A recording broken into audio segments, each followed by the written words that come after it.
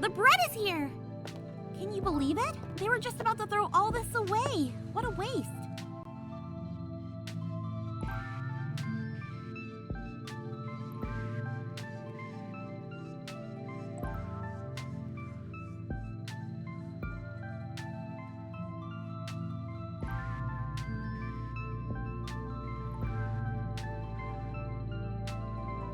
Oh, hello.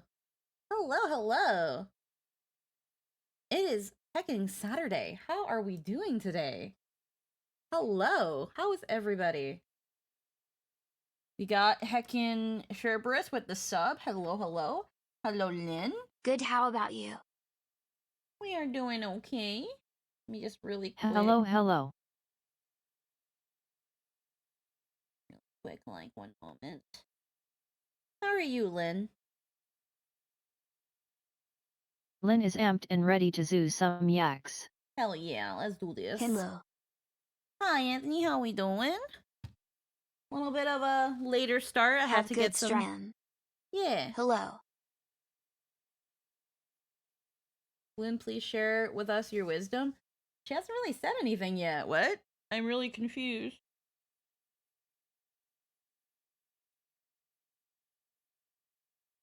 I am confusion. I am in Kuwin is playing of the next Like a Dragon game. Oh, yeah. It's a no worries. joke. Okay. And let's go. Yeah. Talent is a false idol, merely impotent bile spat by the insecure weak unwilling to acknowledge the effort they aren't putting in. Alrighty. Voila. Alrighty. Heckin'. So for those who, well, actually I didn't talk about it too much when I was in that 19, except for like pre-stream stuff, but it was only really brief. Heckin', I made egg coffee today. That was interesting. It's actually really good, but I had to like. There, that's some wisdom. And oh. Yeah, heckin'. So, yesterday Pam tried to make egg coffee. It's something I see her post about once in a while on heckin' the Twitters. First, let me also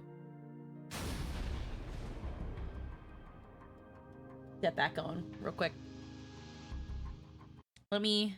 Oh, okay. So I just got to click off it, and it won't like be all noise. So yeah. So Pam occasionally posts about egg coffee, and I hear about it, and I was just like, you know what?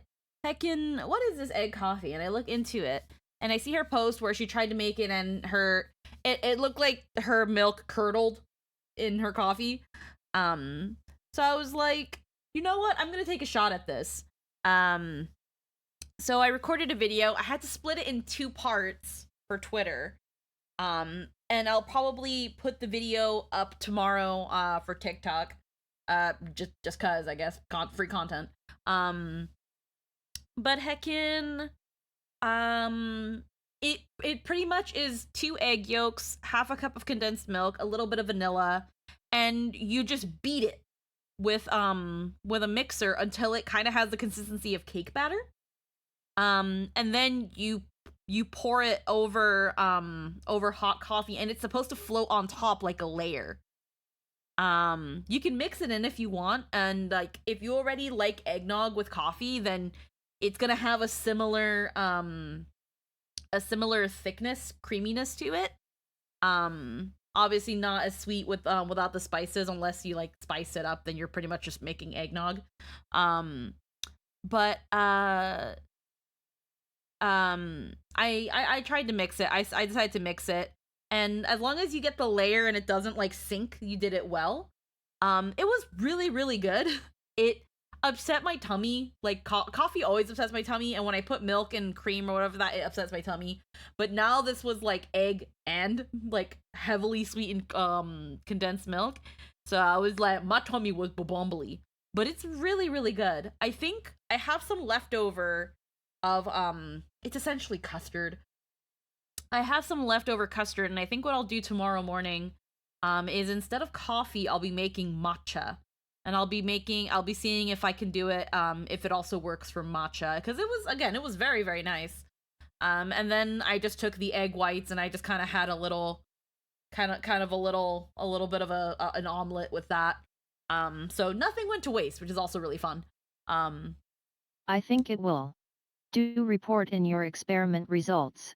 Yeah. That was that thing of like the 2 egg yolks and the condensed milk. Even though I only used a cup, like half a cup. I'll be following your study. Even though it was only like half a cup, because you know you're beating it for like 10 minutes, it gets really, really thick. So I want to say it almost kind of doubled in consistency. Or at least like it doubled in size because of all the whipping. But yeah, no, it was definitely enjoyable. It's something you gotta I don't want to say set aside time for, but it's that thing of if you make, I'm gonna have to see how the rest of my custard looks like tomorrow. I'm just gonna call it custard for now. But it's definitely, I have it in the fridge. It's definitely something that I'm going to see if it's worthwhile to make like a good amount and then like save it like in a jar or something. Or in a baggie even, to like just like in small baggies so you can like pipe it into your coffee without having to make a mess, because that was another thing too. Spooning it from the bowl into my coffee was a bit of a mess. But yeah, I did post the videos on Twitter, but it's in 2 parts. So on TikTok I'll post it tomorrow. I was gonna post it earlier on today on TikTok, but I got lost in the sauce. So but today we are getting back into some heckin' Yakuza. So the last time we tried to sneak some money out from the Liumang and got fucking caught. We got caught as fuck. And then we're essentially taken to interrogation, and they started thinking that we were from, I think we were either from the Seiryu clan, or they thought we were from the Korean side of the Korean gang. And we're trying to like show that we're not, because we think well, obviously we're trying to find out who killed the guy that owned the soap land. I can't remember Nonomiya. We're trying to find out again who got Nonomiya killed, and it seemed like they were trying to set up the Liumang, and thus we tried to get more information on it, but we ended up getting caught. So where we left off was just after being interrogated, and we got saved by someone who last stream I said looked like a K-pop star, and game was ahead of me on that one. It's someone from probably the Korean, not the branch, but there's like the 3 gangs that run this general area. One's Japanese, one's Chinese, and one's Korean, and it's the Korean faction that is running things. So let us heckin' get here.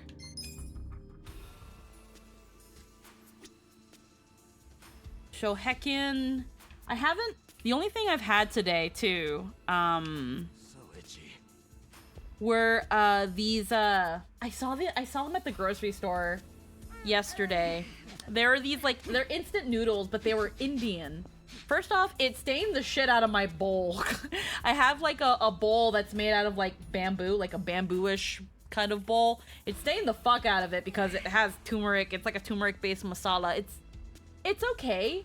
I feel like if I had my own blend of masala, I could have like added that in to give it more flavor. But it's not bad. It's not bad. And I had that halfway through Gilligan's, so I'm not super duper hungry. If I do get hungry, I have some honey butter and some cuckoo bumper chips that I could snack on. But chat, I'm a little heartbroken. Scylla didn't like them. Scylla said that they tasted like freaking butt, and I'm sage, but you know what? It's fine. It just means that there's more cuckoo bumper for me. But I'm gonna laugh my fucking ass off. Indeed. I'm gonna laugh my fucking ass off if they give it to if they give Sayu some of the chips and he likes them, I will laugh my ass off. I will be more than vindicated enough. But we'll see what happens. I will instead of inquiring for that, I think I'm just gonna wait and see if things play out. I might be told later on how that goes, if it goes. Could be a Latino only food. Well, here's the thing. The cucumber flavor is a Chinese flavor. It's a Chinese Lay's flavor, and then the honey butter is a Korean one.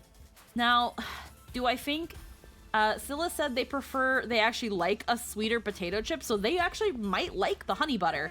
But funnily enough, I think the honey butter chips smell more like ass than the cucumber chips. I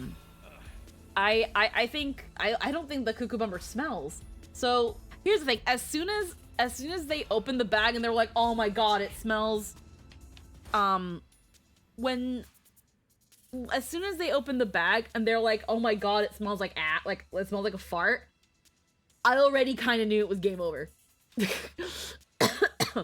I already knew it was game over because one's sense of smell is so is Hello everyone, Remia Dance Froggy 94, hello. Hi, Mithril. The reason I had a feeling it was game over after they smelled it and said it smelled like a fart is because our sense of smell dictates our sense of taste so much that I'm kind of like, huh. It made me wonder, like, if it smells good to you, will it taste good? Because again, I like it is kind of counteracted with the fact that I just said I like the honey butter chips, but to me they smell like butt. I don't know. I'm not quite sure, but I at least find that, like, because I remember Jester, because he doesn't like the cucumber chips either, and he said they smell like ass. So there are some things that smell rancid but taste good.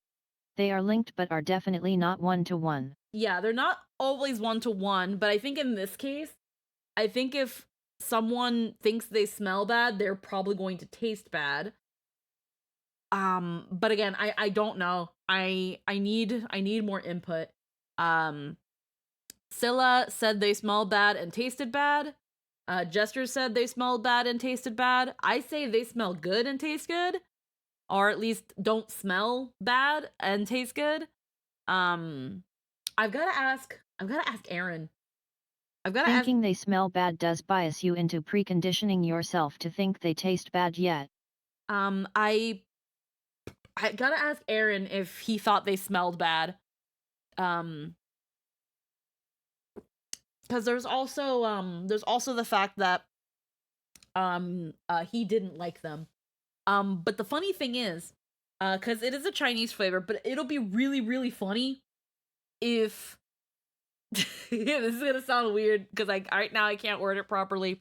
It'll be really funny if every person that I know who has tried it, if all of my white friends say it's bad, but all of my ethnic friends say it's good.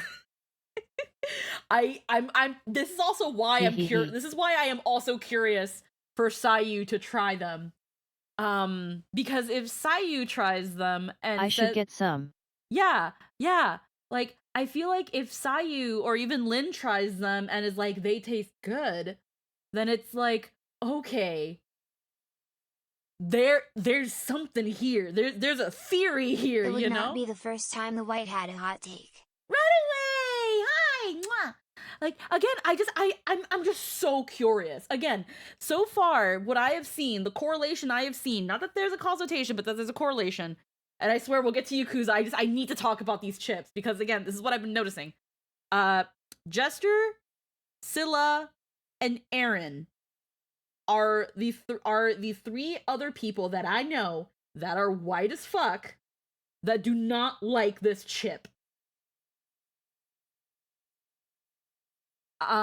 If anybody else in the Project Mouthwash house or if anybody else in the Witty Wash compound has tried the chips and not liked that, What chip? the cucumber ones. If anybody else in the Witty Wash compound has eaten the cucumber chip, that just adds even more white people, because I've been to the Witty Wash compound. They're all white. Carrie, white. Izzy, white. I can't remember the friend of the other friend that lives there. White. Like I think I said Carrie. Yeah, Carrie, white. To be they're fair, white. also don't know many white people who like cucumbers. Really? I know tons of white people that like cucumbers. It's either here's the thing. They either Interesting. they either like cucumbers or they like pickles, that I've noticed. Or if they don't like cucumber, Oh yeah, white people love pickles. or Mac. if they Mac, okay. Oh, and I say Izzy, but Matthew as well, Matt. But here's the thing. And it's like, and if they don't like cucumber, because I know some people don't like the texture of cucumber, they like zucchini. They like zucchini. And zucchini to me is just a drier cucumber. To me, zucchini just tastes like dry cucumber.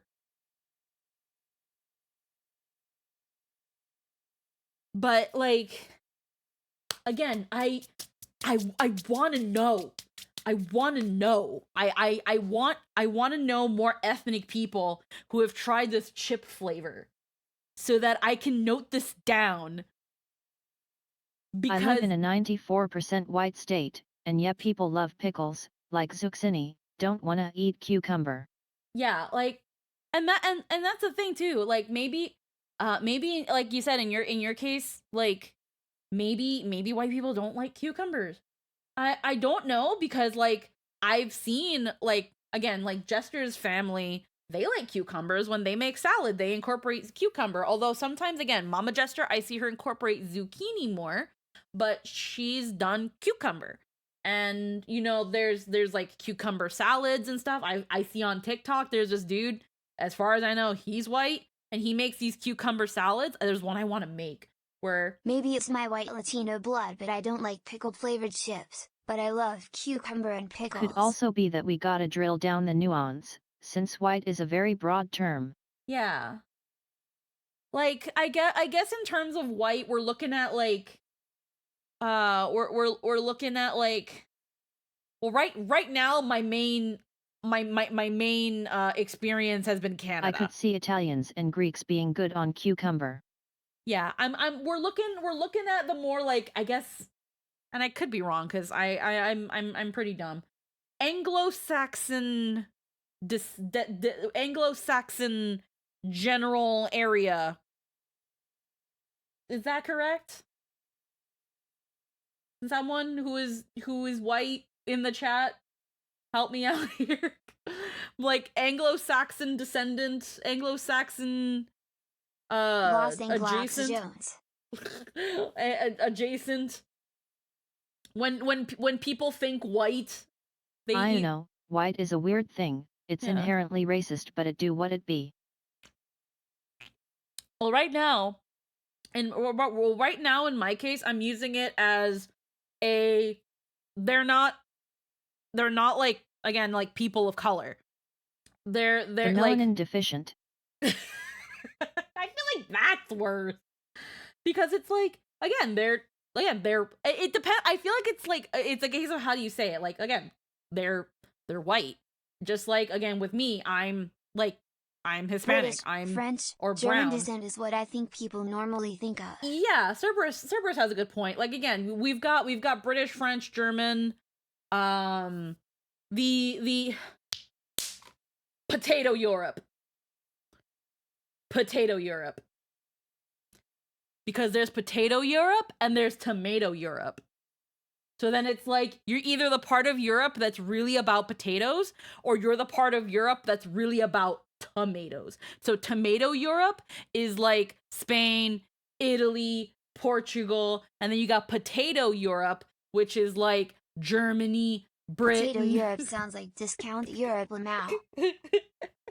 So it's gonna be that thing of, are you white descendant of potato Europe, or are you white descendant of tomato Europe? Because again, Tomato Europe, they also incorporate a lot of other things. They do incorporate peppers, they incorporate cucumbers, zucchini, squash, those other vegetables, because that lower And no, lower I Europe just gets mean more that the White term is temperate. white racist. itself is Potato inherently Europe, racist much because its better. only actual cultural value is in exclusion rather than classification. But yeah, Potato Europe is more meaningfully descriptive.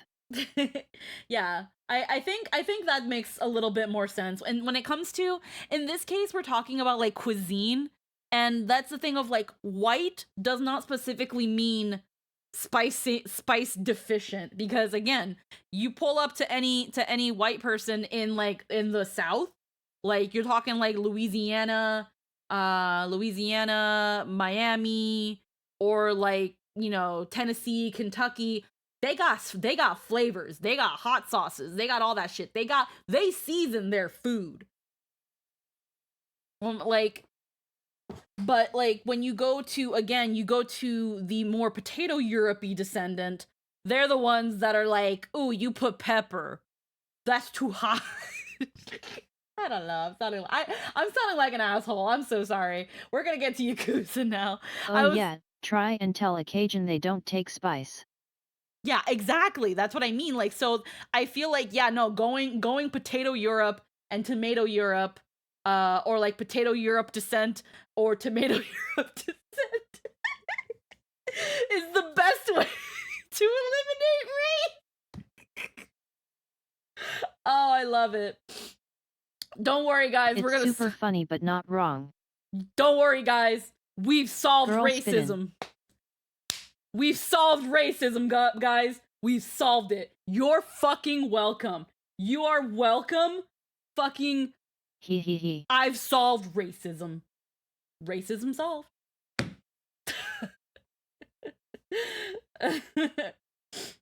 Squeaky Keena solves racism. Yeah, no, we solved racism. You don't have to call them white people because that's discriminatory against the subsets of what you would consider white, but they flavor their food. Well, okay, got it. Potato Europe descent, or Tomato Europe descent. That's it. There you go. Amazing. You're welcome. You're welcome. Let's go. Anywho, one last thing. I have a foot in both worlds because my mom is a maximum white potato North Carolina can produce and my dad is heart of Columbia Latino. Foodism is born. I have a foot in, yeah, okay. Maximum white potato. Oh. Now we need something for Southern Americans. Well, Runaway for Southern Americans, for at least a good chunk of Southern, well, for a good chunk of the American South, that's like Cajun cuisine. Yo, but I'm about foodism. That's some bigotry we can make productive. One last thing though, before we actually do like legit get into Yakuza. Heckin' racism solved. Now to the Yakuza crimes radiathretism too. Exactly. Heckin', one last thing though, I saw on TikTok and I want to fucking make it. But what I would need is to get some smoked salmon, which I did find. And I would need rice wine vinegar. It's essentially a sushi cucumber salad. Where you take a whole cucumber. Yo, I have both of those. Hit me up. Yo, okay, like hold on. Here's the recipe.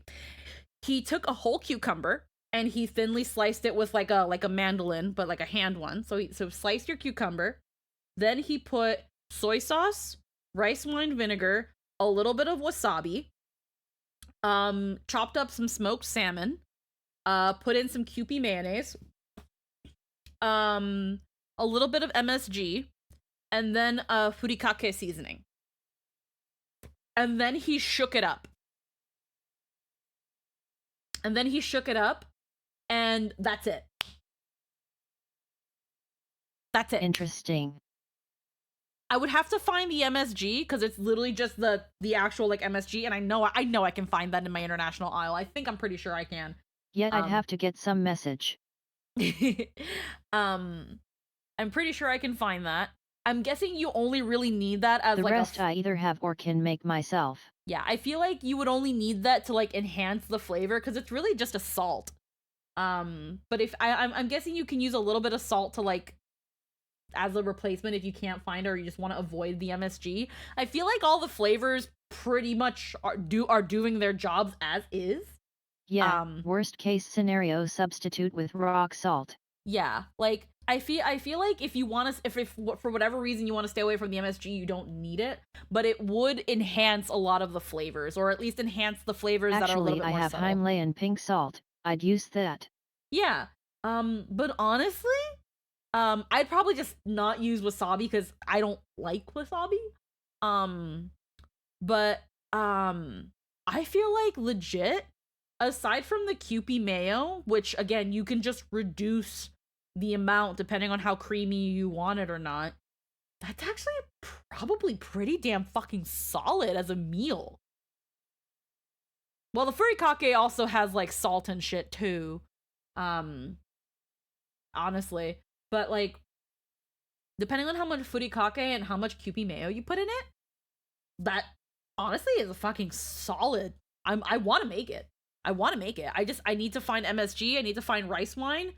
Rice wine vinegar. Okay, small aside. I can't hear wasabi anyone without thinking of all a silly bee joke. I can wasabi. No, like sometimes I say what's babby whenever I'm like with Jester. I'm like, I don't want any what's babby. I don't like what's babby. But heckin' yeah, I want to try that. I know where I can find smoked salmon. I just need to find rice wine vinegar, down. which again I can easily find that. I'm pretty sure. See you dance. We'll see where that goes. I might try it next time, not now, because unfortunately, and I'm not gonna get too into it because I don't want it to come off like I'm freaking trying to get a pity party. This week's paycheck was heckin' rough. I didn't last 2 weeks I didn't get scheduled a lot for work because we were relatively in a bit of a dead bit, and now I'm getting more hours, but because those last 2 weeks were in a previous pay cycle, last week's paycheck this yesterday's paycheck was a fucking like I am feeling I am feeling the new job pay difference. It's but because of that, I've had to be very, very stingy with my money. But that was a very yappy dog I just heard. Holy moly. But yeah, I've had to be very, very stingy. And now for I hate again, I don't like saying it, but for the next 2 weeks I have to be even more stingy because pretty much this past paycheck that I got yesterday, pretty much it all went to half of rent and some groceries. Yeah, you made less last week than Din did drawings, and that's a bit yikes. Yeah, thank you and sorry, love. Yeah, it's hold on, I just got a message from Jester. 1 second.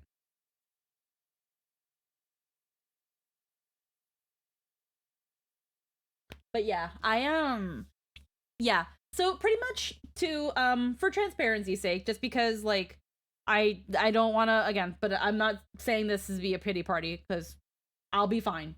Like it's not like I don't have a savings. It's not like I don't have emergency funds. It's just I am such a fucking Scrooge with my money that I don't like touching my emergency funds, and I keep telling myself it's not an emergency. So I'm doing it to myself. As someone who grew up pretty financially insecure, or at least believing that we were financially insecure, I've always been stingy. When I used to work at the cafe, I'm going on tangents and I swear we're gonna play Yakuza, but like I need to talk. It's been a week. When I used to work at the cafe, my paychecks, I used to get about 30 hours a week. Normally it was 28, but sometimes I got 30 hours a week. Getting paid 20 an hour. I say 20 because the 20.50 was only for that last month. 20 an hour for about 28 to 30 hours.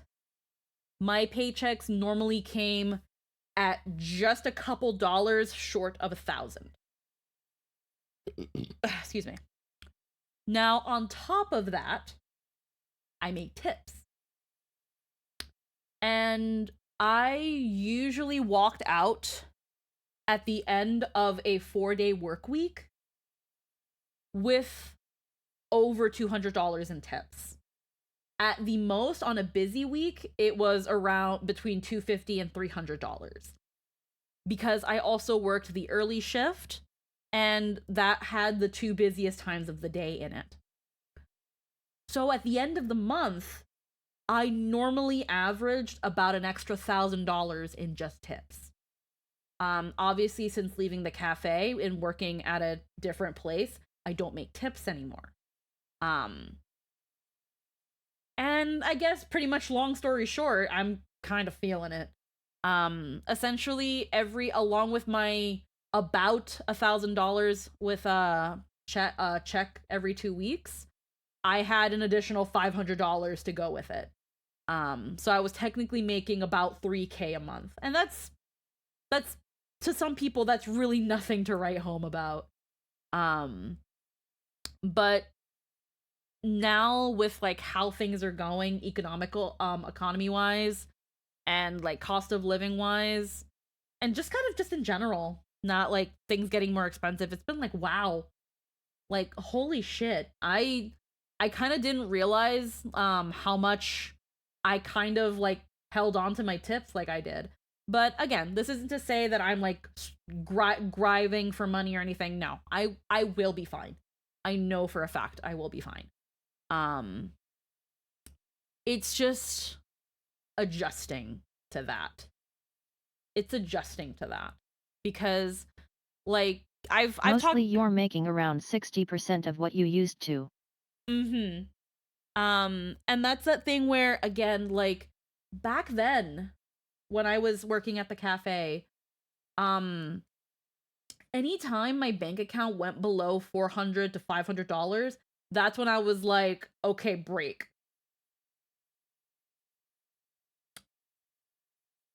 I'm gonna tell you right now, I've been on break since I quit the cafe. Because it's obviously, you know, a month of not working, after quitting and then getting into things. It's an adjustment. We will be fine. It's just like, holy crap. It wasn't until like that past check where I was like, man, wow. Wow, I was making a good amount of money. But it is what it is. We will be fine. Now it's just getting fucking escaping the heckin' Liumang because I said we were gonna play fucking Yakuza and then I yammered about my life for 40 minutes. Worst case, gig time. Yeah, worst case, we just gotta find ways to make money. Silly chibi commissions. I'm not in any position to offer art as a commission, so that's not happening. I need something that is actually feasible for me to do.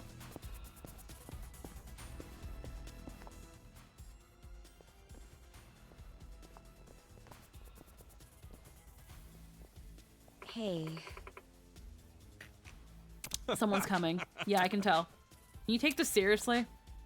Hey, how'd you get out here? Oh, some enemies draw near, huh? This isn't a random encounter, Ichiban. Come on, get him. What's the plan, Ichiban? Should we run? Run. Yeah, right. In this party, we always choose fight.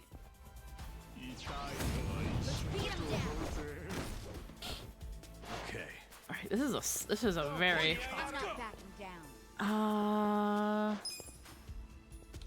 We can probably get multiple people from the closed space, though. I got this. Get serious. Oh yeah. Oh damn.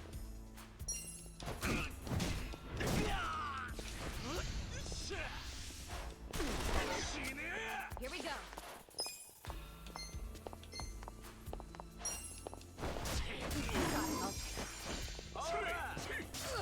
I'm up. Alrighty. Get life.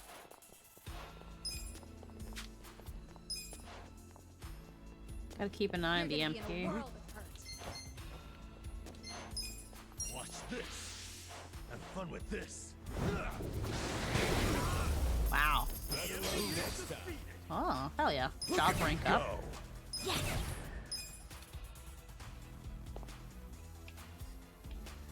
Alrighty. I was gonna say, like, how do I fucking run again?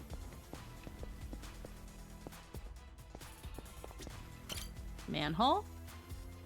This place is like a real ass dungeon. Like in a game? Should we look for treasure chests? Yeah. Let me know if you find any. I call dibs on opening it. Be serious, guys. Whatever this place is, it's freaking creepy. Let's just make our way outside, and we can call for help on a cell. All right. Into the labyrinth then. I think he's enjoying this. In 4 they find a chest. Yeah, seriously. Okay, so this is another save point? Oh, wow. Interesting. Was not expecting another save point right away. But hey, I'm guessing they think we're gonna...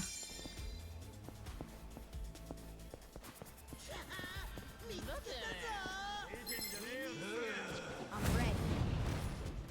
Impatient. Yeah. You're in it now. Get alive. Watch this. You're gonna be in a world of hurt. Cool. Don't get cocky.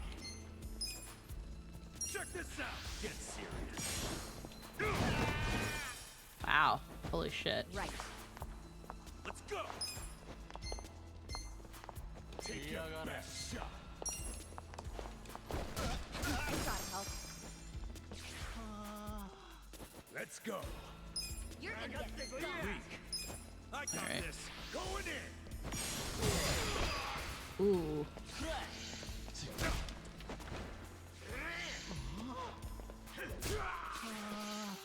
Too obsessed with Psycho to focus.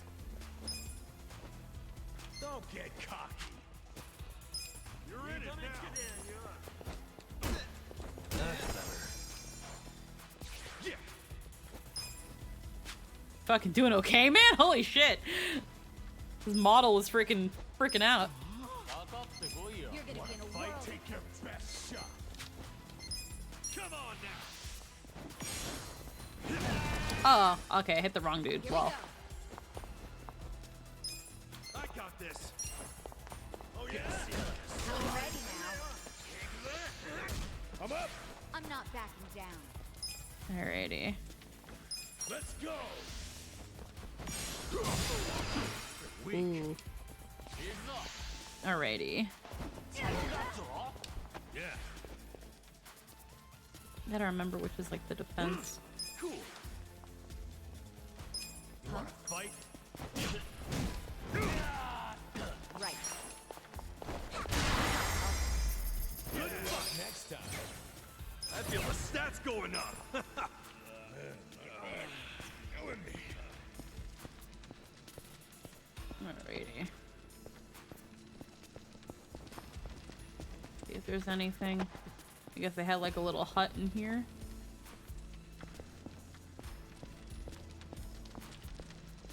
Alright, let's keep going.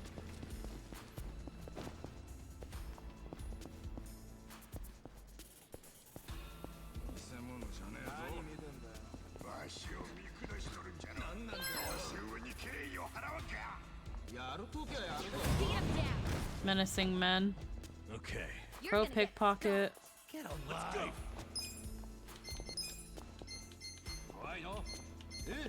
Have fun with this. Pickpocket. I got this. Yeah. Take your best shot. Get serious. Charismatic persuasion. Greater chance of success as Kasuga's charisma improves. Check this out. I'm not Let's backing not do this fight. Nah, doesn't want to hear any of it. Here we go. Let's go. May leave the enemy silenced. Check this out.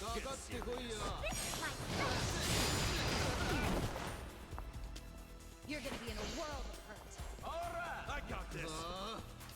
Ah, shit.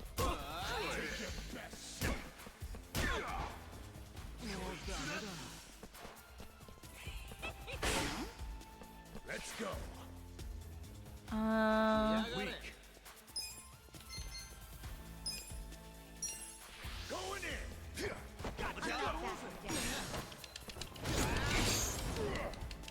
Oh, okay. He hits surrounding people too.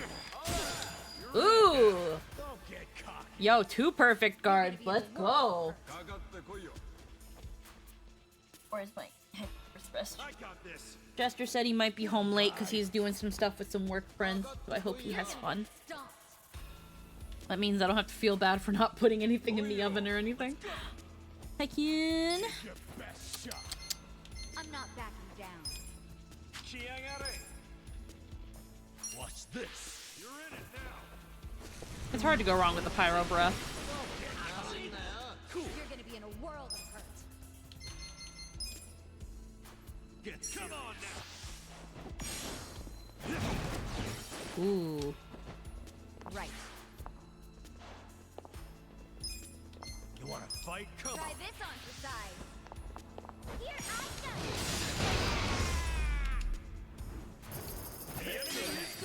go. Nice. Alright. It is incredibly potent, yes. Yes. Very potent. It's hard to... Was it's... getting water. Oh, yeah. No worries. Let's see. Okay, there's definitely more enemies in that direction.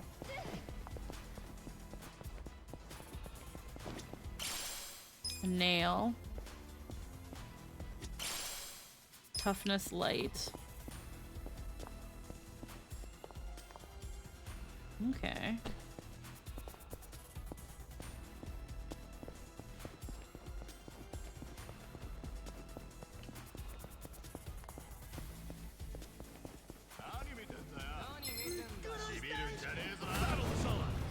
Eloquent Yakuza, Purger of Filth. Let's go.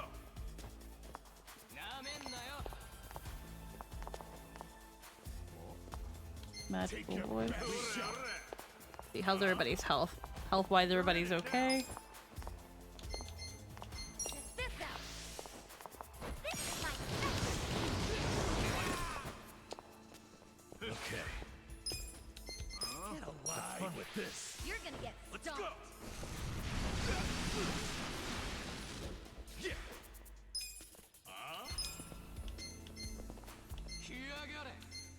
Check this out. You're gonna be in a world of hurt. Get cocked. I'm up. You're in it now.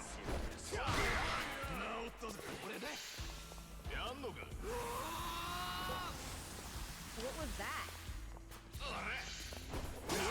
Oh shit. Fuck. I'm not backing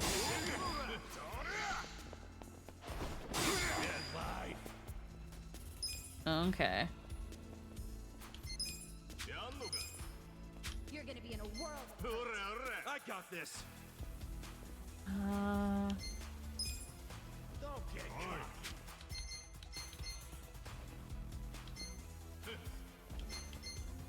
You're gonna get stomped. Go.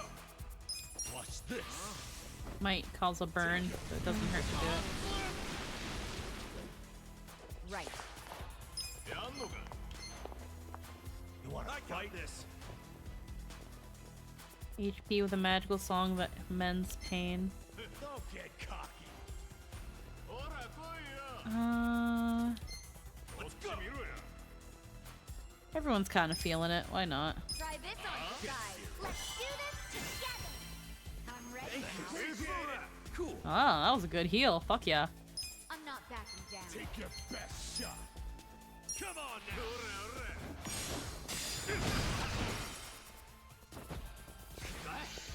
I got this. Pain in the ass. You're in it now. You want to fight? You're gonna get stomped. Shield blast. almost. Let's go! Not backing down. Can't lie. You're in it now. Ah, fuck. You're gonna get stomped. Okay.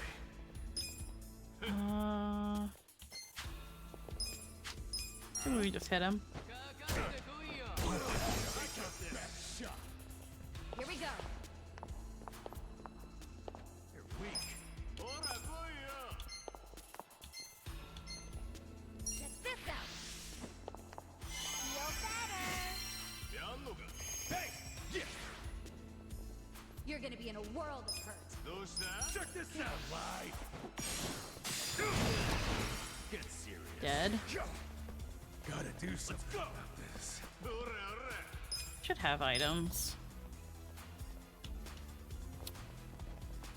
Recovery. I'm not backing Wanna down. fight? You're in it now!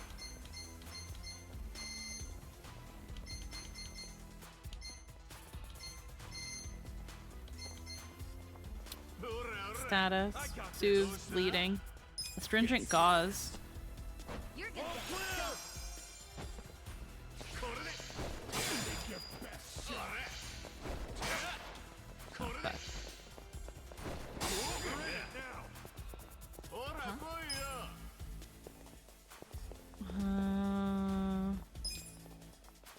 Have fun with this. I got this. Okay, the other one's on the way, so hell yeah. Right. You're weak.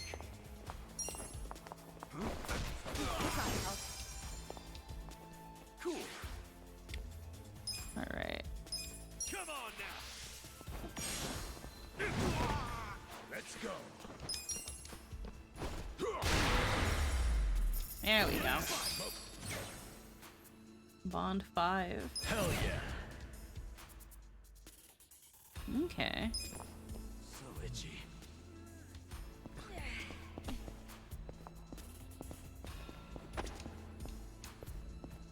Should I open it? Got it. High cut shoes.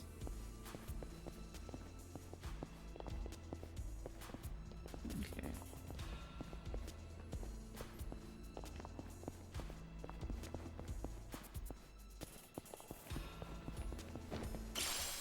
High purity lead. Clear pane.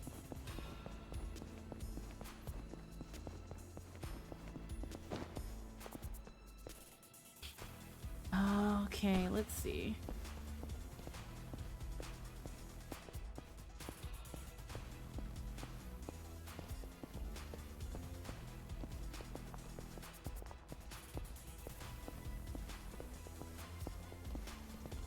Oh.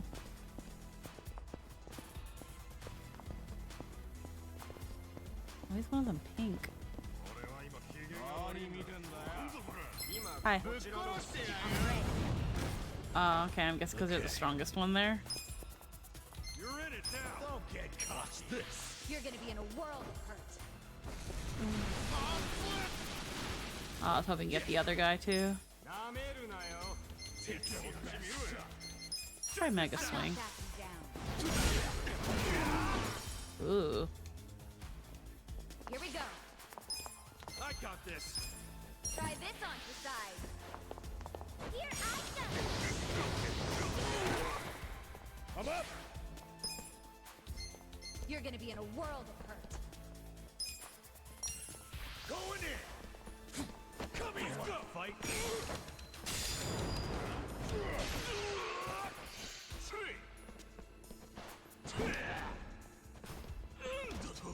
Up.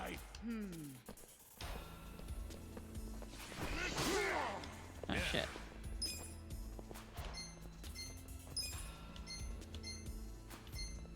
You're in it now. Actually, Huh? here, kind of. Don't get Feel caught with Kasuga. this. I got you. Thanks, yo. Right. I got this. Check this out. This is my Cool. Alrighty. Oh, okay. We're out of MP. That makes sense. You're gonna get Let's stomped. go. Let's go. Don't get cocky. You're in it now. Weak. Okay.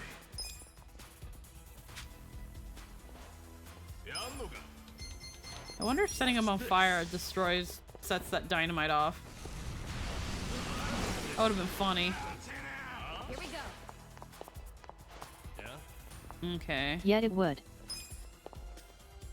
You wanna go? I'm ready now. You're gonna be in a world of hurt. There we go. Moving up in the world.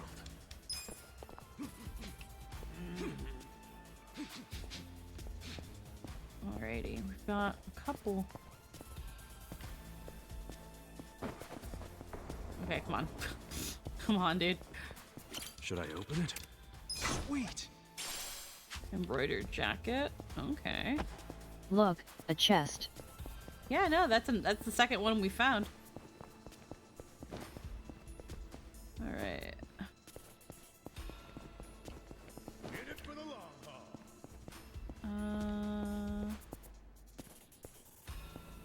Okay, let's see here. Oh. Oh, there's a lot of stuff here. Mysterious mushroom. Mysterious carrot. Mysterious fruit. Mysterious leaf. Mushroom. Mushroom. Okay. Oh, sorry. Interesting. Nothing else? Alright, hold on. There's another direction here, I think.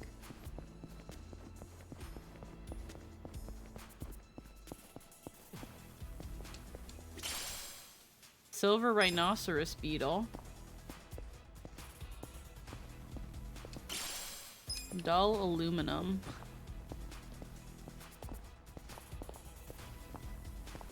Alright. Oop.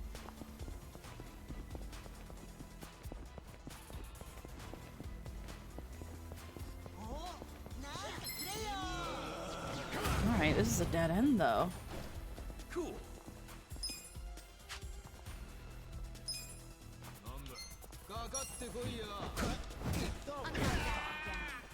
Yeah.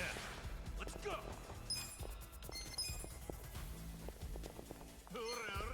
Have fun with this. You get the other guy. Yeah, somebody. Right. You're in it now. Take your best shot. Get serious. Try this on for size.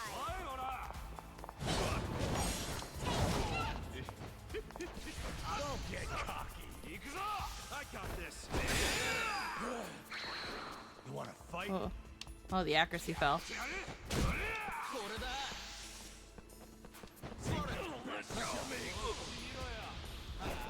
Pain in the ass. You're in it now. I'm not Let's backing go. down. Get serious.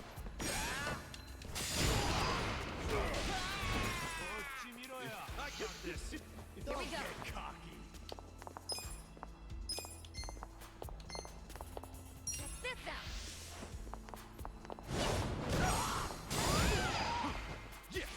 Okay, that didn't charm. You're gonna get stomped. Weak. Okay. I'm Watch not this. backing down. Little first aid. Let's go. Appreciate it.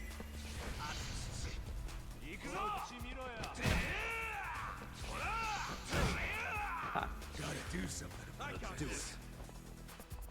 Okay. You're gonna get stomped. Yeah, take your best shot.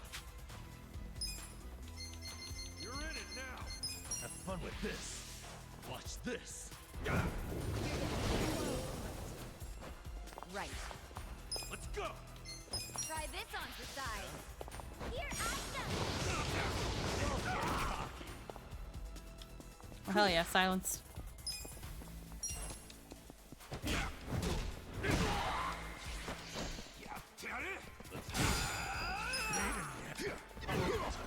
Oh, damn. Get alive. Have fun with this. Oh, darn. Alrighty. There we go. Okay, so that was... Oh wait, there's a bit more here.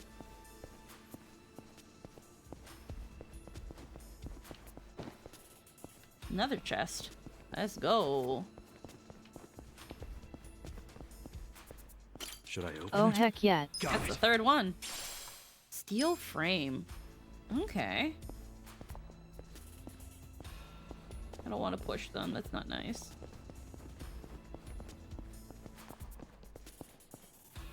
Let's see. Equipment.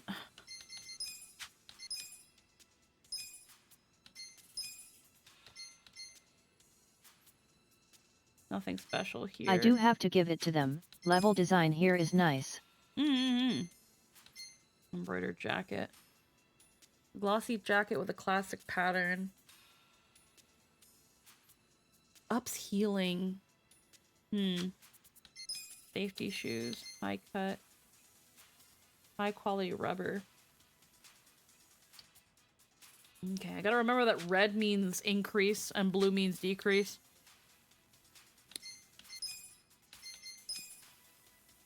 Doing a great job making a modern structure feel like a dungeon. Yeah. It's something of a mix between a warehouse and carport. Okay, embroidered jacket's not that great. What about... No.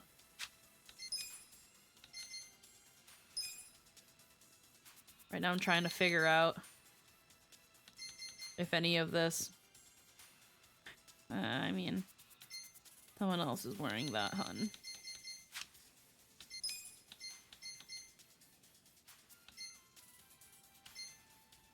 I mean, that tells me I should probably get Adachi some hard leather boots, though.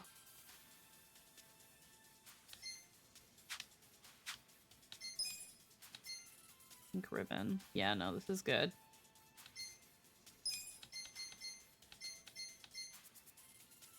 Thick parka.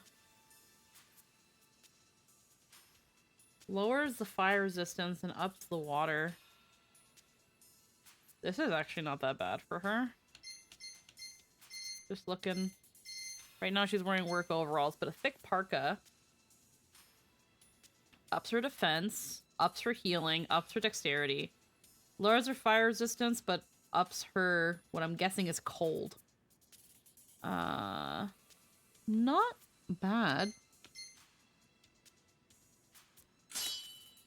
The benefits outweigh the detriments. And then what about her shoes? No. Okay. And then right now she's got the... Everything else is fine. Okay.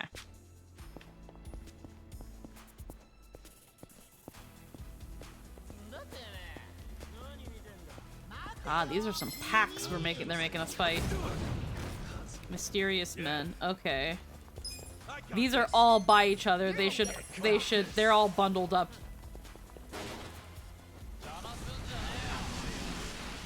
Ah, seriously, only one still got hit? Okay. Fuck. Scale hacking. Uploaded Seiko's private video. Okay. I'm not backing down. Get serious. Come on now.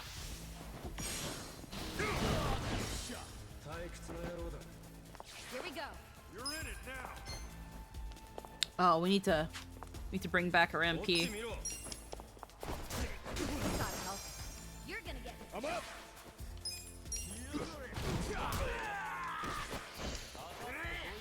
I got this. Get alive. Okay.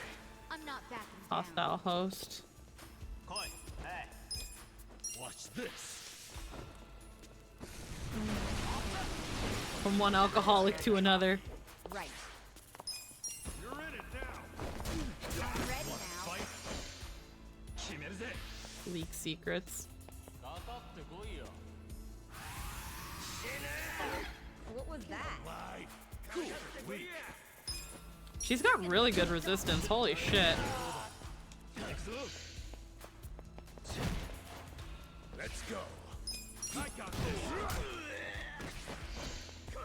Fight.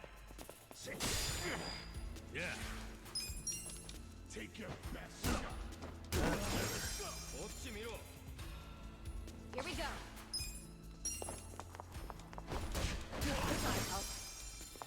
Don't get cocky. Alrighty.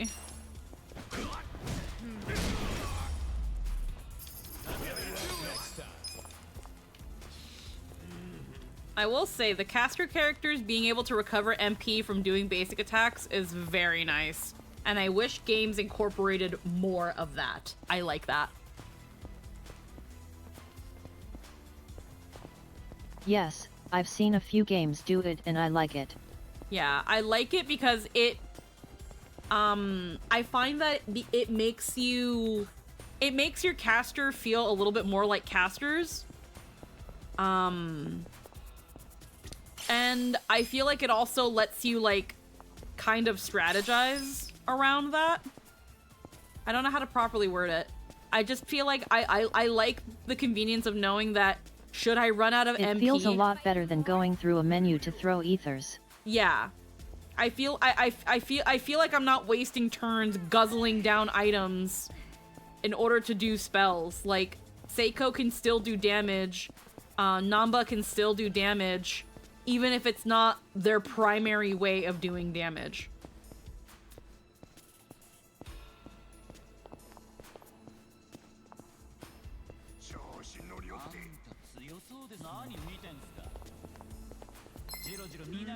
It's functionally similar to using items, but it feels a lot better. Yeah. Turncoat And it's all titillator. about feel. Yeah.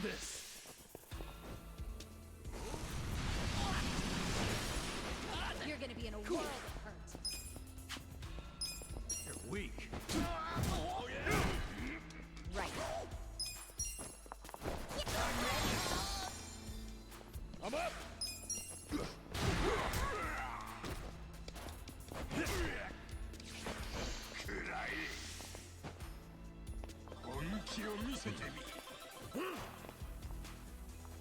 Yeah.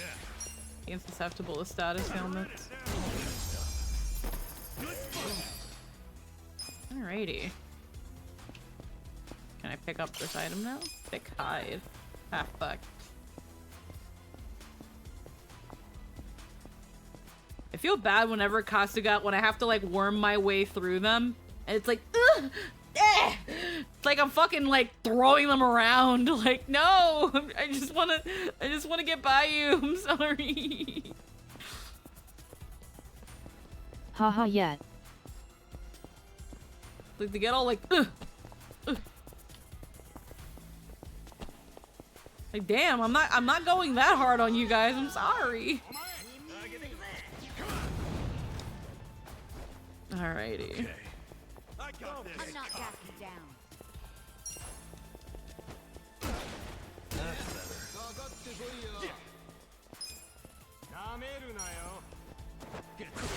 Oh, damn.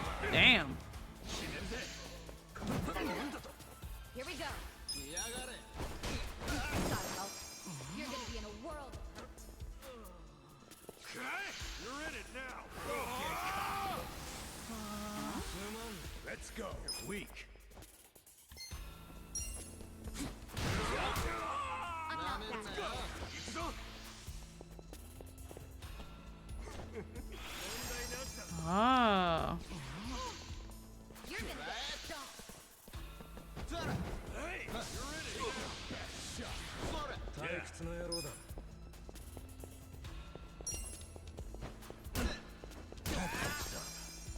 Cool. I'm not backing down. Let's Right. I'm ready now. Get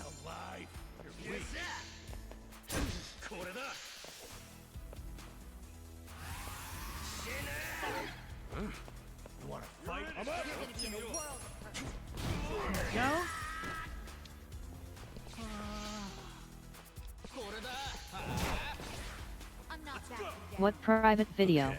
From prison? Yeah, I was gonna say, I was like, it's not gonna work on Kasuga because what video? Don't get cocky. Here we go. Come on. Leak secret. Namba's phone. What phone? He's homeless. Let's go.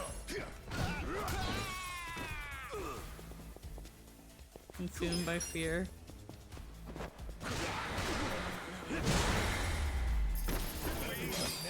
Look at me go. We're getting some levels up. Yeah, we are. Like, holy crap.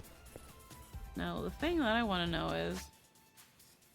Okay, we're definitely approaching a destination, but what I want to know is... Will it have a save point there? Because they put us... They started the dungeon with a save point after having just given us a save point. I'm curious if they're going to have a save point further on. Yeah. Probably not.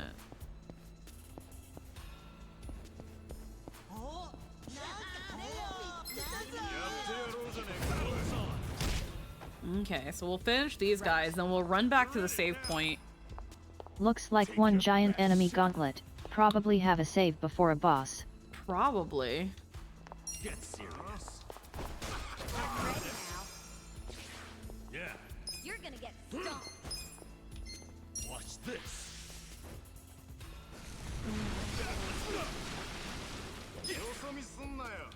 You're gonna be in a world. I'm up. You're weak. Going in. Come here. You're gonna get stomped.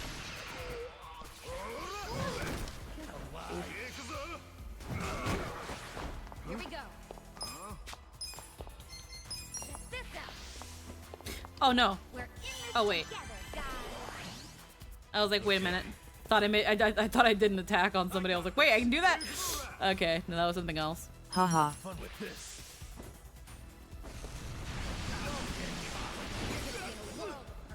Cool. Feeling good. Come on.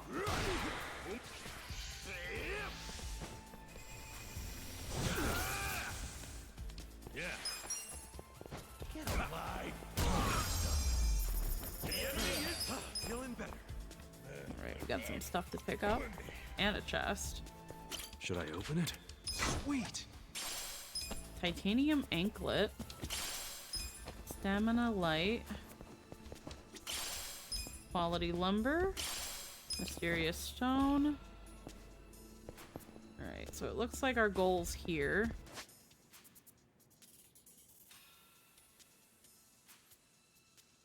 Those are stairs. Okay.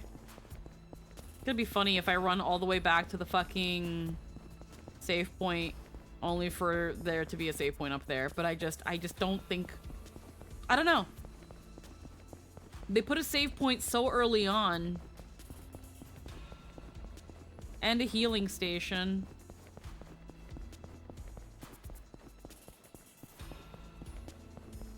Like, again, like, right before this, we had another save point and healing station. And that's such strange placement.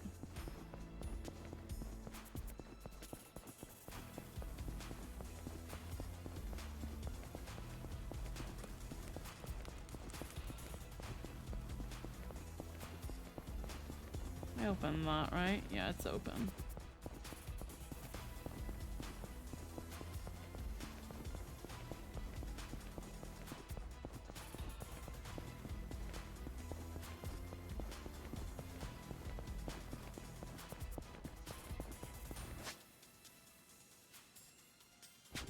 Yep.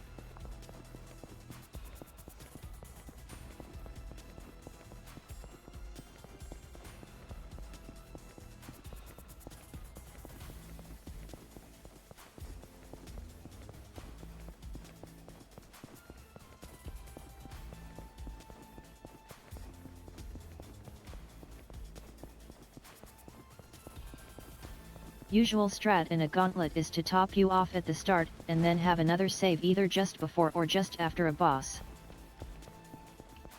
Yeah, but I also find that sometimes this game doesn't give you a lot of save points.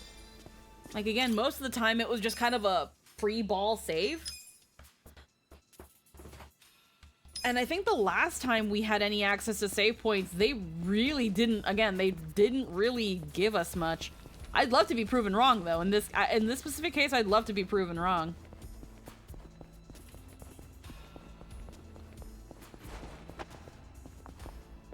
Because I wanted to see why the map gets like that. Come on, let's go.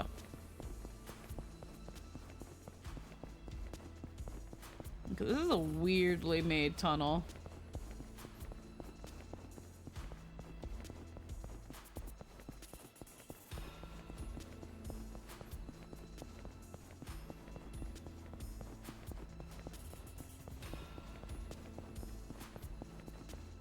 And then we go up.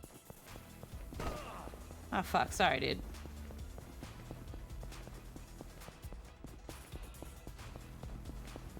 Wrong way.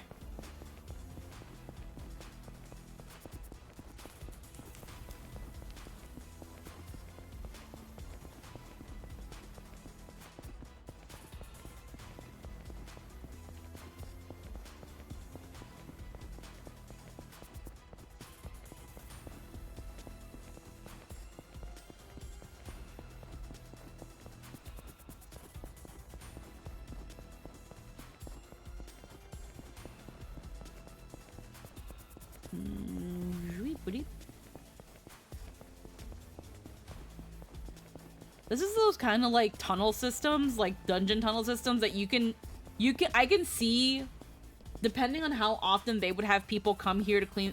The fact that there's plant life in here, I know game-wise, like, it probably wouldn't have, but the fact that there's plant life in here tells me that there's no one that routinely keeps this place in check. This would be a perfect place for freaking the homeless to create essentially a fucking city. Kind of like how you see in the slums in Midgar in 7. Perfect for fucking homeless city. Up. Yeah, you're right. There's a save point. All right. I have been proven wrong. Let's go. And a chest. Should I Hooray. open it? Whoa. Degenerate inside.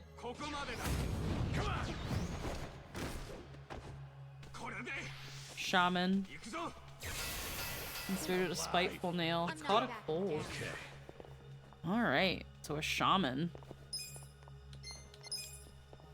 Matsumoto. Wow, that guy would have died if you didn't open that. Wanna fight? Yeah, no. Gotta hold it together.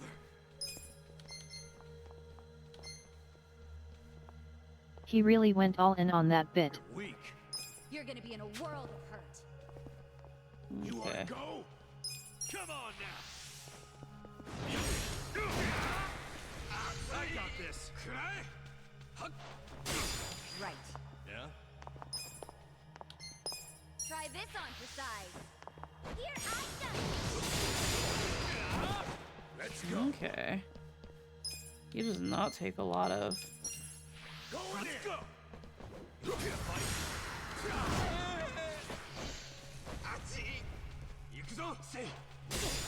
Yeah.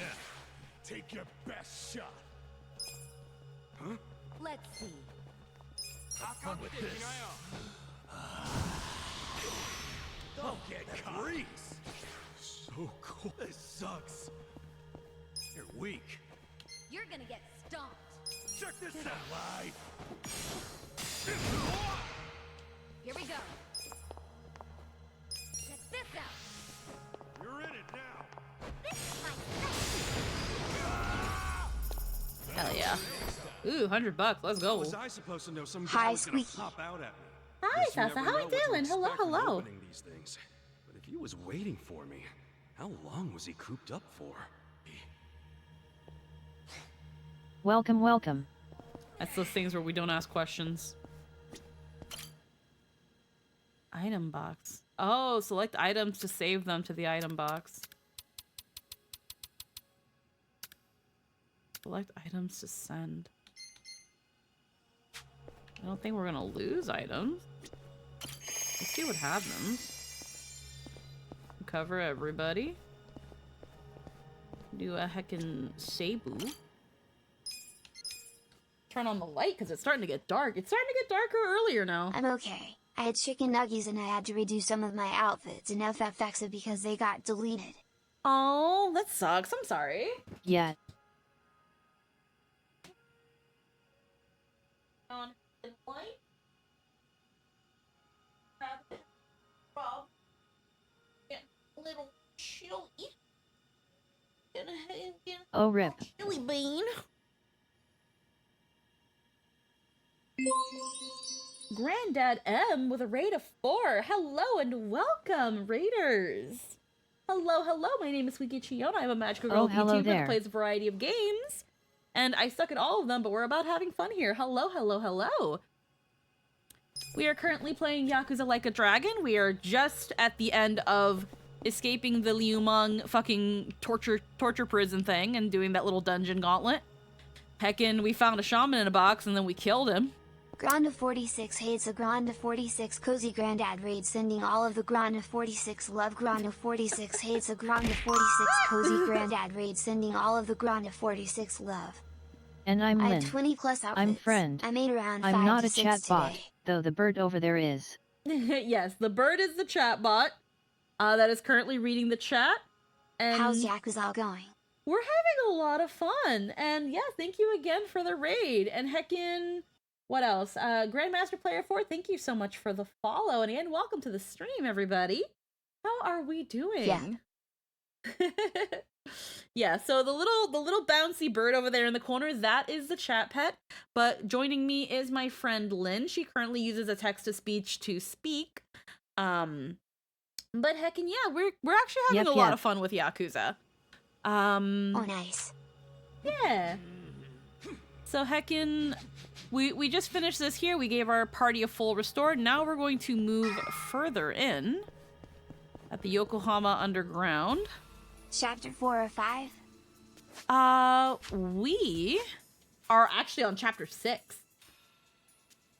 We're actually in chapter 6, so... Fun fact, voices for accessibility shit. tools are nowhere near as good as those for bots and readers. It's Yeah. quite sad. Mm-hmm.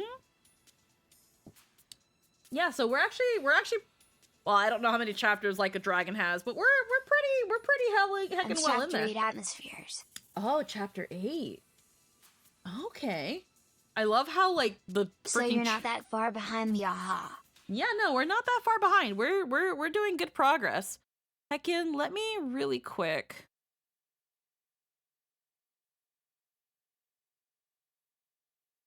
How do we? Oh. Let's see. I was gonna say, I was like, doesn't my chatbot have it so that it doesn't read emojis, but it doesn't. It doesn't read emojis, but it reads emotes. Okay. No, nothing to worry about there.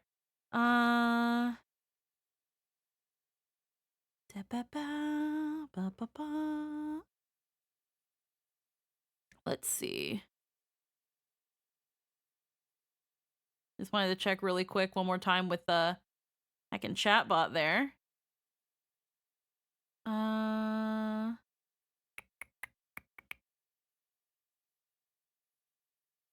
Okay. Just wanted to make sure that's doing good. What Alright. job roles have you chosen for the characters? Well, right This was now, one of my cat's favorite games in the game. They made her want to play other games with me too. so right now when it comes to the party, we've got Kasuga at I think he's at Hero. No, he's at yeah, right now he's at the hero job. Yeah, Namba. Kasuga's hero. Yeah, so Namba, I still have him at homeless guy. I've thought about giving him another job, but I'm not quite sure yet. Homeless is working pretty well for us. I might put him in something later as the bond gets up. Okay, interesting. Yeah, I've kept him at homeless person for now. I'm not sure what I want to give him at the moment. I might give him bodyguard, maybe. Or maybe even chef, but it depends. I remember some people recommended certain jobs for him, but I can't remember which were the ones that were good. Right now, homeless has been working out pretty well. Adachi is a detective. I've got him at the actually he's an enforcer. So at the moment he is an enforcer. And Seiko is currently in idle. I had thought about giving her a dealer. Enforcer is up for Ardaki, I found. Yeah, I thought it just made more sense. I had considered giving I don't have matriarch. Night Queen and dealer. Yeah. When it came between host and for idol. Cycle also works because I think they've set her up to be a healer. Yeah, she's a bit of a healer. She's a healer and she inflicts charm when she attacks. I don't know if that's all of them. If you think about it as an FF style party. But Seiko definitely inflicts charm quite a bit, and then yeah, being able to heal and buff enemies. And then yeah, we have matriarch. Matriarch seemed nice because I like Naginatas.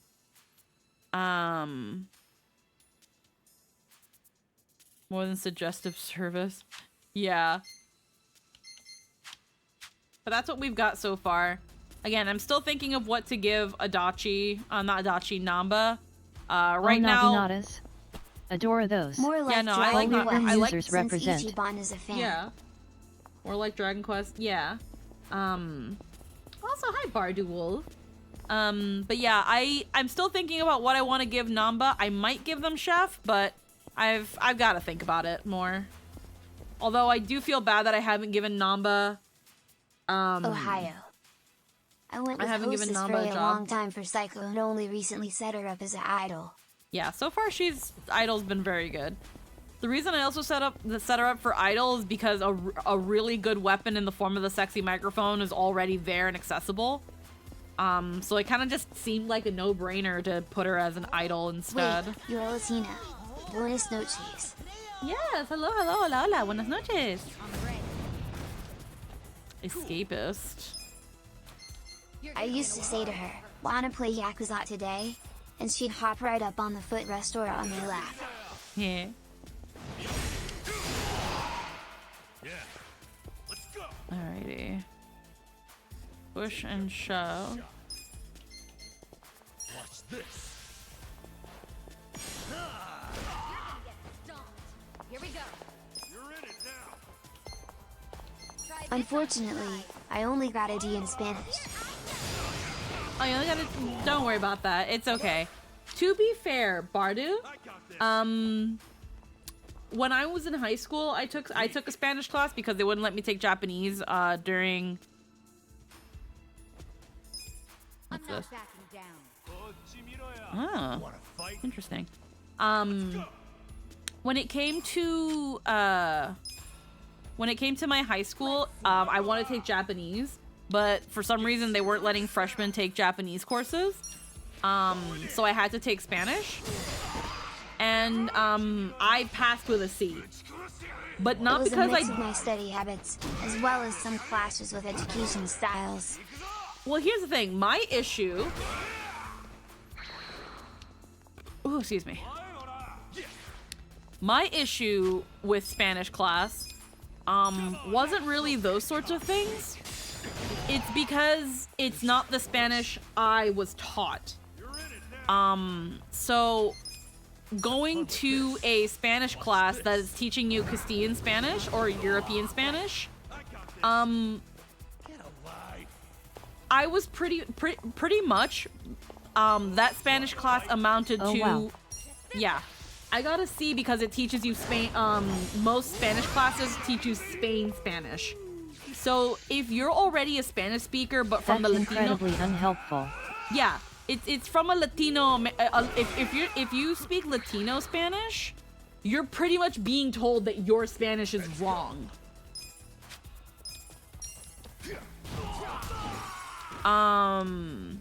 So I got a C. You're gonna get stomped. That's crazy, Lamau. Yeah, I got a C. As someone who was born, even though I was born in America, I needed to learn Spanish to talk with my mother. I am fluent in Spanish. I can speak Spanish. Reading and writing it, I could be better. I can read Spanish pretty darn well.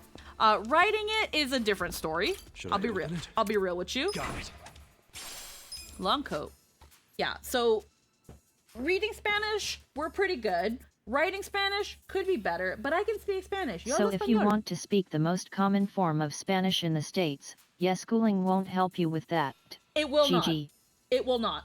And if you were raised speaking Latino Spanish, you will be told your Spanish is wrong. Now, did my Spanish teacher, and she was actually really nice. My Spanish teacher, did she tell me to my face my Spanish is wrong? No.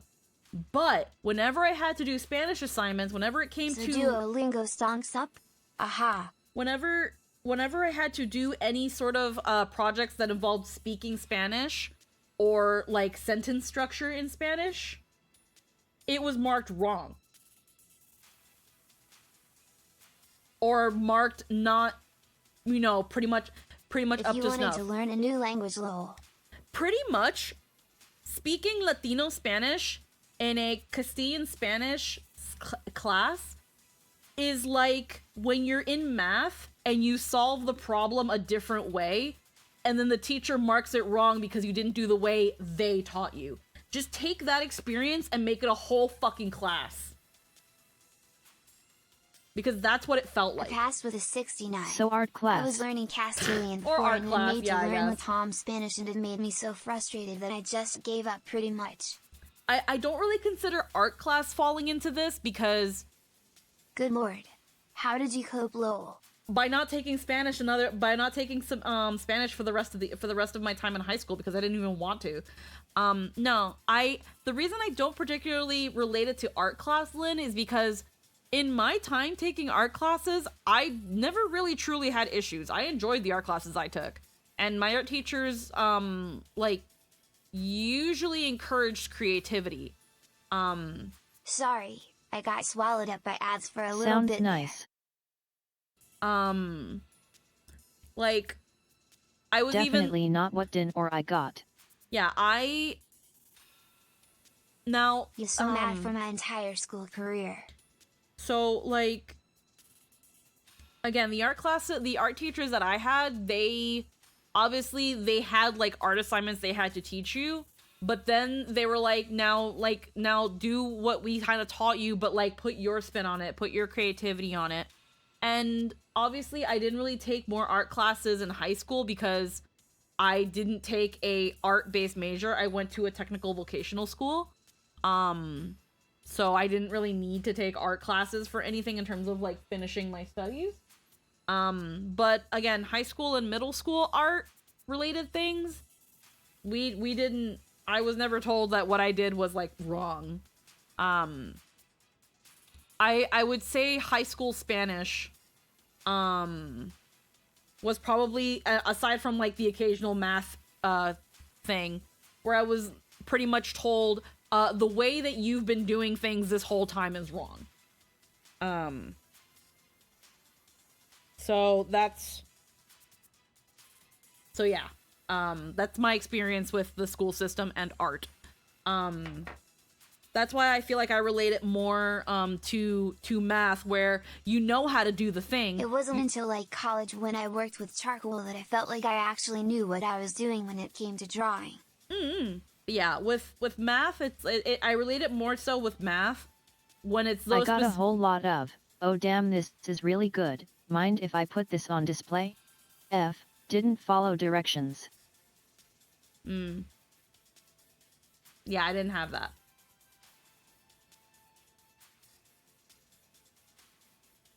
I didn't have that. Well, I don't remember too much of my art class experience in elementary school. Yuka with a rate of 7. Hello, hello. While I didn't have a lot of hi Yuka. while I didn't have a lot of Welcome in Raiders. Well, I don't have a lot of memory of my elementary school art days. I do remember that I had high enough of a grade that I was personally picked by my elementary school art teacher along with a couple others to kind of have like a little bit of a pseudo art club where I think it was like every Friday. Instead of this one class period we would have in elementary school, we would go to where she had her own little like studio in the school, and we did like special art classes. So I remember we did like paper mache Egyptian pharaoh masks. We wove a basket. My basket was horrible. Oh, nice. We did like we worked with charcoal and pastels. Like I remember because it was only a handful of us. She picked like maybe. Hey, Squeaky. Hi, Easy Daredevil. How we doing? And again, welcome, Raiders, and thank you for the raid, Yuko. What are you guys doing? Heckin', that art teacher, she only picked like, again, out of all the art students that she took, 'cause she was like the only art teacher in like the school, and it was a small school, but still a school. She picked like maybe again like about 10 kids. When she picked us and we were picked to do this little elementary school art club, again, it was like 4th grade. She gifted us each a pastel set. Die. I need to go eat. Get some food, hon. Tired. Going to crash in a bit. No worries, Easy Daredevil, no worries. She gifted us a pastel set, a watercolor set, a sketchbook, and I forgot what else. But it was, she gifted us art supplies. And then, yeah, every Friday we would go down and we would do like these special art assignments, because obviously with elementary school curriculum, they're supposed to teach like certain things, but she found that the students that went above and beyond, that really seemed to want to create, she was like, I picked you guys because you guys have the highest grades out of all of my art students, or out of all the students that I teach art, and you guys seem to generally be interested in art, and I want to nurture that. I remember her name was Miss. Yeah, that sounds nice. I'm pretty sure she's still alive, but I remember her name being Miss Ortez or Mrs. Ortez. And she was a round lady with black hair. She was always had it like in a low pony, and she was like always wearing an apron. She was always wearing an apron. And she was actually like a painter. So painter vibes. Yeah. She had like totally like painter mom vibes. Very, very, she definitely, there were times where like if she was teaching you certain things, like if you were doing it wrong, she'd be like, okay, look, so this is what we're doing, what you're doing here. This is where we can improve it. So like, I remember early on, I was having a bit of an issue. I was having a lot of issues with my basket weaving. My basket was not basketing. You ever work with clay? I recall Yes. in middle school we had a few weeks or months where we used and fired clay. Yes. Again, that little personal art club, we did clay. I remember we did like a pot. But I think I might have missed the day that we like baked my pot. I did a bit of clay. It was fun to play with. Yeah, I think I missed the day where we like had to do the clay because I made a lizard. We were like taught like basic stuff, so we were like first making like a pot, and I remember I think I might have missed the day where we were like forming it and making the pot, because by the time I did make the next one, everyone already had a baked pot. Where I was like, what did we do? And it was like, oh, we made pots, but you weren't here, so today you're making your pot. And then while like all the students are figuring out how they're going to paint and like decorate their pot, you're going to be making yours, and then next week you'll be able to bake and paint. So for like that little bit I was a bit behind, but yeah. And I remember a time where my basket weaving my basket was not basketing. It was really bad. And it was mostly because I got impatient. Cause she bought us these like, these reeds to make the basket with. And, what we had to do initially was soak our reeds. And they had to be in the water for a good amount of time. And I think I was just such a slow weaver that in the time that I'm worrying about weaving my basket properly, my reeds got dry. And then, so over time, they were getting harder and harder to form. And that was the thing where it was like, you had to soak them for a good period of time and then try to like quickly weave them. And it was fucking annoying. But I remember she helped me out with that and to kind of like get a technique down. And my basket still looked like shit, but like she was good. And then my middle school art teacher, I can't remember his name, but he was definitely gay. He was very, very eccentric, and I really loved his art room because what he had going on with the tiles, I guess like near the end of the year or whatever, he would have like people do like artwork. And I'm guessing the ones that were like his best students or whatever, they were put on like the ceiling. So like when you would look up, there were ceiling tiles of like people's artwork. And I remember looking up there and seeing Sailor Moon. So like this teacher was totally down for people drawing like anime and shit. He was just like free, like if it was freaking free art day, it was like draw whatever you want. Draw whatever you want, draw what gets the juices flowing, draw something you enjoy, something you like. And I'm guessing whoever that person was really liked Sailor Moon because they drew Sailor Moon, and the art teacher liked it enough that he put it on his his ceiling. I'm going to lurk and chill for a bit as it's 4 a.m. for me here in the UK, so if I don't catch the rest of your stream, I hope you have a great time with the rest of Yakuza. Yes, Gronda 46 love. And thank you again, Granddad, for the heckin' raid. I hope you have a wonderful night and enjoy your lurk. No worries here. Lurkers are always welcome. But yeah, that was something that I also thought that art teacher was really cool for doing. He had a collage of student art, it was almost like a quilt of student art on the ceiling. I thought that was really fucking cool. So and then again, Granddad, again, thank you for the follow, and again, enjoy your lurk. High school, I didn't do much in terms of actual art classes. Because again, I wasn't in an art major. I wasn't in illustration or graphic arts. I kept art to being more of a hobby and being around art-centric friends. But yeah, elementary school, middle school, I was fine. But again, going back to fucking Spanish, that one Spanish class, speaking the Spanish that I speak, and being told by the Spanish teacher, who was also just Spanish, like she was from Spain, that my Spanish is wrong. And getting a C. Like, I think like a mid-C. Because she would teach us like sentence structure and stuff. And again, it's one thing to teach someone who doesn't know any Spanish, to teach them that language structure. They're more likely to pick it up because they don't know anything else. But my knowledge of Spanish, its foundations and do's and don'ts has already been built. You're telling me to rewire my Spanish when now, cuando yo hablo español, la mayoría del tiempo yo no lo estoy pensando. Eso es ya como es instinto. So when an example that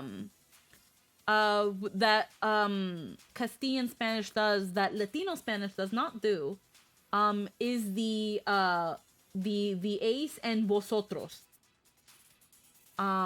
So for example, when it comes to addressing a group of people, there's nosotros for when you are part of said group, and there's vosotros when you're talking about a group specifically that does not include you, if I'm remembering correctly. Latinos, we don't use that shit. We use ustedes. But Spain doesn't use ustedes. They use vosotros.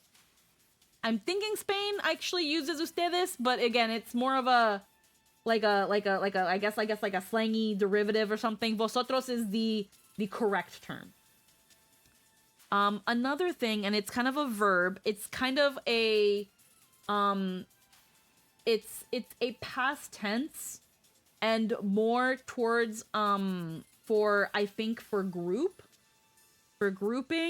or for people. This is one that I can't super remember, but we don't fucking use it. It's a past tense where it's ace. Get, like, for example, I can't even remember a good sentence structure because we just do not use this. But like, for example, to tell somebody, if a Latino, for a Latino, if you told them like, I went to blah blah blah and I wanted to speak to somebody, but they didn't help me because they didn't care. They didn't care would be said by Latino as ellos no le importan. No le importaban. In Spanish, it would be like ellos no queréis or something like that. And again, that part we don't use. We don't use the vosotros and the eres or the a's part of the sentence structure. We kind of did away with that. We don't care about it. And most of the time, whenever I was told that my Spanish was wrong, was when it came to past tense and group stuff. And I remembered, like, when my parents found out, when they saw that C in my report card, they were like, how the fuck have you been speaking Spanish since you were a toddler? And you get a fucking C in Spanish. They were mad at me. They were upset with me. They were, like, actually disappointed in me. Until I brought that Spanish book. And I put it in front of them. And I was like, do you use this when you speak? Do you say this like that? ¿Cómo se dice eso? And they were like, what the fuck?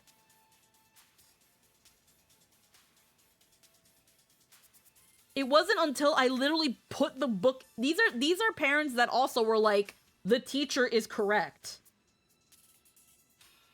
Now, and I was always a good student. Like, I never brought home fucking C's.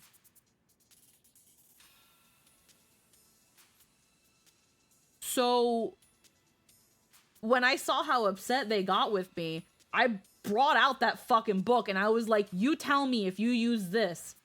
Because this is how I'm being told to speak. I'm being told that the way I speak isn't right. And my parents were like, this is bullshit.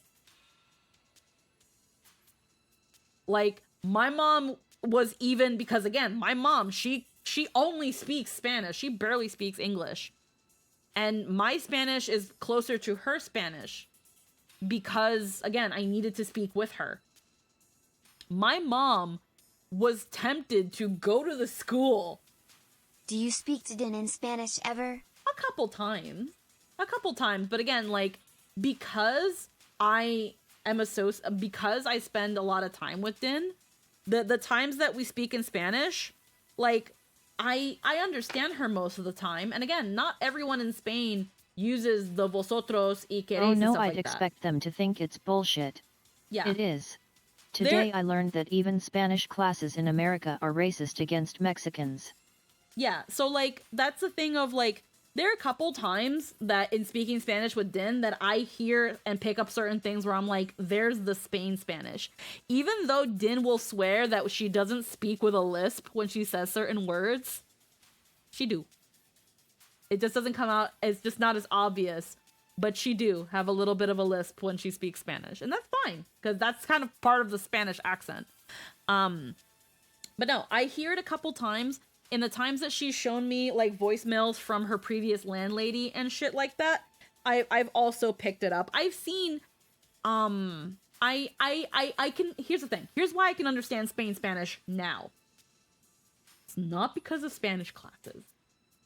It's because I chose to watch Mermaid Melody Pitchy Pitchy Pitch in the Spain Spanish dub. That's how I'm able to understand Spanish and identify Spanish. Because I decided to watch an anime because I didn't want to read subtitles. I knew there was a Spanish dub and I chose to watch it that way. Excuse me. By exposure, essentially. A better exposure than any fucking Spanish class. I'm gonna be real. But so your mother was about to head to the school and yell at them? She was tempted. She was... 9 times out of 10 in American, if you hear someone speaking Spanish, it's Mexican Spanish. That they teach Spain Spanish in public schools is hilariously racist. Yeah. So, again, excuse me.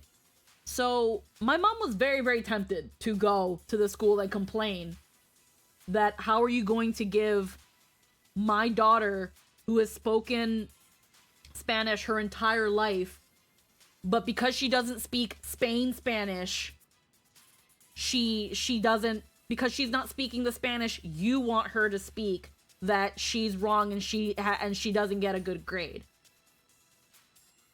My dad was pretty much like, I don't like the C either, but it's not worth fighting. That was one of the few times that my parents were like, we're gonna let the C slide because this is bullshit.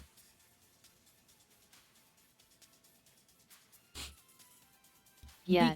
Because yeah, it's just like he was like, you speak Spanish every day. You speak with your family in Spanish. Like they understood like the reading and writing and stuff because they didn't Part really of me teach wonders me if that. they're even aware there's a difference. Oh, there's a difference. People are aware. We're aware. Like, now, is the school system aware? I'm gonna say yeah. I'm Yes. sorry. They are. Because 100%. because here's another thing too.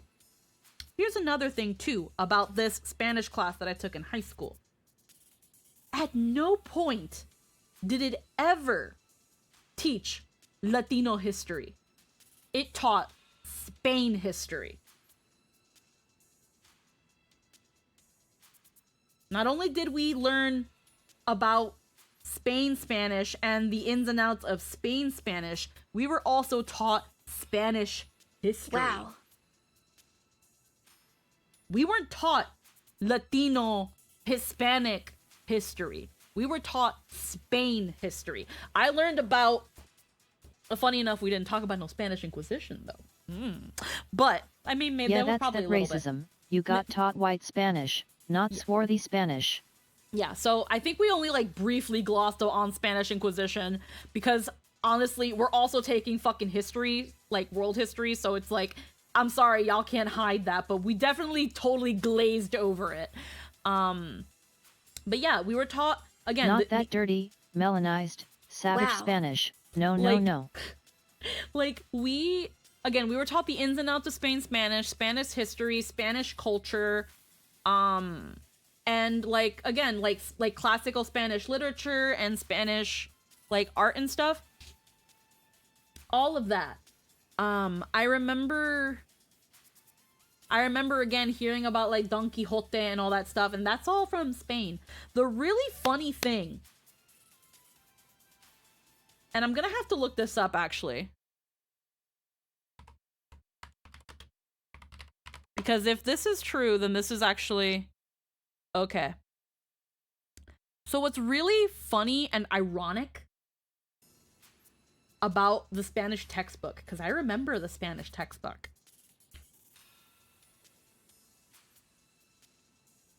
Now, if it did touch upon the Latin American countries, it talked about the times that it colonized them. And because obviously, again, it's still part of Spanish history, the countries it colonized. But what I thought was really, really ironic when I look back on this Spanish... Except it said civilized or something. I don't know. But what I find really... Sorry, go on. What I find really ironic about the Spanish textbook that taught Spanish history and got into teaching you Spain Spanish, on the cover was a self-portrait made by the artist Frida Kahlo. Frida Kahlo was a Mexican artist.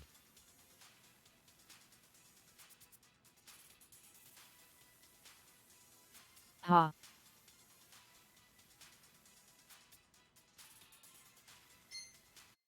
I'm actually gonna double check this. How do you say what the fuck in Mexican Spanish? I'm not Mexican, so I couldn't tell you.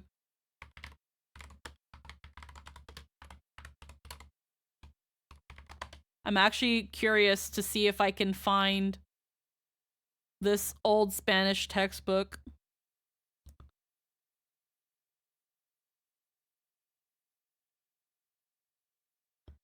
Cause I remember the Spanish textbook. I can't remember the name, but I remember it had a portrait of Frida Kahlo on it.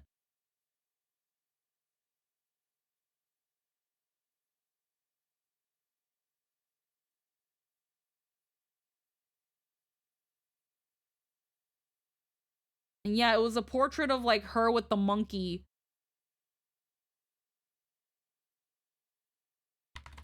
High school Spanish. There's one interesting textbook. fact about Mexican history I know of.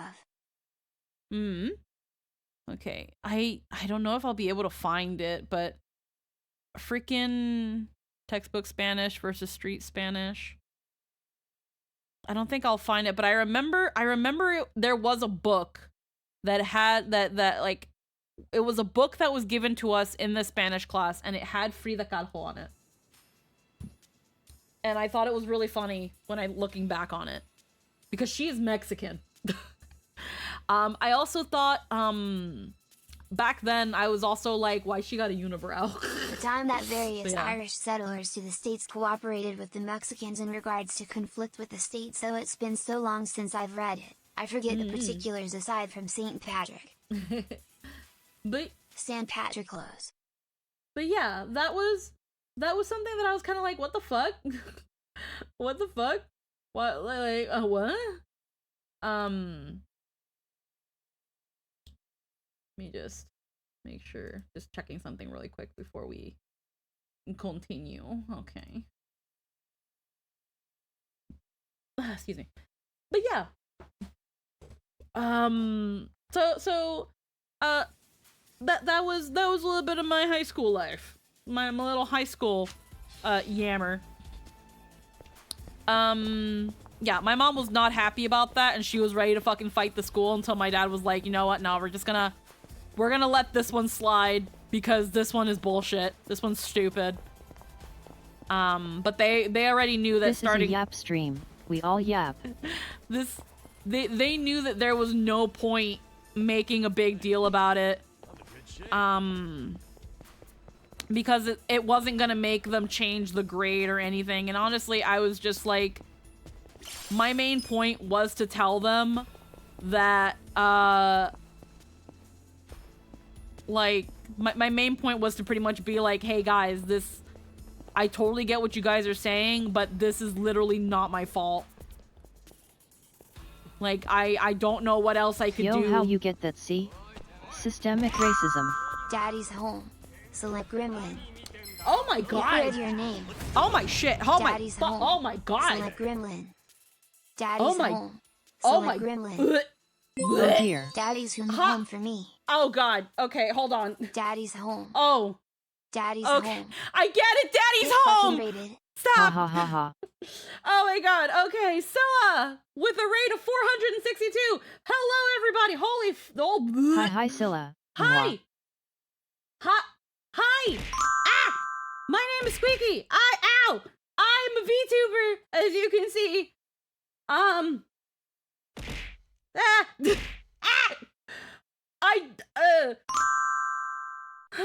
Turn off chat bot before it Oh explodes. no, Love. I did. I did. Zaddy's home. Good, good. Okay, okay, hold on. Whew. Okay, we're here. We're alive. We're free.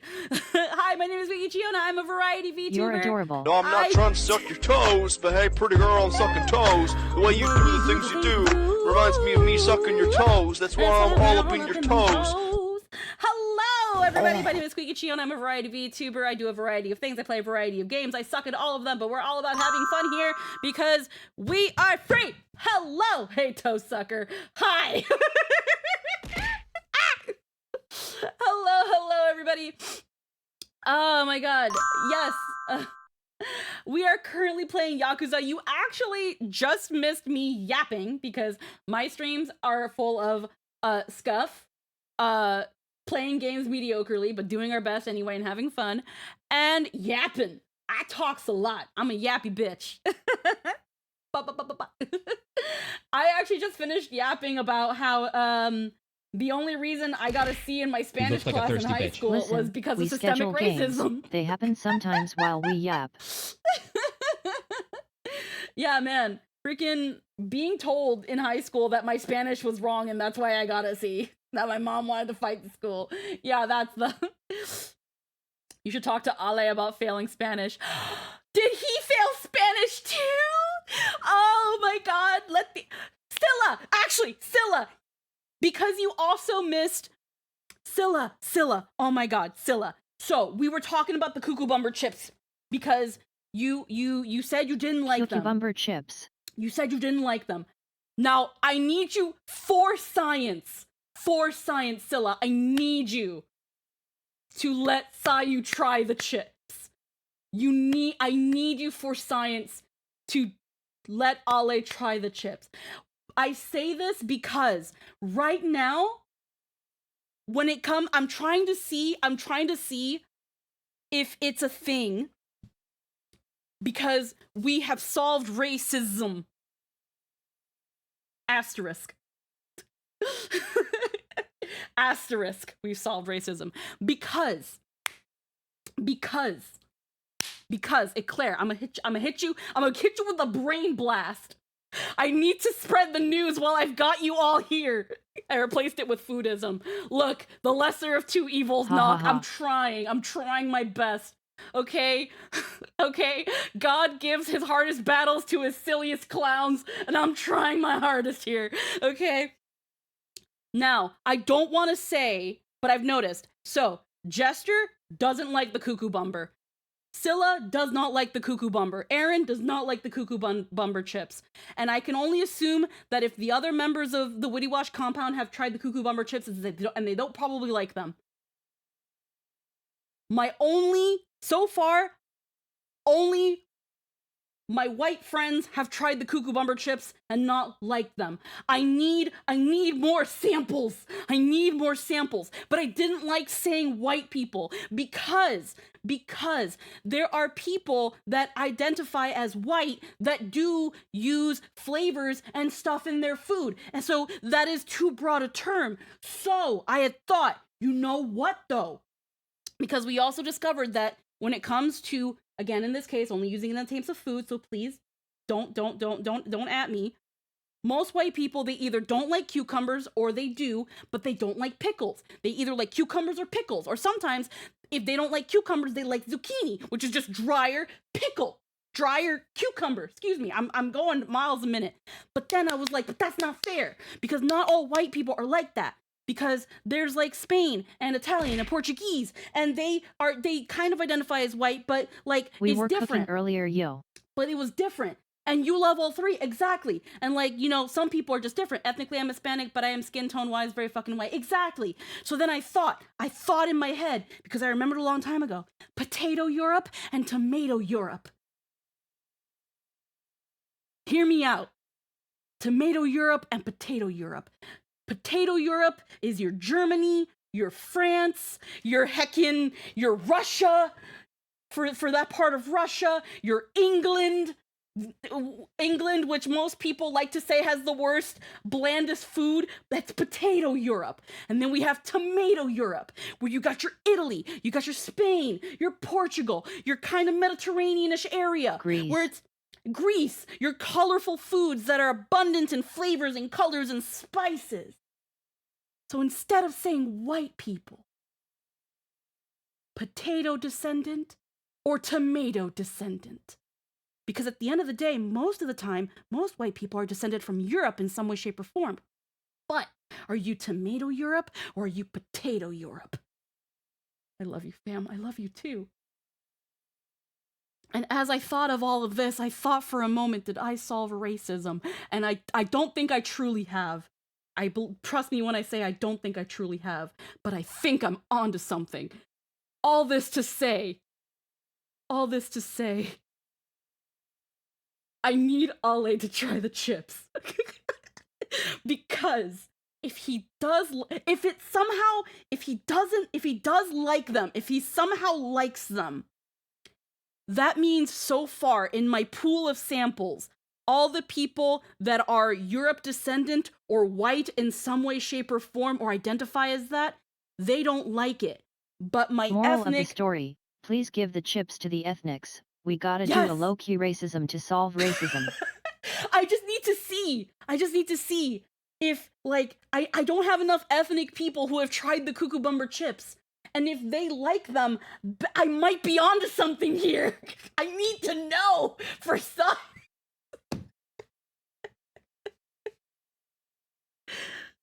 Bruh, I hoped I would like them. Here's the thing, and I also said this to you earlier. As soon as you said that they smelled like fart, I already low-key knew it was game over. Because while smell and taste are not 100%, they're pretty freaking close.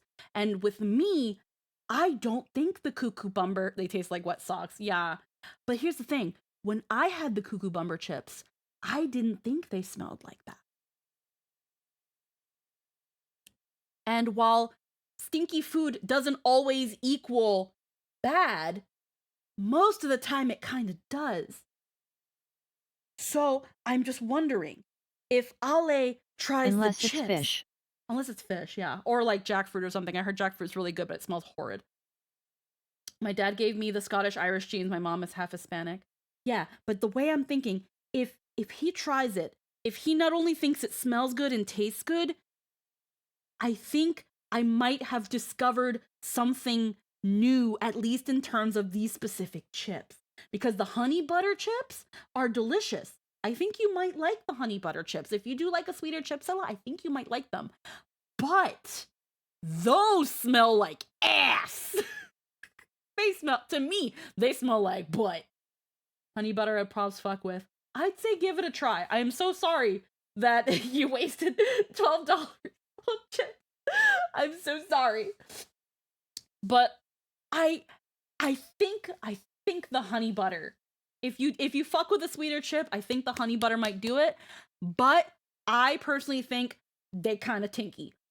But they're delicious. As long as your face is not in the bag while you're eating them, I think they're actually really yummy. With the Cuckoo Bumber chips, I love the smell of them, and I love the taste. Link me what the honey butter chips are. Question for our chat. Hey, who all here has eaten vinegar chips? Like salt and vinegar? Yeah. I love salt and vinegar. I also love ketchup. And ketchup chips are Heck just yeah. salt and vinegar with like tomatoey, with like a little bit of tomatoey sweetness. Let's see. Ketchup chip slap. Yes. Okay, so I've let done me... the salt and vinegar kettle chips and they're a great time. Yeah. The only thing I've noticed, and salt and vinegar didn't do this, but salt and vinegar didn't do this, but ketchup does. Where if I eat way too many, the roof of my mouth gets a little bit like raw. And I think it's because of the citric acid.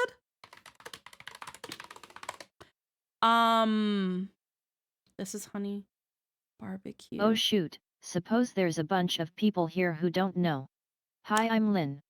When you hear Squeaky or Scylla say Lynn did a thing, that's me. I'm the Lynn who did thing. Okay, so I'm trying to look on Amazon. So it's also by Lay's, Scylla. It's honey butter. But right now I don't see them here. I only see honey barbecue. And then I see another like imported brand that's Hai Tai. That's honey butter chip. I've tried these and I thought they were but the Lay's honey butter are pretty good. They're probably not on Amazon right now. At least I'm not seeing them. I'm only seeing honey barbecue and not honey butter. But it's a Korean flavor. But either way, I'll look more into it and see if I can help you find that. But yes, this is my friend Lynn. So she has a thing where she can't really speak well, and this is Sophie that just came in. Hello. And yeah, because of her inability to speak at times with certain things, I don't want to like say this is why she can't spek because it's Hi Sophie, there are 300 people here. Be entertaining, no pressure. Hello.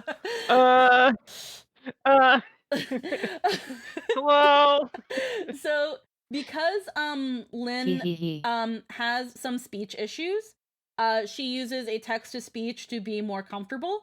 And I like to take a moment to say, man, it would be really cool if we had more programs for the people who are speech impaired so that they can speak Fucking properly. right.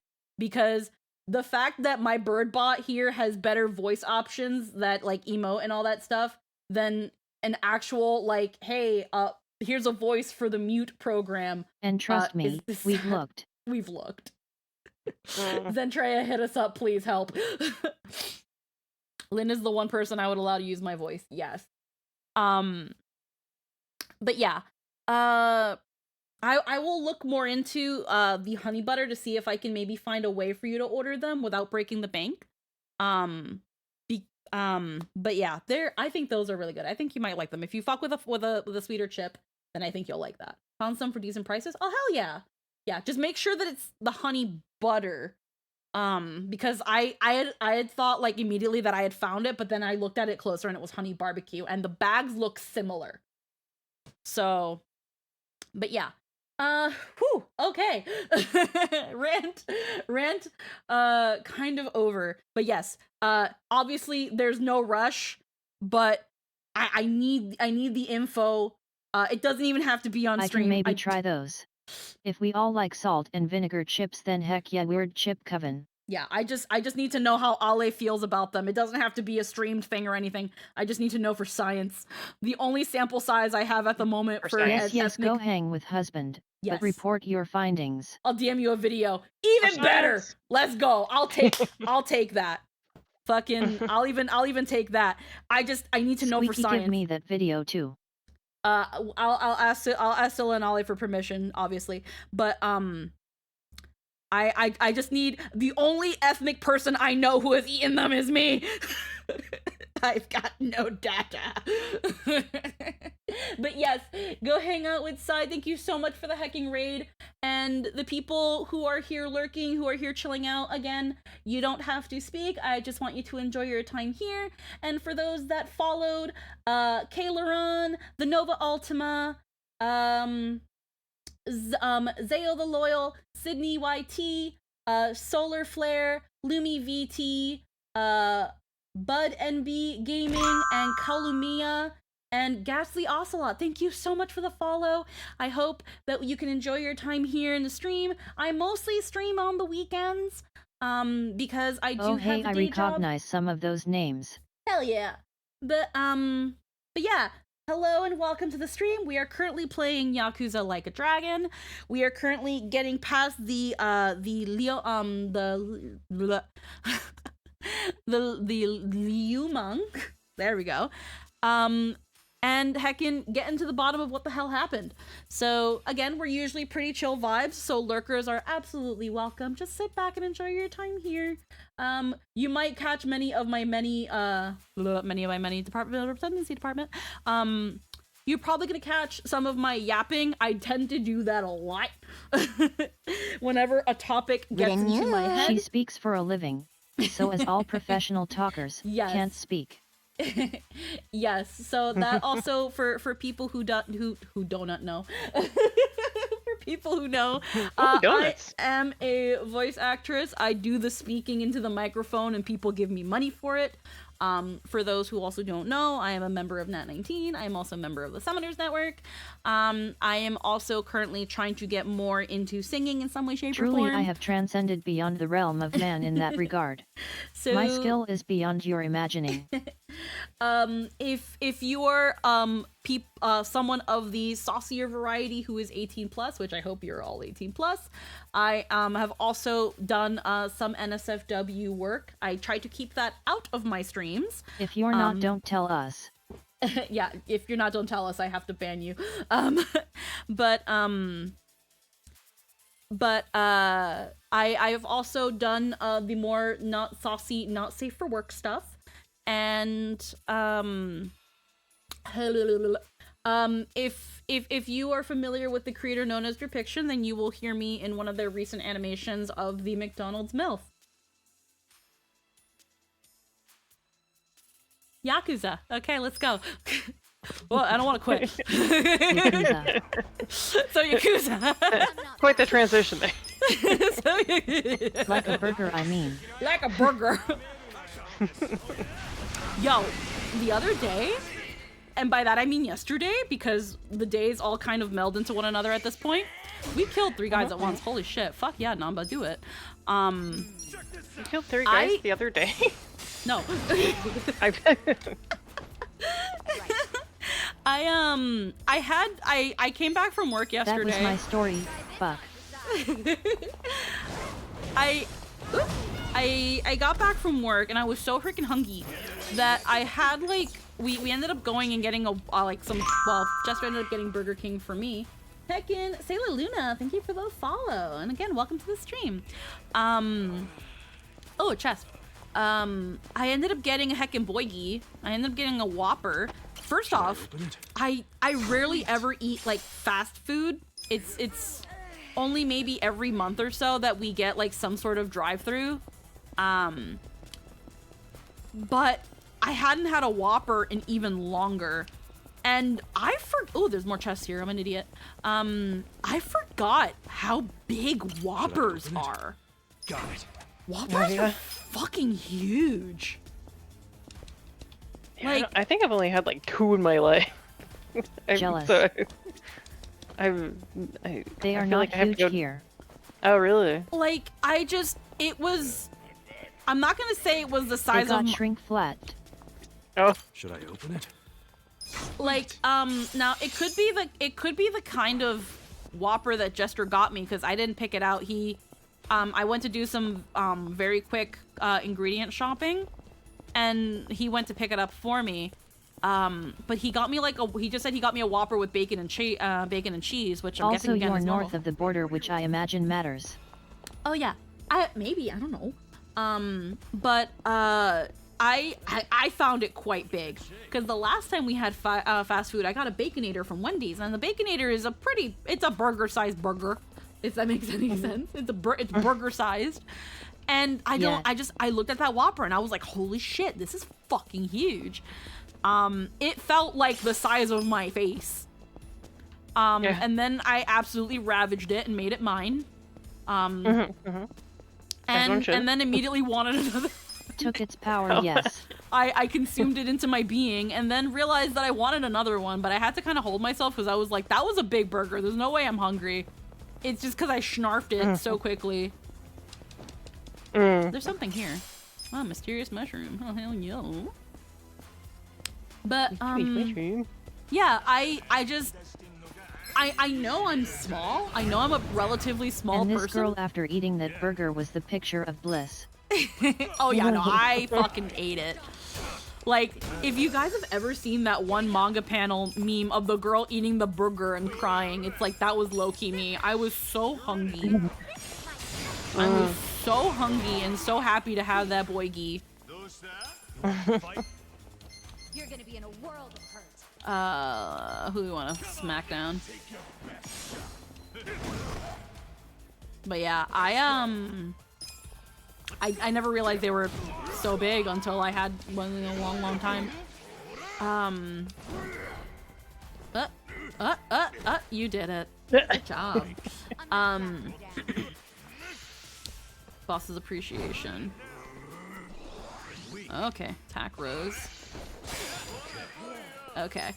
I've been reducing the amount of fries and burger I eat whenever I get Wendy's.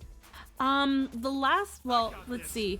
Whenever, in the rare instances, again, we only go like maybe once a month through a drive-thru. In the times that I get Wendy's, if we do go through it, I tend to alternate between the taco salad and the Baconator, and I know that the salads are usually not any better, but let me believe. Oh, the metric versus wrong debate has been solved, but we can incorporate measurements into foodism, yes. Intersectional UC. Burger size burger, bigger than my face, while Squeaky has also solved the metric versus imperial. I'm just saying, I know that I'm a relatively... The one best menu item for Wendy's was the garlic fries, best shit ever. I don't think Canada ever got them. I don't think Canada ever got them then, because I don't think I've ever heard of Wendy's garlic fries. We probably never got them. The reason I say this is because, Jester sometimes goes a couple more times through the drive-thru than I do. Neither have I, but you have my attention. Yeah, no, you have my attention though. Cause garlic fries fucking slap. Oh yeah. Like, love them garlic fries. The reason I'm pretty sure we haven't had them is because every once in a while, we get coupons in our mailbox for certain fast food places, and at no point in any of the coupons that we've gotten in the last couple months have we gotten anything promoting a garlic fry. And in the time that we haven't had coupons, Jester has not told me, so Wendy's has a garlic fry. Because I also know Jester has some coworkers that like to go to Wendy's for their breaks. So it probably hasn't come here. What did come here though? Because we have a chicken, a fried chicken place called Mary Brown's. And heckin', I honestly, as someone who's grown up in the States and like had, to me the best when it comes to like Popeyes and KFC, they're good, but you gotta go to the hood. You gotta go to the hood. I don't know what it is about going to like the projects or the hood or like certain areas. Some KFCs are definitely better than most. It's this way? Okay. Some KFCs are definitely better than most. Yeah.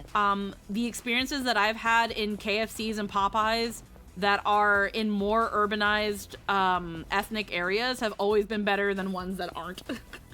But Mary Brown's has, surprisingly been an exception to this. I definitely find it more flavorful, more crispy, while also still being very juicy. They had a thing. In my location, the KFC is better than the Popeyes, which isn't the norm but is here. Yeah. So, when it comes to Mary Brown's, and Mary Brown's is based off like Labrador, I think. Labrador province in Canada, or an area in Canada. I think it's Newfoundland and Labrador that Mary Brown's originated from. But I love their chicken. Their chicken is very good. And recently, mine was Wendy's spicy pub chicken sandwich, spicy chicken with Worcester cheese, beer cheese, caramelized onion, and bacon. Oh. I rarely deviate from the Baconator. I know that Jester likes to get the Asiago Club.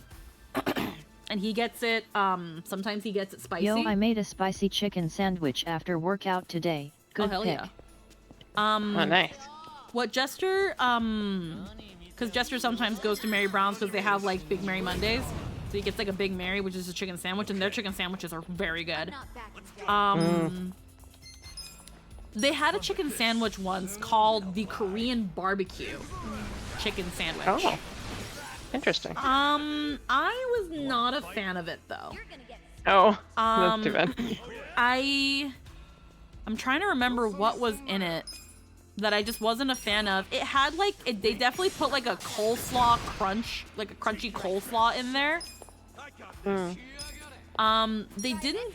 I'm guessing they used some sort of like gochujang sauce, but not quite gochujang sauce, because I've had gochujang sauce, and this one was not quite gochujang. So I had one that was incredible and another that just wasn't it. When they use too much sauce, it's just not good. Yeah. Yeah, no, this gochujang sauce, again, I think it called itself gochujang sauce or K-barbecue sauce, but it didn't taste, it was kind of sweet.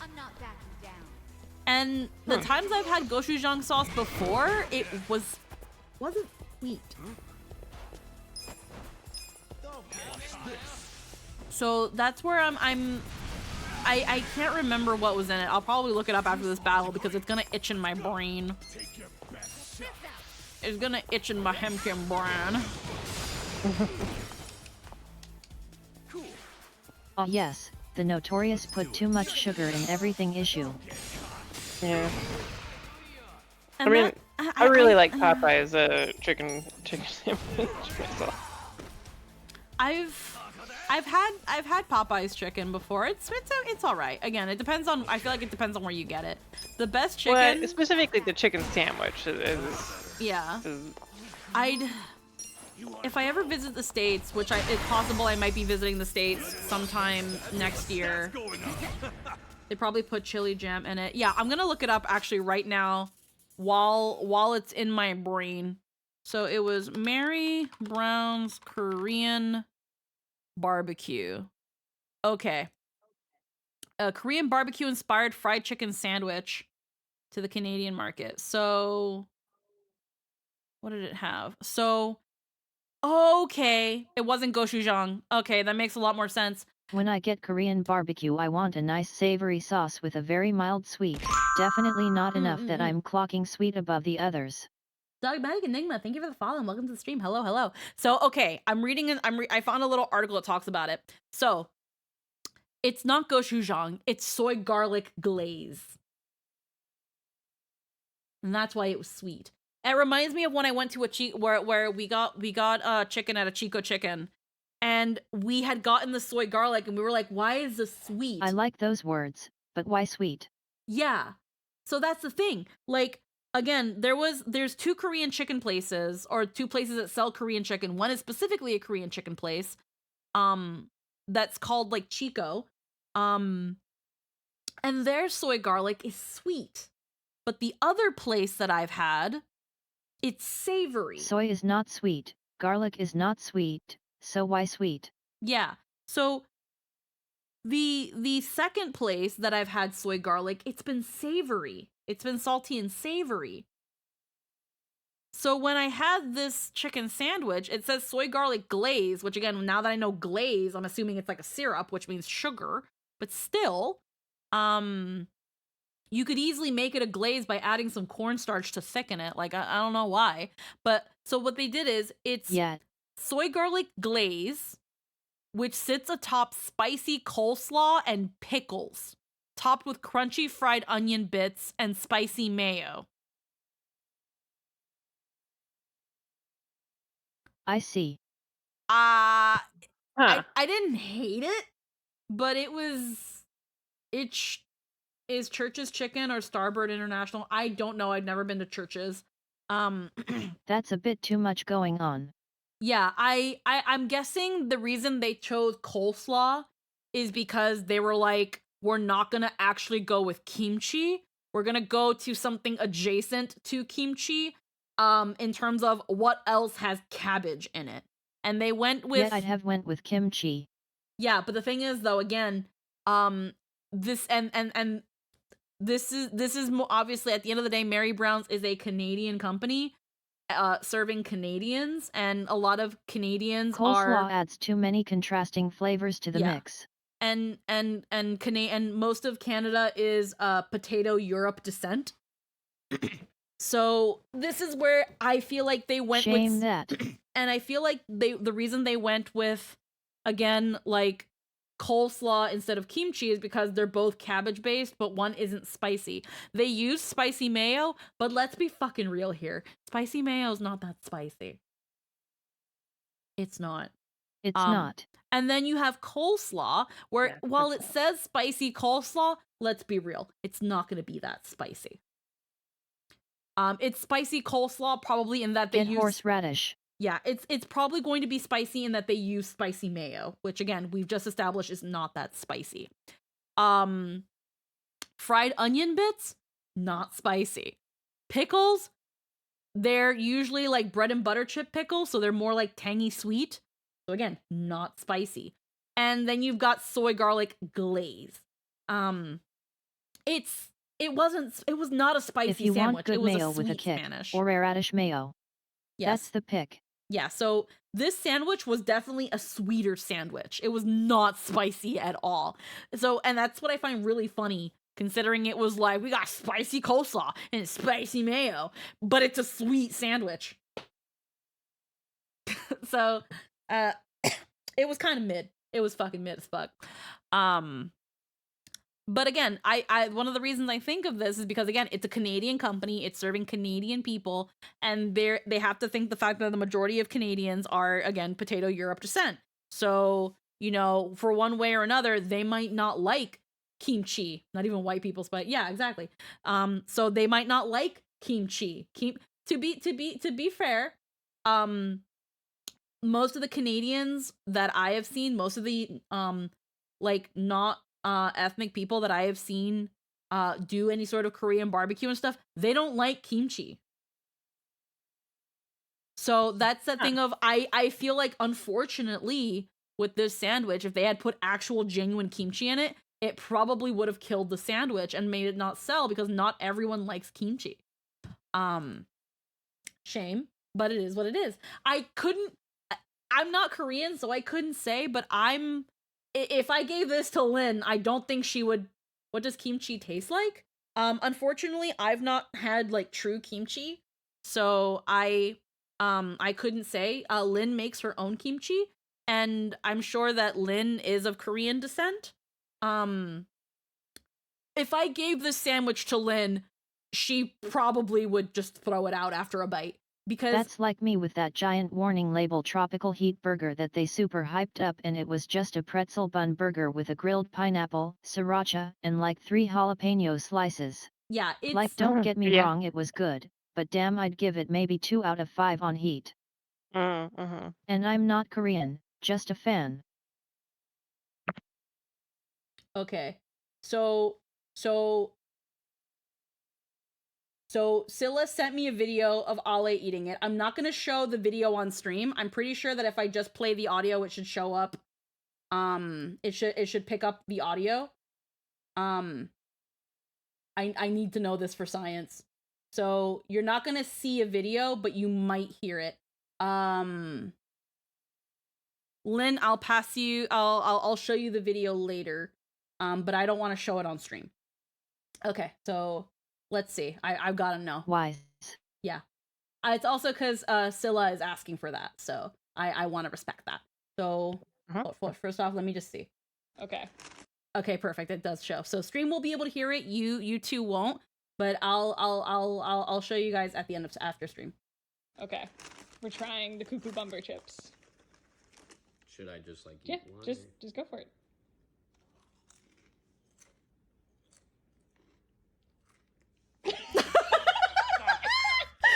Oh no! I feel like you wouldn't like them. What the? That's awful. What does it taste like to you? Because I need to know. It like wants to be a cucumber so bad, but it's like it's like if it was left out for like a week. Like it has the. Oh my fuck! Do you want some subs? Fucking To me, it tastes like a wet sock. It's like it tastes how a wet sock smells. It's like if you went to Subway and they just gave you expired cucumbers. Yeah. Because like I get what they were going for. It's like a fucking expired dry like watermelon. Yeah. Okay. And it lingers. It lingers, and I hate that. I hate it all of that. It has like hints of the potato chip of this Yeah. Lay's, and then it's like, oh, but remember, this is the flavor that we wanted you to go for. And Who then the punches fuck you in would the- make that? They are. It's like a Chinese flavor. I don't fuck Disgusting. This fucking custom. with it. No. Yeah. No, that's fair. This fucking custom. Okay, so, all right. I want an edited video of their VTubers with this audio.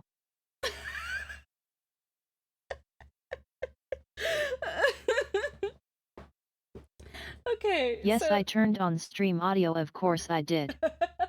So, the verdict, is Ollie does not like them. So Sayu does not like the Cuckoo Bumper chips.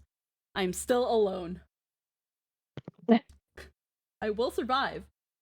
Audience of 1. Hold on.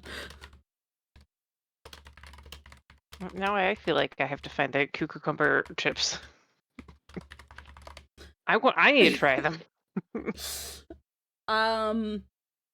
So yes, Sayu does not, he absolutely this.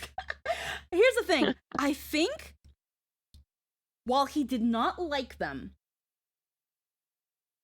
he did pick up, it does seem like he picked up, I actually like them IDKY though. Solar flare, quick for science, what are you? I need to know. For science, I need to know.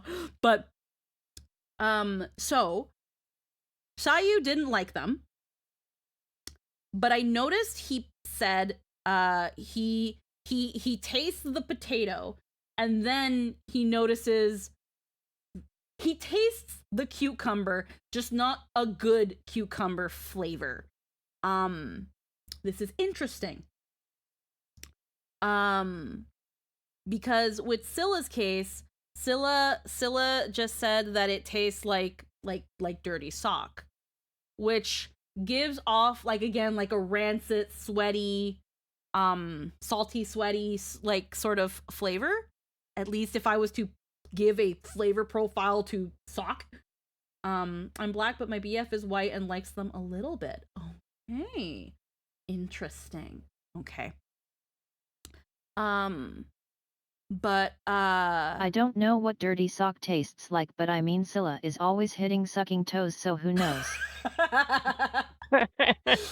Like, again, trying to distinguish, like, heckin'. Ava Marie, hello and welcome. Thank you for the follow. So what is that in terms of foodism? Again, I'm trying to now, so Solar Flare is black, which again is POC ethnic, so like, okay, so again, science. And then they said their partner is white, so, and likes them a little bit. So this is new data. This is interesting data. He said like them a little bit, which means he doesn't hate them, or they don't hate them, but is okay. Tomato Africa? No. I remember a time as a teen where we had some ketchup that tasted like nail polish remover. Again, this is interesting though. Now, if I was to give a flavor profile to a sock, to a sweaty sock, I'm going to assume it's going to be some sort of sour, salty, and then on top of that, a bad smell, which again, smell is a pretty key component in your sense of taste. Yes, it was at McDonald's. Oh. So, if we were to give a flavor profile I would for assume a sweaty salty mold with a hint of carpet. But I feel like I can't use that, because what does carpet taste like? What does mold taste like? So if I'm to give it in terms that are easier to understand, I would say tangy sour and salty.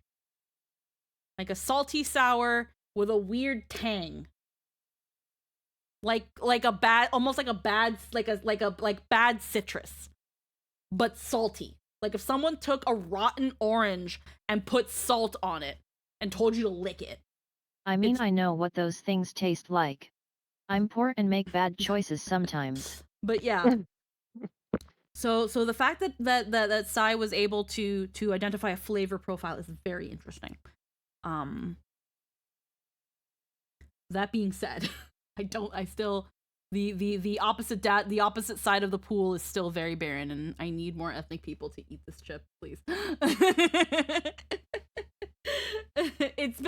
It's very, very interesting. It's very interesting. But yes, I have obtained my science. I've obtained even supplementary additional science. So I'm very excited about this. So we're drawing conclusions based on the fact Sai you engaged with the chip meaningfully. I see. Yes. Again, like in the video, Scylla passes them the bag. I'm not gonna say he put his hold on, let me play the clip again, but not with the sound. I just wanna see. He doesn't put it up to his face. He sniffs the chip and then he eats it. And then he kind of has a moment where he's like, like he kind of scrunches his face a little bit, processes. He has a neutral face, a small scrunch, and then it goes back to neutral and processes it before going, no, and full scrunch. Man, I should be moving my hard drive, but this is too amusing. And goes full scrunch. Which again, I feel like because he hadn't again, this is only based on the video, because he didn't fully sniff the bag, he didn't have that preconceived, this smells like fart. Whereas Scylla, again, and this is only going by like when they had opened it and sniffed it, got the full of the chip.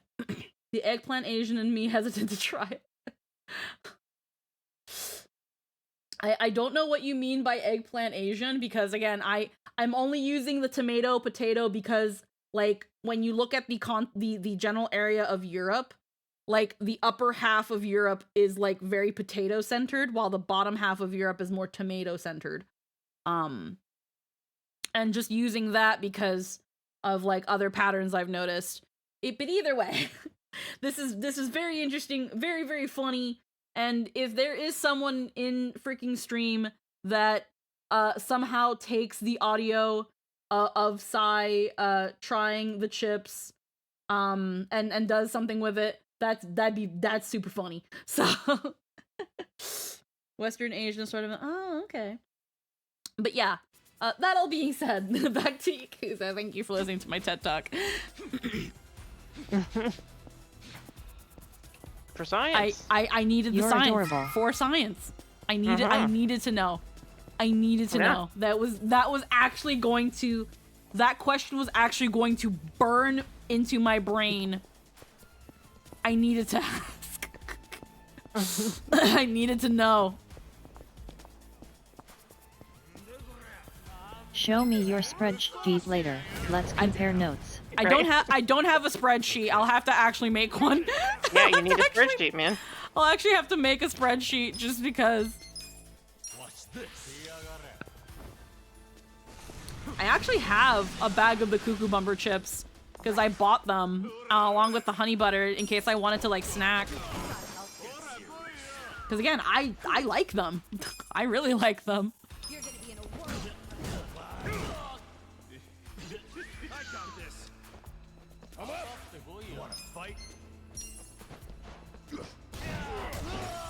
Alright.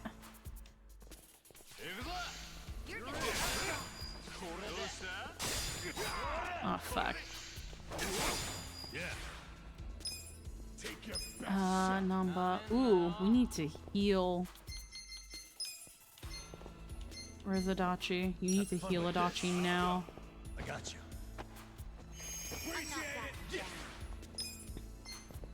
Get serious. That guy's fine.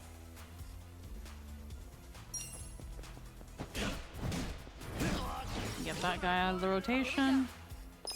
You wanna fight? Come on. Also, wow, y'all are cool. Good to know you're having a good time. Hell yeah. Let's see. Too obsessed with Seiko. Ooh. Damn it.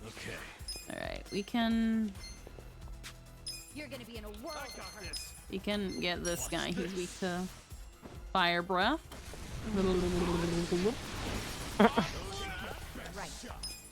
Kill this guy. Out of the rotation. Get rid of this guy. There we go. Hell yeah.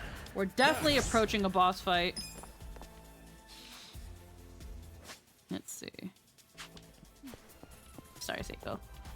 Make sure there's any goodies. There's 2 goodies here. Grab them goodies. Mysterious carrot. Mysterious leaf. And there's a chest. Should I open it? Got it. Yes, open that safe. Felt hat. Yay chest. And I think it's like 5 so far. Holy moly. Alright, something else. Trash. Wow, literally trash. Thanks. Alright. This dungeon's heckin' huge. Heckin' huge. Meow.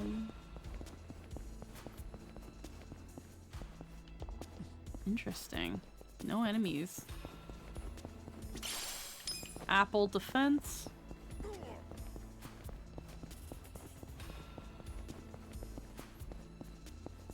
Okay. Alright, there's some enemies. And there's a barricade. This is kind of giving me Seattle Underground vibes now. You think so? Yeah. Twitchy streamer. Yeah. Turncoat titillator. Alright. We can try to hit that guy and then get the other guys. There we go. You know, even though I'm from Seattle, I never actually went to the underground. Oh, you become susceptible to status ailments. Wow. Yeah. Wow, Sophie. Hey! You know, it's just, you know, it's one of those things where you live there and then you never really go to the actual tourist attractions. Hey, I at least did the Space Needle, like, twice. I mean, to be fair, I've been to New York many times, but I never went to the Empire State Building, the Statue of Liberty, or Coney Island. Mm.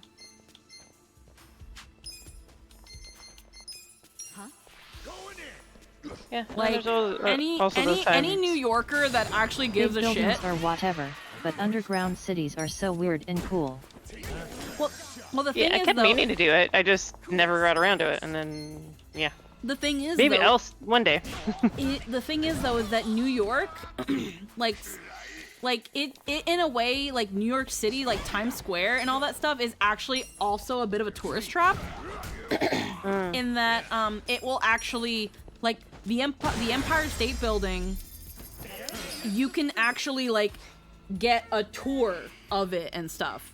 I don't know how much inside the building you can actually go, but there's a whole thing selling a Empire Building tour experience, and it's a fucking scam.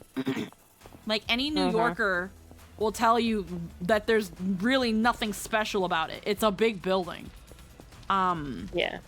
But I'm not gonna lie, if I was going to go somewhere in New York, it wouldn't be the Empire State or Statue of Liberty. I want to see Grand Central Station. yeah, that's fine. Like, that's fine. Grand Central Station is like, hold on.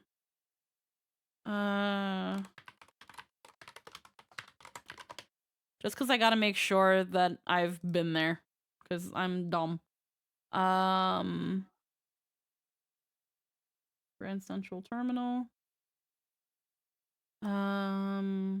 Pretty sure I've been there. I just gotta remember. Like, is that Grand Central, like, right in front of a fucking New York Times building? I gotta hold on. Let me exterior.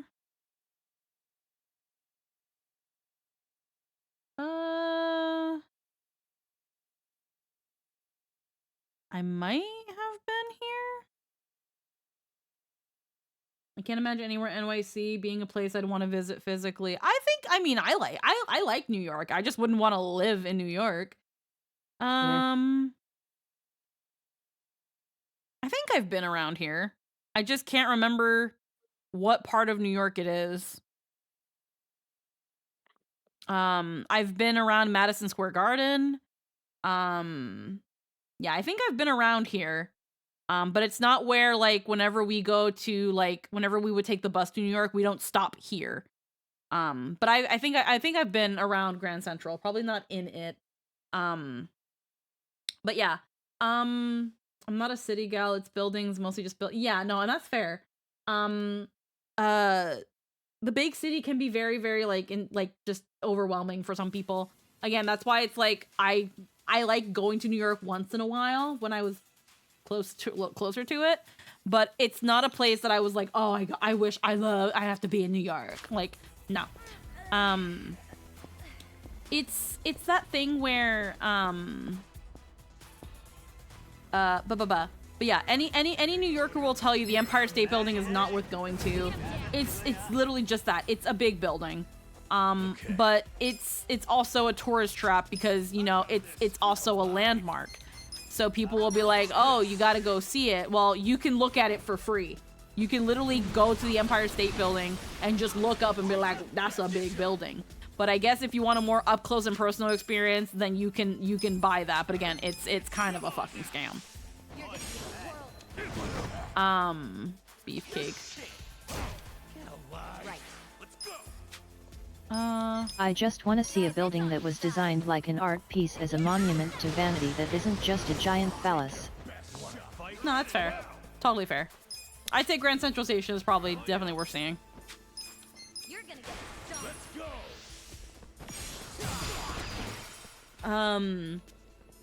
I've never been at Wait, have I been to Madison Square Garden? When was Miku? Where was Miku Expo? Hold on, where was Miku Expo 2014? Hold on, Miku Expo 2014. Cause I went there. That was Indonesia. No, New York. And New York. Okay, where in New York? I don't think it was in Madison Square Garden. It was somewhere. There it was. It was in the Hammerstein Ballroom. That's where I was. I was gonna say, I was like, there's another place in New York that it's like, while it's not like Madison Square Garden huge, it's still well known, and it was the Hammerstein Ballroom.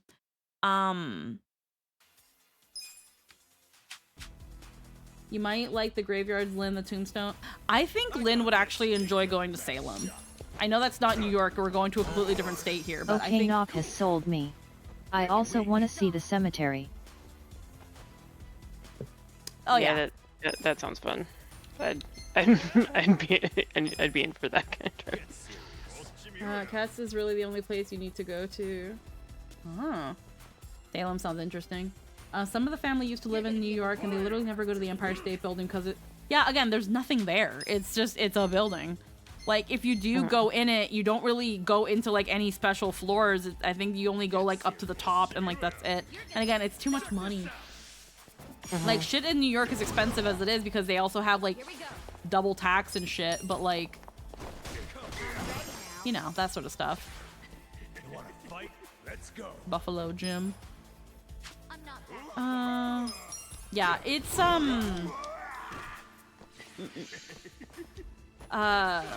and then like Coney Island, I've heard it's okay. It's nothing to write home about.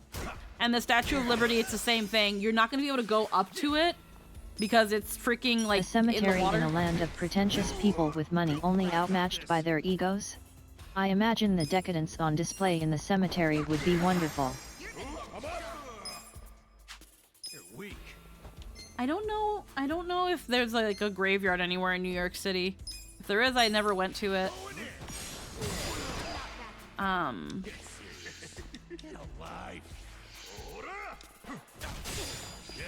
remember when I was in high school, there are several in New York City. I probably just never went to one then. I've been to Central Park though, but I don't think there's a graveyard in Central Park. I feel like that'd be really weird. I do remember it was a long time ago when I was in high school. When I was taking Japanese classes, there's actually in New York, I don't know where specifically in New York, but there is a academy, a Japanese academy, that essentially houses, it's like I don't know if boarding school is the right name, but it does have dormitories for the students to stay in, because it's mostly it's mostly relatively rich Japanese families that send their children there, that like that live in America, and it's called KO Academy, and it's a mostly, if not entirely, Japanese school that again has like, it's the Japanese school experience, but it's in America for Japanese students. And I went there and we spent like the day there as like a field trip, because my Japanese teacher, I can't remember if like what her connection was. She probably used to teach there or something. I have no idea. But I remember it being a very, very fancy school. Like they had a lunchroom where like they had like freshly made dishes of like chicken teriyaki and stir fries and things like that, and it was all made like kind of like pretty luxury cafeteria food. It was very nice. They aren't in Manhattan, but there are many in Brooklyn, Queens, and a few in Harlem. Oh, that makes a lot more sense then. That makes a lot more sense then. But yeah, I remember that academy being very, very, very, very, we got some, Namba, where the fuck are you going? Namba. Oh, okay. I remember them being very, very fancy.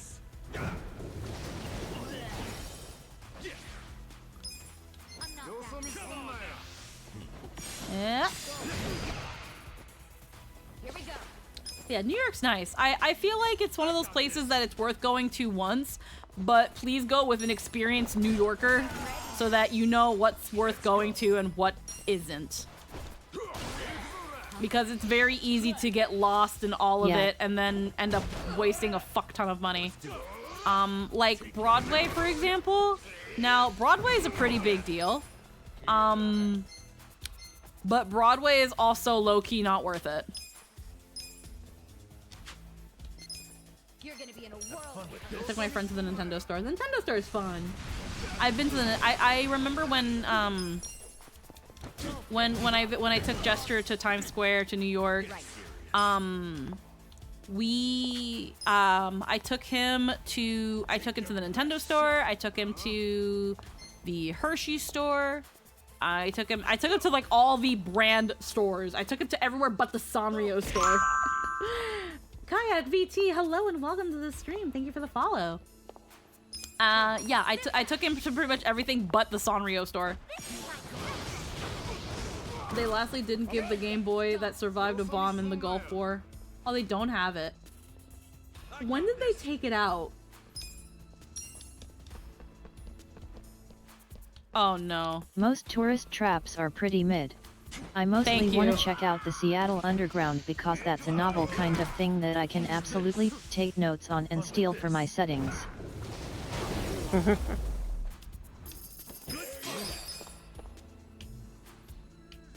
Yeah, oh, there you go. There's something. I took him to a lot of those stores. It's around a year or two ago. Okay, because I was gonna say, it was like, I think I saw it. It was special to see eternally being stuck playing Tetris. Broadway is like having a pocket watch when you have a smartphone. Yeah, I feel like I saw that Game Boy because I was like, wait. Because yeah, I took him to the Nintendo store quite a bit ago. Like I want to again, it was like back in 2019. No, 2016. Because I first visited him in 2015, and then he came the next year, and that's when I took him to New York. It was 2016. And yeah, no, we saw that Game Boy. I thought it was an item there. Like, I remember I was like, I took him to the Nintendo store because I was like, so they don't have the Pokemon Center anymore. It's the Nintendo store now. And he was like, oh, okay. I think he knew that there wasn't a Pokemon Center there anymore. But I was like, hey, but like this used to be the Pokemon Center, and if you go upstairs, the idea of an actual undercity is very interesting, much like how Venice is incredibly novel for being a city that is literally sinking and as such has a very unique cultural standard for transport and architecture. In the Nintendo store, at least around the time I went there, or the time I took Jester, I got a Lucario hoodie. It's comfy. Oh, hell yeah. That sounds comfy. When I took them to the Nintendo store, they had an upper floor. And the upper floor, like, half of it was Pokemon. So that was kind of what that's kind of what happened to the quote-unquote Pokemon Center. They just greatly reduced it and made it just entirely encompassing Nintendo. But there was still a big Pokemon presence in there.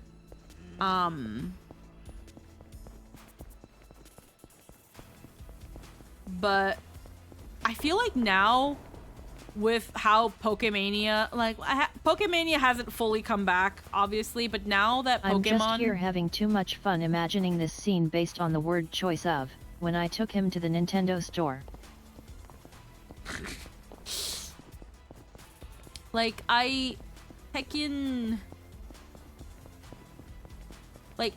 feel like it would probably still be relatively niche, but I still feel like at the very least New York and LA can have a Pokemon Center. While Pokemania is not as it was way back when, Pokemon is still such a big name that I feel like you could still have a Pokemon Center. But I guess it's just a lot easier to have it. Am I going the right fucking way? I went completely backwards. You know what? There's a save point down here.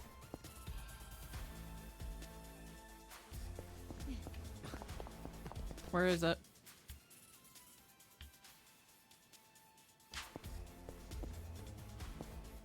Oh no.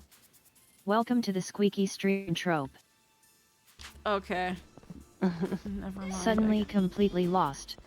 Wait, did I go the right... Wait, did I go the...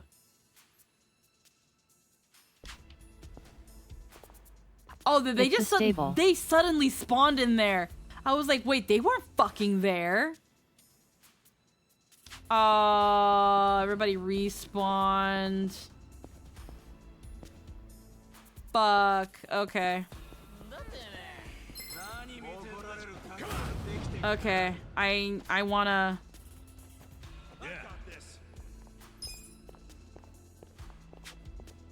Okay, I think only Ichiban can run. I mean, I don't mind the extra experience, but I don't want to go through... Main goal when I first did it, Tokyo, was going to every Pokemon Center I could.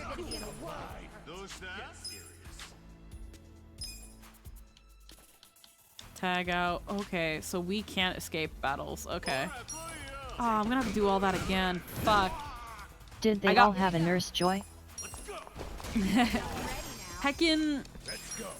I feel like they could pull off a Pokemon Center again. It's just easier for them to do a Nintendo store.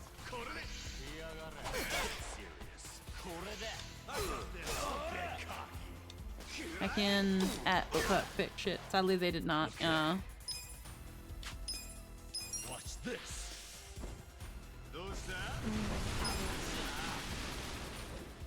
Right. Okay. 0 out of 10 didn't even try. I mean, oh, that's unfortunate. Okay. You're gonna be in a world of hurt. I'm up. I got this.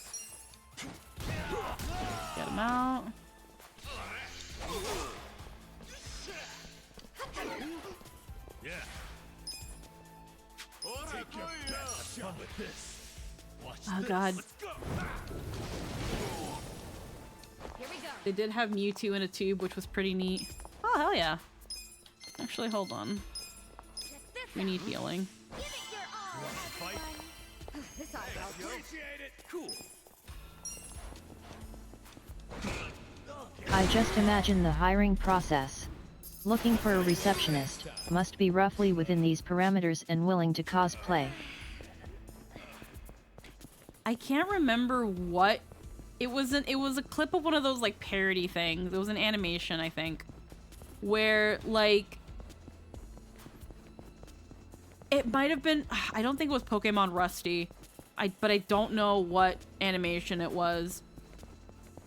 But it had Nurse Joy at some point. Dear Captain, thank you for the follow. Welcome to the stream.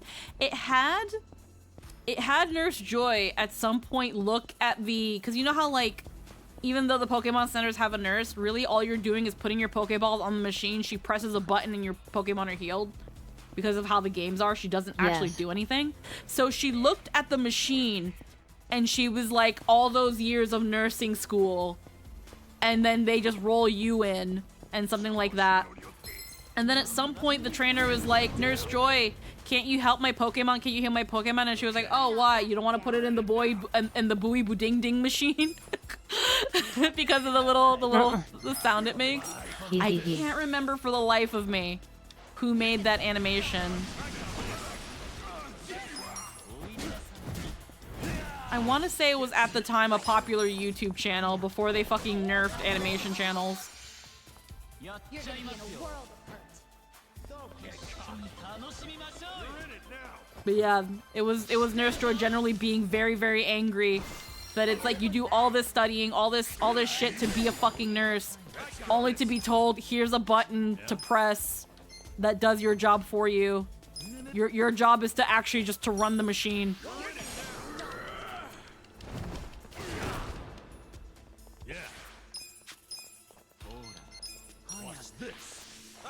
And catch a Chansey. And I feel like they're just given a Chansey, because don't the Chansey in, well, at least with the TV show, isn't it somewhat Pokemon canon that the Chanseys also go through an academy to become nurses? Yes. Yeah, like I think there was a whole episode about a Chansey that failed Chansey nurse school.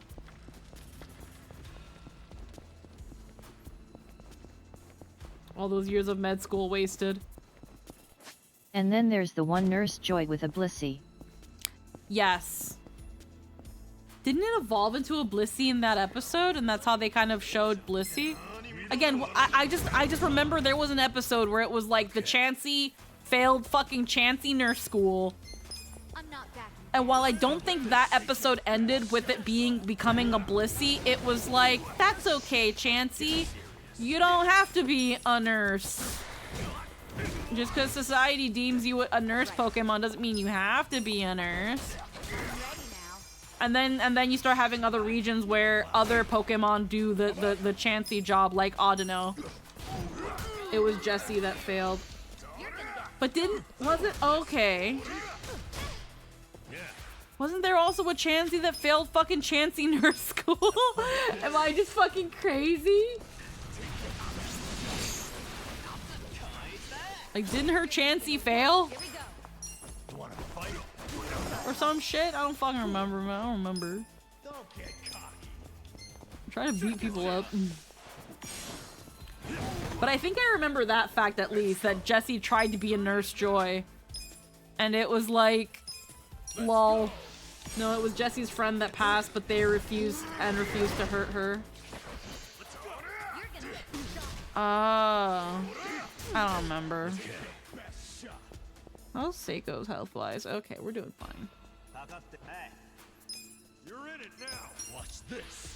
At some point, I'm gonna have to take a potty break. Pretty sure it was Jessie who failed. Oh, okay. You wanna fight? Which would make sense that she would fail Chansey school because she's not a fucking Chansey. Try this on your side. Oh, I don't remember. That was a long time ago. That was old. That was an old one. At what point of the Pokemon anime did they stop using Chanseys? Let's do it.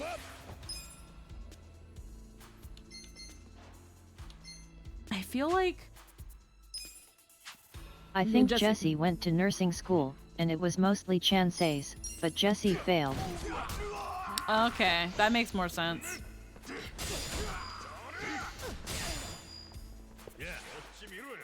That makes a lot more sense than whatever the fuck I remember. In the XY series, they had Wigglytuff. Well, I also remember in Black and White they have Audino. Let's go. But that's the only that's the earliest I remember them essentially retiring Chansey in the anime as the nurse Pokemon. How do you think she got the money to get to med school? Thomas Waypower, thank you for the follow and welcome to the stream. Well, here's the thing. And again, my memory might be completely failing me. But I think the reason Jessie went to Chansey Nurse School was because she couldn't afford regular nurse school. Because the Nurse Joys have their own school. You're not just born a Nurse Joy and then you're destined to be a nurse, funnily enough. They still have to go through nursing school. They in canon have a nursing academy. But I think Jessie couldn't afford or couldn't get into the Nurse Joy school. So the Chansey Nurse School was the next best thing. But then she failed because Jessie, canonically, that we know, was raised poor.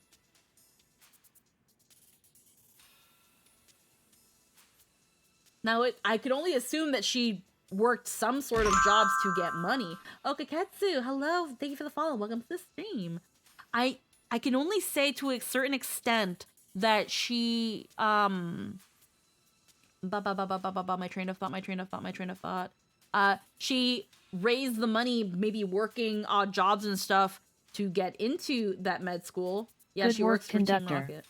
Well, here's the thing, like Kid of Burden, Team Rocket was after failing Chansey Nurse School. And that's why she ended up in the Mafia. She took a loan from them and couldn't pay it back when she failed. Yeah, Kid of Burden, Team Rocket was her last bet.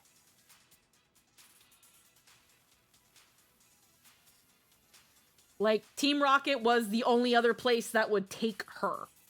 And then she's been there ever since. When she's talked about past job and past anything, it's before joining Team Rocket. They were the things that eventually led her to choosing Team Rocket as her last option.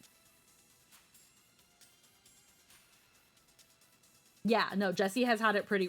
And then you have to think about the fact that Jessie and James are like 17 and 18 years old. Like, canonically, they're still, like, late teenagers.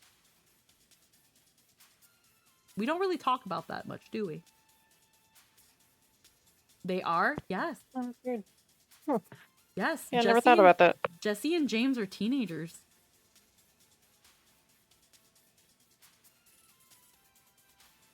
James is rich. What's his excuse?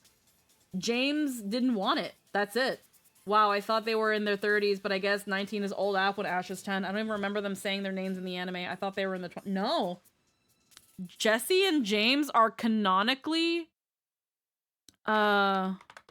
Which is good world building because yes, most crimes, particularly theft, are crimes of desperation.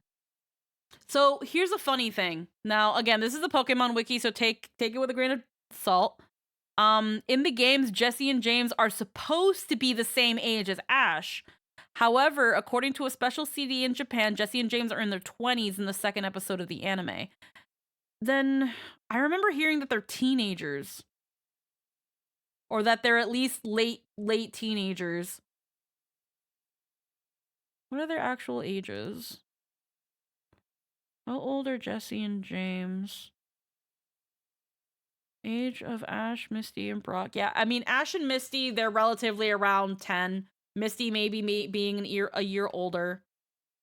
Jessie and James, at the start of the story, is still a mystery, but assume that since they're officially enrolled in a criminal organization, are at least 18 to 21.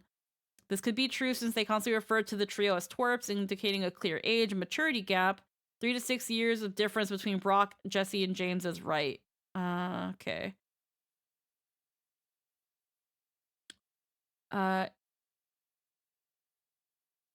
Okay, so it says Because criminal organizations are known to strictly follow child labor laws, yes. Okay, so it says here. Okay. So some people are saying here that Jesse and James were confirmed to be 25 in the Japanese version of Pokemon 2000. So they're apparently in their 20s.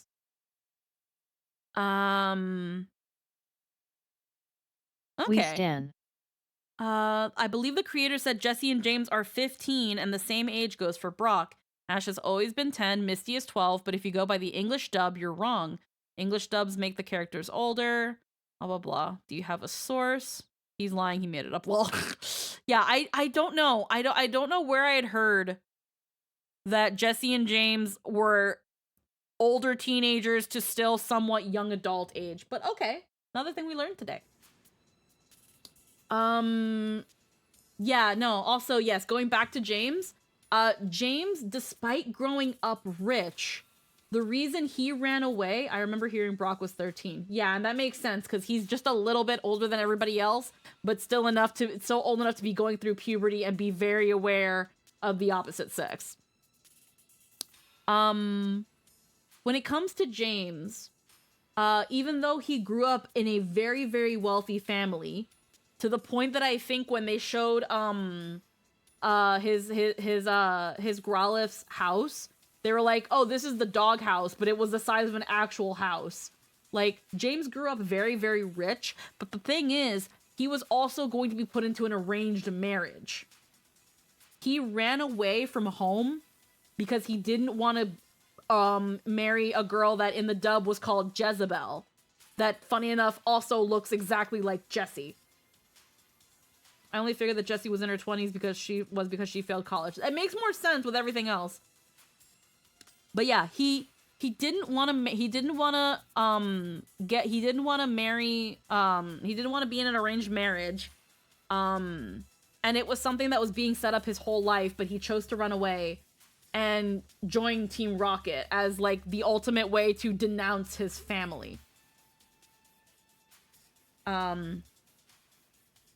But yeah, I had thought that Jesse and James were at least in their older teens, like 17, 18, but apparently they're somewhere in their early to mid 20s.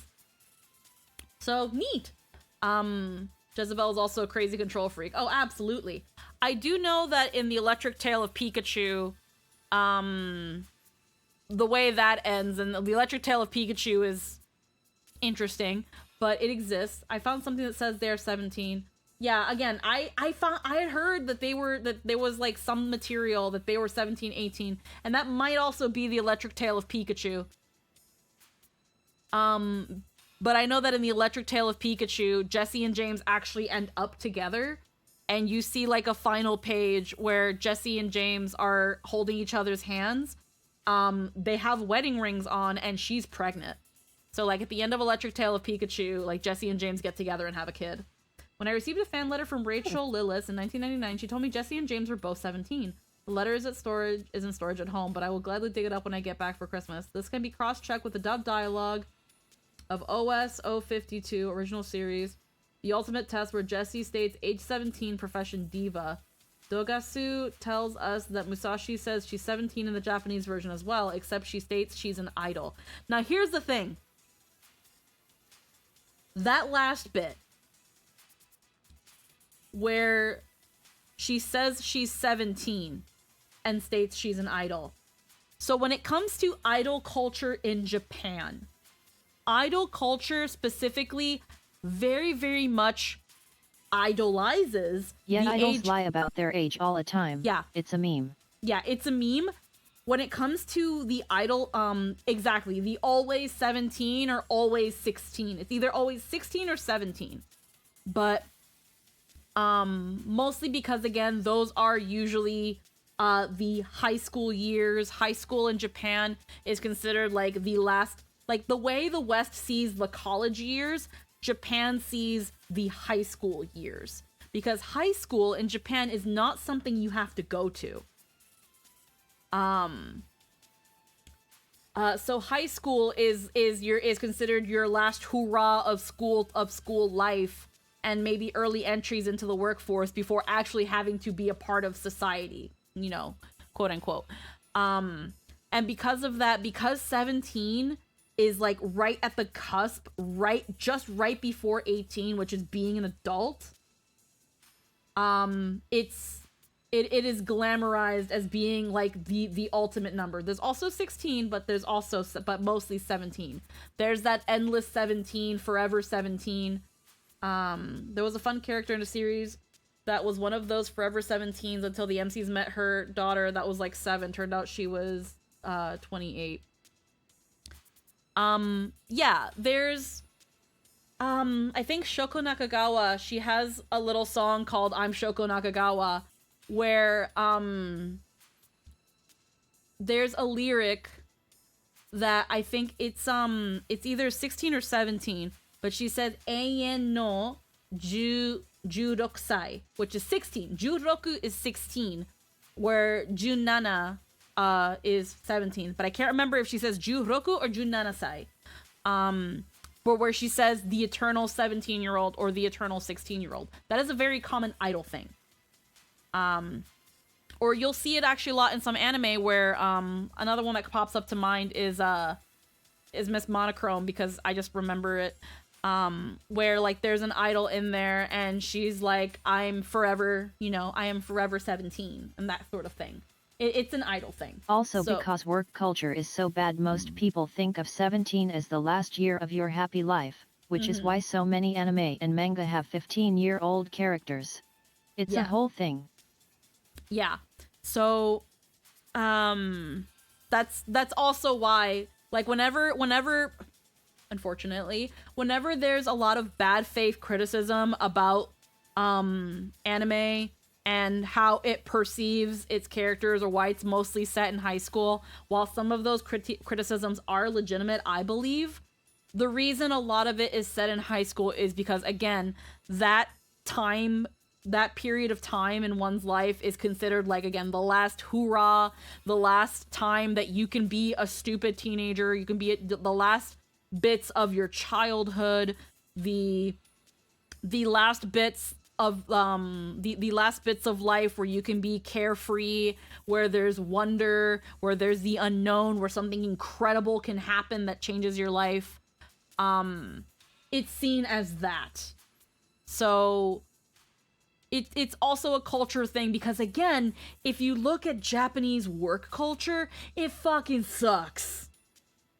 So of course they would overly glamorize the part of what in their lives is, these are the 3 years you get to be happy before your life ends. Yeah, like exactly that. That's so, again, just like the way we in the West see our college years as that, where we think of college of party and you get to meet crazy people and you get to be like, for us, our college days are the days that we get to go nuts, that we get to be free, that we get to do what we want. And yeah, I guess we're also in school too. That's what that is in Japan, but for high school. And unfortunately, a lot of bad faith criticism about anime and its culture, again, while some of it tend to be pretty, like, while I agree with some of the critiques, when you look at actual Japanese society, Japanese school to work society, that pipeline, it makes a little bit more sense. It makes a good bit more sense. But yeah. Before I get into more yappery, I'm actually going to take a very quick bathroom break. So this is also real weird about sexualizing children, though. We don't defend that part. Yeah, we don't defend that part. But I think the reason, again, it's kind of like how in college, everybody talks about how much they drank and how much they partied and how much sex they have in college. Again, it sort of unfortunately correlates with high school in Japan. But again, not that it like, my brain, not that like it's an excuse for it. It's just, again, you got to look at the bit of the parallel where they're coming here. That being said, please be 18 or older before you engage in anything stupid. actual studies do show that people who engage in sexual encounters too early tend to regret it. And wish that they had waited longer before having their first sexual encounter. So yeah. I'm gonna go use the bathroom. I'm gonna get a drink as well, so this is a perfect time for everybody to heckin', get a bathroom break, stretch, straighten out your back, walk around your room a little bit, get the blood flowing so that your leg doesn't fall off when you're 50 due to bad blood circulation. I'm gonna use the Find potty. snack, get water. Yes, find a snack too. I'm gonna find a snack. My tummy has actually been getting a little bit rumbly in the time that I've been yapping. So we will be right back.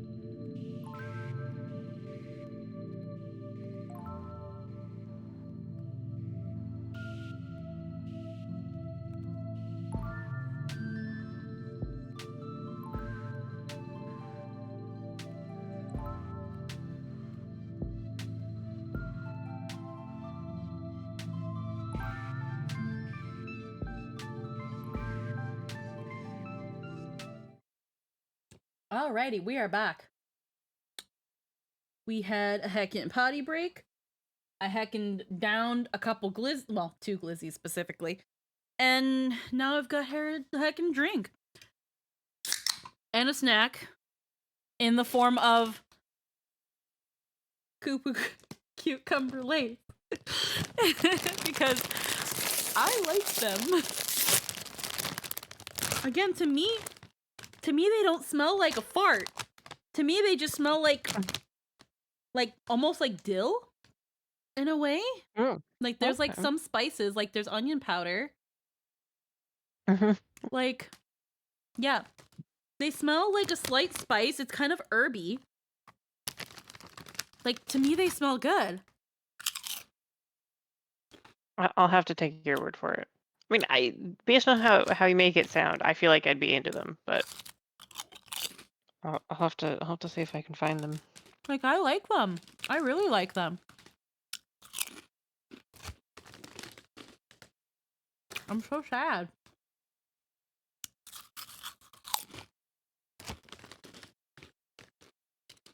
That's what I'm saying. Yeah. I return with food as well.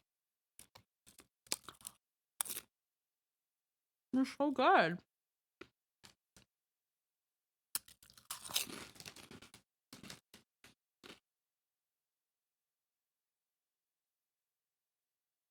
I will get to the bottom of this. For science. My controller fell asleep. I kept yapping too much. I have chili and tortillas, homemade obviously. Oh, hell yeah. Farm privilege. Nice. I want to learn how to make chili one day. I want Lynn's recipe. So that if ever if Yo, I will teach you. If fate ever leads us to meet, I want to make chili with you.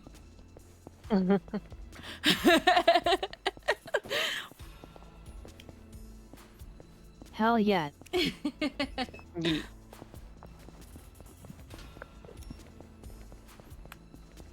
Has Jester returned? It is Jester. We're doing pretty good. Yeah. Oh, bleh. It's real simple, chili being kind of hot pot in that you kind of just throw whatever you have in with your base. Yeah. Let's see. Let's get these sluggers. Hope we get both of them. Oh yeah. Get this guy. Done. But yeah, no, I really enjoy them. I will get to the bottom of it.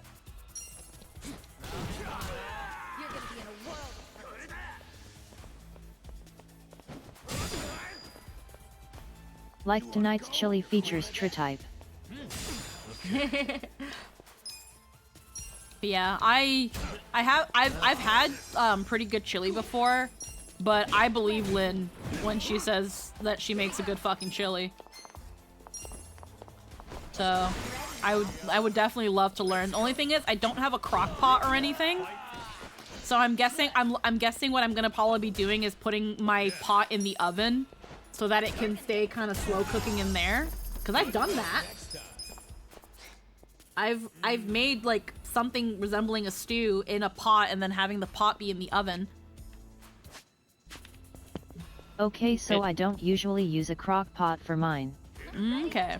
Jester's family, I know that they've made chili before and they use a crock pot because it's like they're like, oh, it's gotta be like constantly hot and you know stuff. And I was like, oh, okay. Okay, that's the goal. So there's something here. Sorry, Numba.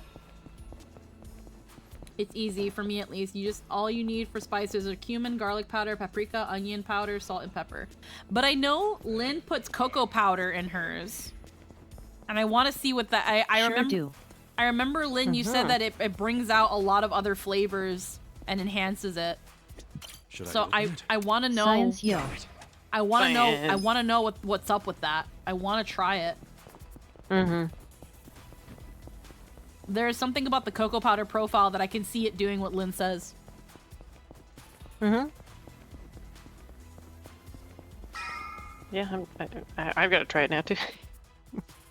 To be fair, I've not made a proper chili. I make throw things in a pot. I don't even want to call it chili, but it's got the chili spices, but I can't just throw stuff in a pot.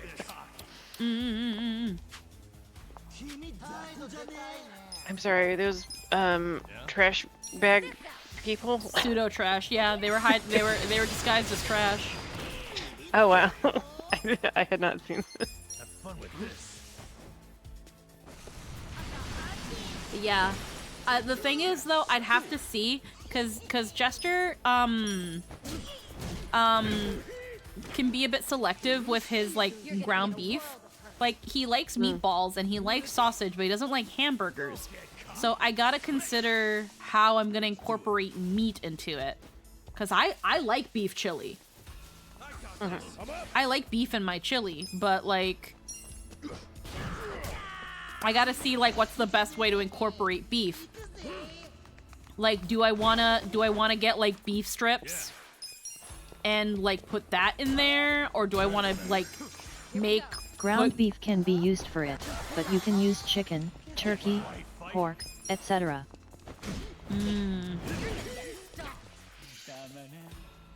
Is mixing meat okay? The big secret is to use leftovers. Yeah. Use ground turkey. Yeah, it's fine.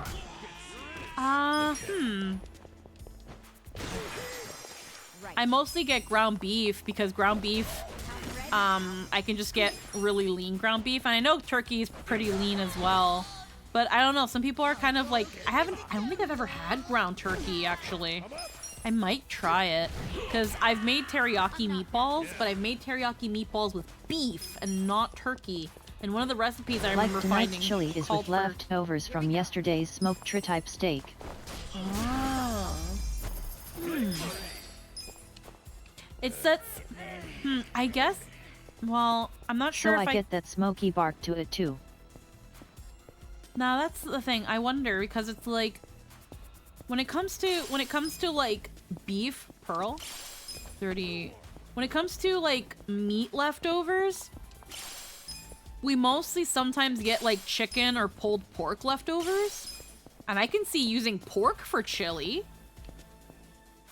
like using like barbecue pulled pork for that, and that would probably be really nice. It would again just depend on like if Jester's down for chili. It is.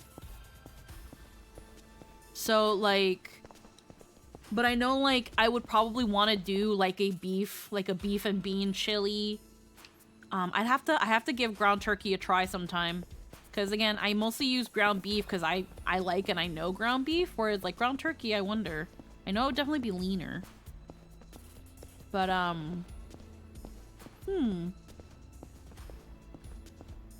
maybe next time I make teriyaki meatballs, I'll try with turkey. Because, again, I've had recipes that call for turkey. So I wonder... Oh, wow, gold scorpion. I wonder how much that would, how that would change the flavor profile. Turkey is nice because it's absorbative. Yeah. Soaks in flavor well. Yeah, yeah.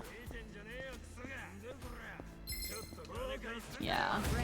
You should really try jambalaya or gumbo. The gumbo is basically a seafood chili. Oh. That actually... Well,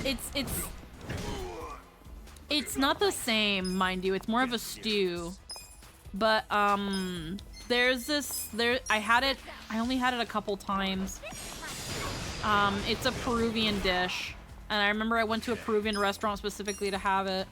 But it is a Peruvian dish called chupe de camarón, which is just, it's just a seafood stew that normally stars shrimp. Which is, and in this case, it's a more shrimpy. I'm not putting my bowl on my very nice desk mat, and this is a tad messy, so actually think I'm going to AFK to eat dinner at the table like a civilized person. Oh no, understandable. Makes sense. I do hear you though. Yeah, yeah. In my case, when it comes to my desk mat, honestly, it'll probably be due for another wash relatively soon, because I do. Sorry, chat, for denying you my presence or something. I do eat on my desk most of the time instead of at like the table, like the kitchen counter table. But thankfully, the desk mats are relatively easy to wash and get the stains off of.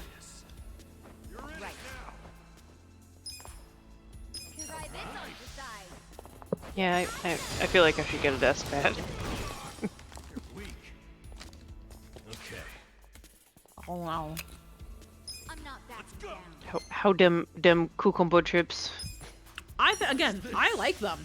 They don't stink to me. Funny enough, the flavor doesn't linger to me either, and that's another thing Sayu said. But again, Just very interesting. Cool. I got this. You're gonna be in a world. I'm gonna try not to devour all these because I want Jester to try another one when he gets out of the bathroom. For science, right? Uh-huh. Uh-huh.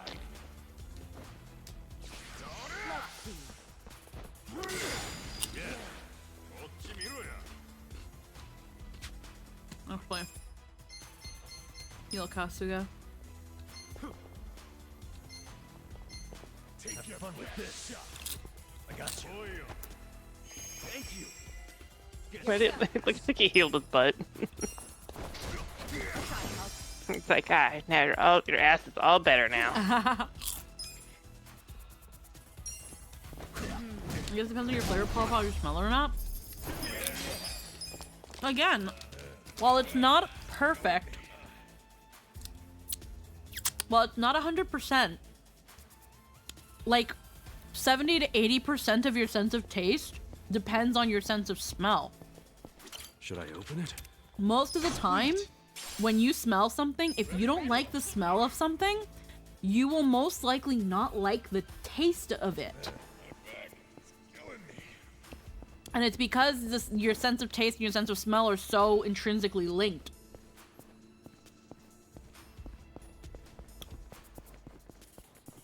So that's another thing. I'm gonna have, like, Jester sniff them again and then try one.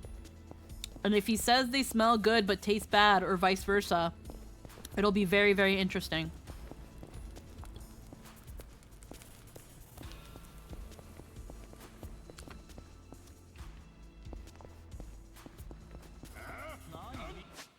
Oh my god. This is a big dungeon. Basement floor 2? There's so many enemies here too.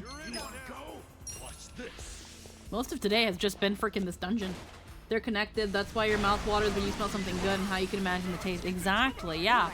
Normal, like, and that's also why, for me in particular, when I'm eating when I'm, like, going to eat something, when it smells amazing, I get so fucking, like, excited.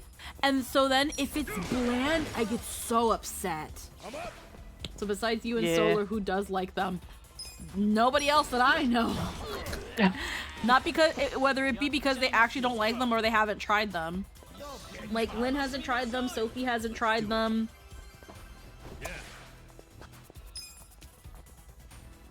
I mean, I'd be up for trying. Yeah, I mean, you can, Scylla ordered them off of Amazon. So, that's something you can consider, but... Yeah. In my case, again, our grocery store has an international aisle, and it has them there. And recently has the honey butter chips, which I'm just like, oh, hell yeah. I didn't know I fucked with a sweet chip until I had cucumber and I had the honey butter. I was like, oh shit, I guess I fuck with these now. They're so underrated. Yeah, floral microphone. Okay, I'm getting a lot of really, well, I hope is good gear. No. The sexy microphone is still really good. Recover. I mean, I already have recover MP with normal attacks. Chance on normal attack to apply charm. Oh, we already have that. Lovely microphone.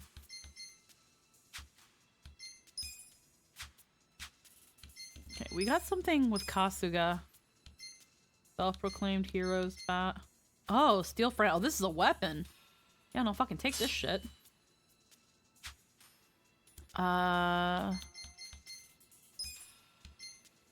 Anything I have here that would be good for him? Fish pouch? No.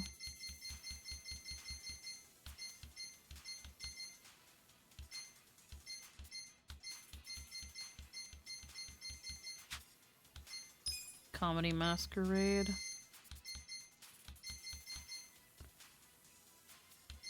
He already has a health ring. Got another one though. Rusted chainmail. I mean, yeah. Cotton gloves. Well, comedy. Oh, this is just so he doesn't get rage.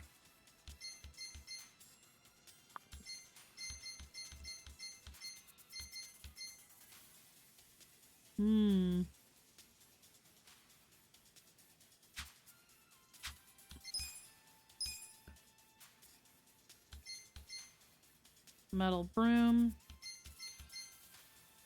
Plastic. Dandy. Yeah, nothing much else. Wow, I can't speak. Not much else. Okay, what does this do? Decreases MP cost of skills, which we like that.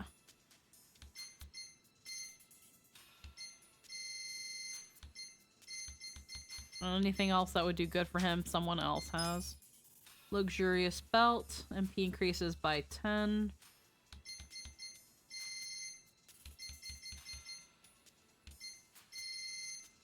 Okay.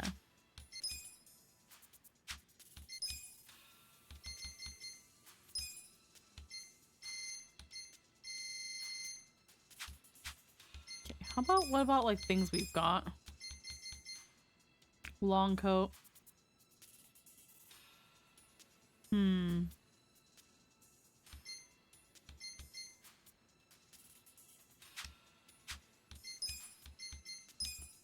Unfortunately, this is still, that Ono shirt is still really good. Work overalls. Long coat.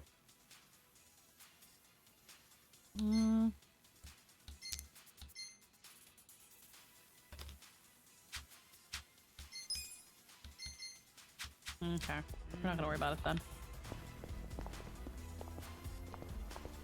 Alrighty.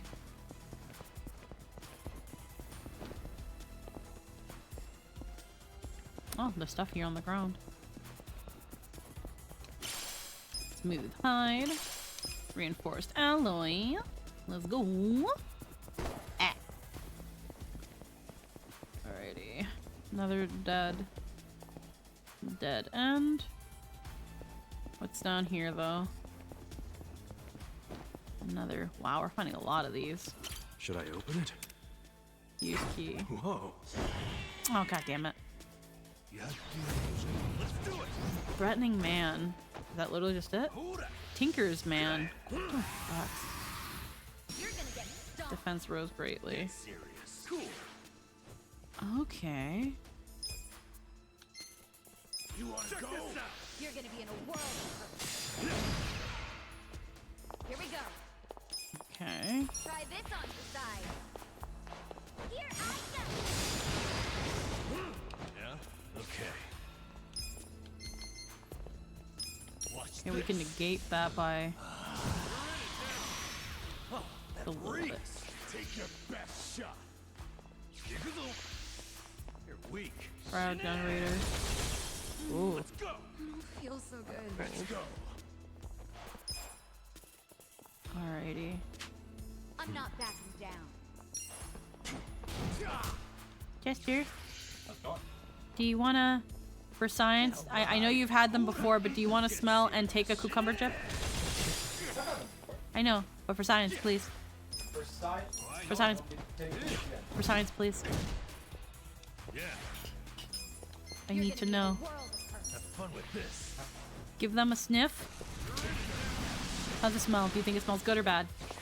It's neutral. Neutral? You definitely smell a little cucumber, but honestly, it just smells like regular chips. Uh-huh. But then the taste is not regular chip.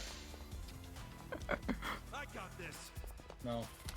And are they bad in that, like... That shouldn't be a flavor for a chip. Okay. The reason a cucumber is an okay flavor, but it should not be a chip flavor. Okay, the reason I say this is because Scylla had it today. Did she love them? They love them? No, they didn't. They hated them. I am right up with So, that. I feel that. So they said that it smelled like fart and tasted like a sock. I don't think they smell like fart. I think Scylla's wrong about that. I think they're wrong about that. I think the smell is fine. I do agree that they taste like garbage. I think Scylla's right about that. Okay. They are right that they are not a good chip, in my opinion. Then Back and I'm beginning to think we have a manufacturing difference. A manufacturing difference. Then they gave it to Sayu, and Sayu kind of didn't really say anything about the smell. It doesn't seem like they thought it smelled bad. Yeah, the smell's whatever. But they didn't like the taste either. They kind of had that thing where they're like, what facility a product is made in can change a lot. Yeah. Like they had a small scrunch to neutral to full scrunch. Yeah, we're dying. That is, I don't think they're good chips. I think they are completely fine as like individual things. I think cucumber is fine as cucumber. I think chips are fine as chips. I think cucumber potato chips don't make sense. But that's just my opinion. I think again they're delicious, but I want to make beignets, but I can't because if I get up, my BF won't. Aw, I'm sorry about that. East Coast though, let's go. I'm in West Coast, but yeah. That's like when they made the cinnamon roll potato chips. I didn't think those were good either. Those were fucking garbage. Those were really bad. Those were meant to be bad though. So he's a lawful foodie, while Squeaky is a chaotic foodie. So he's a lawful foodie while Squeaky's chaotic. Yeah, that makes sense. Now here's the thing. Again, because Lynn said you're a lawful foodie and that I'm a chaotic. Now here's the thing. Whoa, you got a group of misfits. What the heck? So, chat. So, heckin', my train of thought. No, but here's the thing. The cinnamon bun chips. No, the cinnamon bun chips were purposefully made to be bad because they were for a flavor competition. This is an actual. So that the model works. There you go. So whereas this is an actual chip flavor in China. This is a regular chip flavor in China. You can go to China, you can go to the chip aisle, and you will find this flavor all the time. That's where I can't compare it to the cinnamon bun because that was a one-off strictly to be a controversial flavor. Now there is a very big possibility that this is manufactured differently here because there's no way they import it from China. That is just isn't the case. They're made here, but it's a Chinese flavor. So there's a very high chance that the flavor is different. Will I like the Chinese that's my theory. In China? Maybe. I don't know. We're just knockoff. And the knockoff's kind of mid. Like, I wouldn't buy this because I was hungry. I'd probably just starve. I love these. They're so good. Like, I fuck with these so bad. They're so good. There are definitely better chips. And they're so good. Like, it's not even bipolar where when we got the KFC flavored chips, they smelled like a fucking Foot Locker, but actually tasted okay. This isn't bipolar. Those KFC chips were just free flavor with Squeaky for being contrarian. They're not substantial in any way. What do you mean plus 3 flavor for me being contrarian? I thought these were gonna taste awful too, and I was like, oh shit, you're so good. When it came to those KFC ones though, those KFC ones smelled horrendous. Honestly, I'm just being silly. The KFC ones smell awful. The KFC ones tasted like chicken bouillon though. They didn't taste like chicken. They didn't taste like. They tasted like, I guess like the 7 spices, but like they tasted like chicken bouillon. They tasted like some fucking Knoll's chicken bouillon. Also, Kiru, hello and welcome to the follow. Thanks for the welcome to the stream.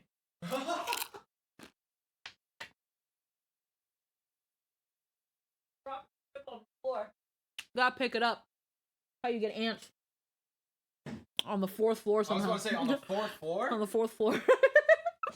Well, those ants be working. They can have a chip if they get up here. Fuck them. But only one. Nah. Only one. Nah. No quiero. No lo quiero. Ni no quiero, amiga.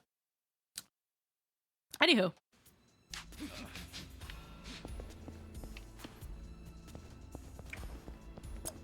I feel like we're getting to the end, like close to the end of the dungeon, but like I have no idea. Yeah, who dropped by and said hi? Right. No, Scylla. Oh, Scylla. Which that was so nice. Hi, Scylla's chat. They're very neat. It was a good while ago. It was It was like 400 and something. I got this. That's really cool. Yeah. Thank you, sir. They're very cool. I think currently they're. Hi, Chad. Thank you for hanging out with my girlfriend. She is also very cool. Yeah. Get serious. Actually, I gotta. Probably. Actually, no, they're already up. Okay. Who was dying? Weak. I'm gonna go play Pokemon and lurk. Bye, Chad.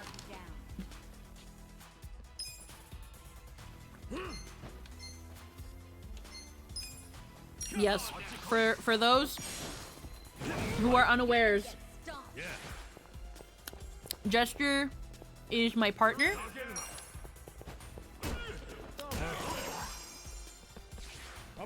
Lynn is my wife, in that she is my bestest friend, and I love her. The bread is here. But Gesture is my actual partner. Can you believe it? They were just about to throw all this Speaking away. of Gesture, with the head and shove, Here we go. and you bonk. What the fuck? I'm trusting you. Try this on the side. This is my Also, Jester, you've missed no story. I've been in a dungeon this whole time. It's a huge dungeon. Oh, holy shit. You've missed no story. Don't get cocky. I went out with coworkers and got the most Canadian thing. So I may have gotten a little chilly on my yeah. chair, and am having issues getting it out of the fibers. Oh no. Get alive. My nose.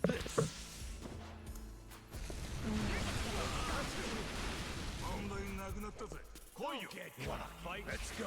You know, this has been a really Time big to dungeon. grab a toothbrush.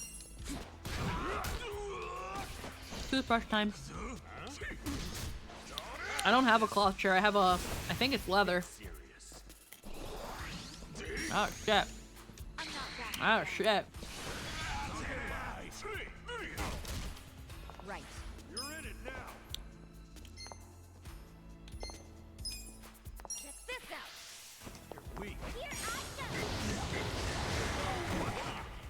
I got this. Yeah. You're gonna be in a world of hurt.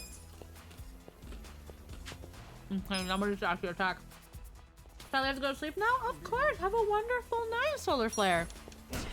Thank you for being here. Thanks for spending time. I hope to see you again next time. I do normally stream Saturday, Sunday, and Monday as well. At an earlier time, around noonish my time, which would probably be about 3 your time. But yeah. I usually stream Saturday nights. And then Sunday and Monday in the afternoon. Oh my goodness. Let's go.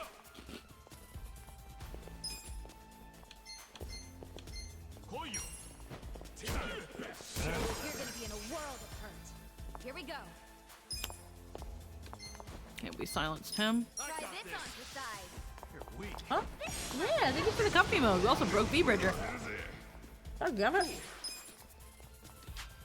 I pre-broke V-Bridger before the stream too. Not backing down.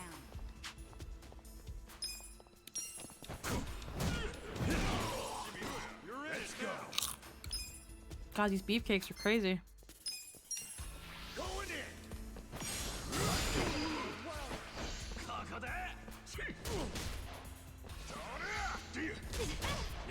I want to show some comp. Hell yeah, thank you. Oh, V-Bridger Well, fixed it's itself. heavily faded Oh, yeah. now, but I still see and know it's there, so that's going to bother me, but oh well.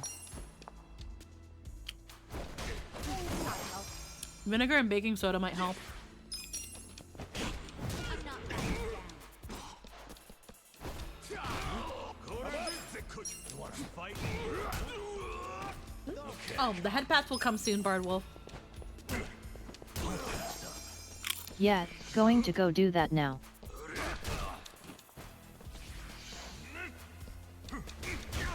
Oh yeah. Here we go. Okay. You're in it now. Check this out. Give it your all, everyone. You're weak. I'm ready. Appreciate it. Cool. You're gonna be in a world. Take your best. Let's go. And then the magical bard himself. Head pat the strawberry. Those head pats will come as soon as comfy time ends. I don't make the rules, Mix It Up does, unfortunately.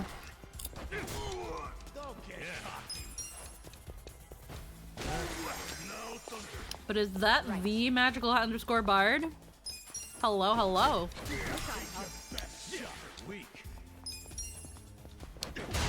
Ow.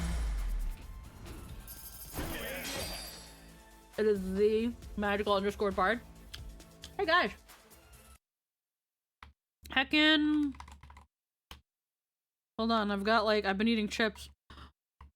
I've been eating chips. Some of my fingies have like chip on them. There you go.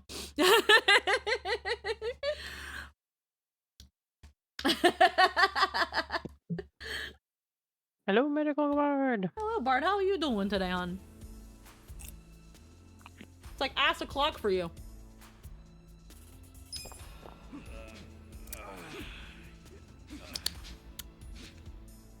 I definitely burned my tongue early this morning. It's only almost 8 a.m. Yeah, and you've only almost probably been up all day, all night.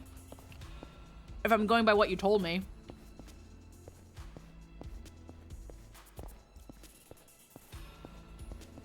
Like, did you go to sleep? I mean, yeah, to be fair, the day's only just started. I'm doing good. I had a sudden urge to be productive. I've been recording and editing shit for 7 hours. Hell yeah. I've got some things I need to kind of get off my booty and edit. Which, honestly, I was productive and I made like freaking Vietnamese egg coffee, and that was really fun. I got a video out of that I can freaking put on TikTok for funsies. And then heckin' hold on, what? Actually, hold on. Heckin'. I also got some other things I can edit. I've got like a highlight from like last week, I think. I think it was last week. That we've got a heckin' edit. Here we go. Try this on the side. Here I go. Alrighty. Oh, he's gonna get up. Oh, but it's okay. Fuck. Ah. These boys got a lot of shit going on. Namba's got some good amount. Get that fire in there. Egg. Yeah, no, I made egg coffee, and that was actually, for making it for my first time, it came out mint. So good. Right. It's pretty much just making custard and putting it in coffee. It's just making a fluffy egg custard. Sounds yummy. Yeah, no, super easy. Just a little bit time consuming because like you need, I don't know how to feel about that. Let's see. Well, here's a question, Bard. Do you like eggnog? Let's go. Just out of curiosity, do you like eggnog? You're gonna get stomped. Depends. Okay. Do you like when you have eggnog, do you like it more on the spicier side or the sweeter side? Here we go. Spicier side? Okay. And better. Victory achieved. Hell yeah. So if you like your eggnog more on the spicier side with more cinnamon and nutmeg and all that stuff, then it might do you well. If you've ever had eggnog, have you ever had eggnog in your coffee? Watch this. Let's see. I got this. Because eggnog in coffee is something that's actually relatively common, at least during the holidays here. And I think, I guess just in general. Right. I've not put eggnog in my coffee. That never seemed like a great idea. It's actually a very common, again, during the holidays. That's why like eggnog lattes are so popular. So, honestly, egg coffee is not that far from putting eggnog in your Vietnamese egg coffee, or just egg coffee, is not that far off from putting eggnog in your coffee. Now, to be fair, with Vietnamese egg coffee, it's usually drunk in a layer, but you can mix it. Then again, I'm talking to an ex-barista. Yes, actually. Very, very, very much so. An general manager who ran a coffee shop for 7 years. But like, well, I ran it for like 3.5 to 4 years, but I worked there for a while. Details. So pretty much all it is. Now, again, when it comes to making custard, custard already has egg yolks. Whether it be custard pudding or custard, usually egg yolks are a prime ingredient. They're what make the custard, like, rich. It also gives it that yellowy look. So, there you go. Bless you. So, if you take, egg yolks, sweetened condensed milk, a little bit of vanilla extract, and just beat it with a mixer for about 10 minutes, you get a very fluffy, very fluffy foam from that. And then you put it on top of hot coffee. Now, again, you can mix it and it'll be not that different from putting cream or eggnog in your coffee. It'll have a creamier consistency and it'll obviously be sweet. But if you drink it as a layer, you've got like this fluffy, sweet, this really fluffy, sweet, light, rich cream. And then with the coffee coming in, the more bitter the coffee, according to Pam, the better. But yeah, custard, like, if you like custard, like creme brulee and stuff, then you probably actually might like this too, because it's like having creme brulee on top of your coffee. So it's like a creme brulee coffee, just without the hard sugar part. And again, very easy to make. It's just, if you don't have a hand blender or an electric mixer, you're gonna be whisking for a while. But yeah, no, I made it for the first time today because Pam made it yesterday and failed pretty badly. So I was like, you know what, let me figure this out. I don't know if this is a hard thing to make, but let me see. Let me see where, like, my knowledge of coffee and things like that take. And honestly, it's again pretty simple. It just goes down to just, you have to really beat the eggs till they're like a cake battery fluffy consistency. If you don't have that consistency, if you don't have that dense foam, that light yet dense foam, yes, just beat it. If you don't have that dense yet light fluffy foam, it's not going to sit on top of your coffee. It's just going to sink. And then in the case of Pam, it's like she had like milk curds and stuff. It was weird. But yeah, that sort of stuff. So yeah, I feel like if you already like sweet creams and stuff and you like your coffee on the creamy side, honestly, I think it's worth a shot. It's very easy to make. Very, very easy to make. Oh, save point. Okay, I see something here. What's over here? Another save? Another treasure trove of goodies? Okay. Are we actually gonna, like... I mean, we've technically been proceeding with the story. There's just been... Oh, a gold ingot. There's just been no actual, like...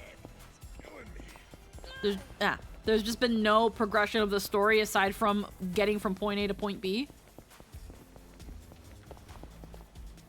Okay.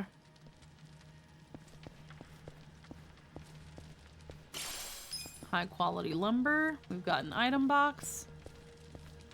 I think I might actually... Stamina light. Well, I might just sell them.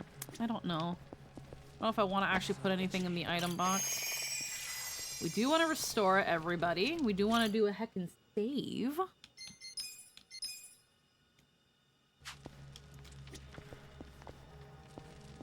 But yeah, no, I've now been like munching on these cucumber chips because I was so excited to see. Oh, what? Did I forget 2 items? Yes, I did. I was so excited to have Scylla try the cucumber chips, but I'm also not surprised that they didn't like them. They're so good though. I love them. Alrighty, there we go. I will have to at a future point. Oh yeah, no, I definitely think it's worth making. I would say unless you want a lot left over, which I say a lot, but if you use a half a cup of condensed milk, you're looking at about a cup's worth of foam. I'd say if you're gonna make it just for yourself, because I don't know if Tenny likes coffee, If you're gonna make it just for yourself, use 1 egg yolk, half a teaspoon of vanilla, and 1/4 of a cup of sweetened condensed milk. If you're gonna make it for you and Tenny, then go with the 2 egg yolks, 2 egg yolks, teaspoon of vanilla extract, and then half a cup of condensed. You guys gotta eat. Oh my god. I wish. Okay. This is a huge facility. Oh, okay, but it seems like we're really close to the end. Tenny is more of a tea drinker, like a heathen. Oh. I mean, I'm a tea drinker too. Like, I like both. Heavy machinery. Yeah, I'm more a tea drinker. Just hit any part of it you can. I'm that heathen. Like, go for that army swinging everywhere. Good enough for me. Yeah. Okay, excavator. Namba attacks. Okay. So, we're gonna see. What's this? Don't get cocky. Okay, resist heat. Is this bit about the bare knuckle box instruction equipment? That's Yakuza. I don't think we can really charm it because it's a fucking crane. Well, it's a fucking... It's not a crane. What is that? Oh, it's an excavator. It literally says it. Okay, it was literally said. I'm allergic to coffee and my wife is a barista. Life is weird. There's a dude in the excavator. Yeah, but we're not attacking that, are we, Bard? And here's the thing, barista isn't just exclusive to coffee. Just like it isn't exclusive to alcoholic beverages. You can also be tea. So, you know, I also work with tea. Worked with a lot of tea. I do like tea. Like, I still have some of that egg milk foam. And I'm gonna be making some hot matcha tomorrow, and I'm gonna be using what's left over in that. Tea is actually good. Yeah, no. It just depends on the type of tea.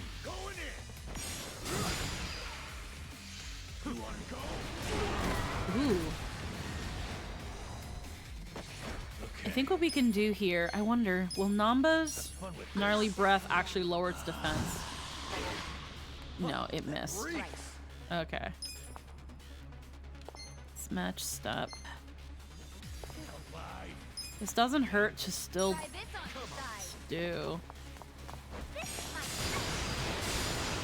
Squeaky also has quite the appetite for tea, though of a different meaning. I like both teas. Mega swing.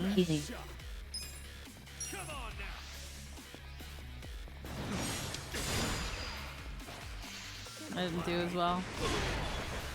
Ooh, Namba and the other's evasion fell. Okay, interesting.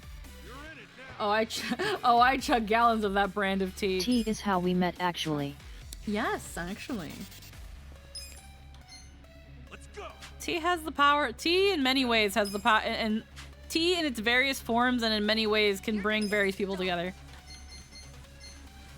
Also, freaking Bart, I'm so sad that I always miss the streams where you talk about freaking VTuber tea.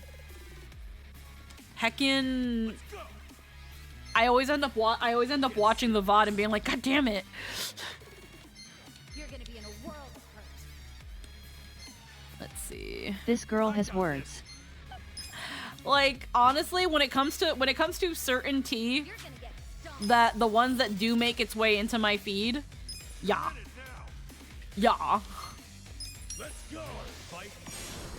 She doesn't usually take notes, but on that subject, girl has notes. Oh yeah.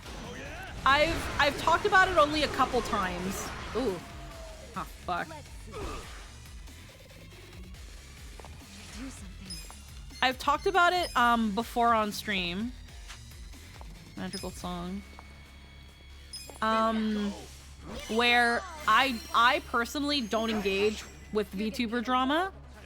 But what I have been doing since the beginning of the year, as someone who doesn't normally engage with drama, anytime it does find its way onto my feed, if you're free on a Wednesday morning, you're more than welcome to stop in. I will see. I actually have this coming Wednesday off. So maybe sometime before Jester stream I might pop in if I'm awake. I might actually even set an alarm. That sounds like fun.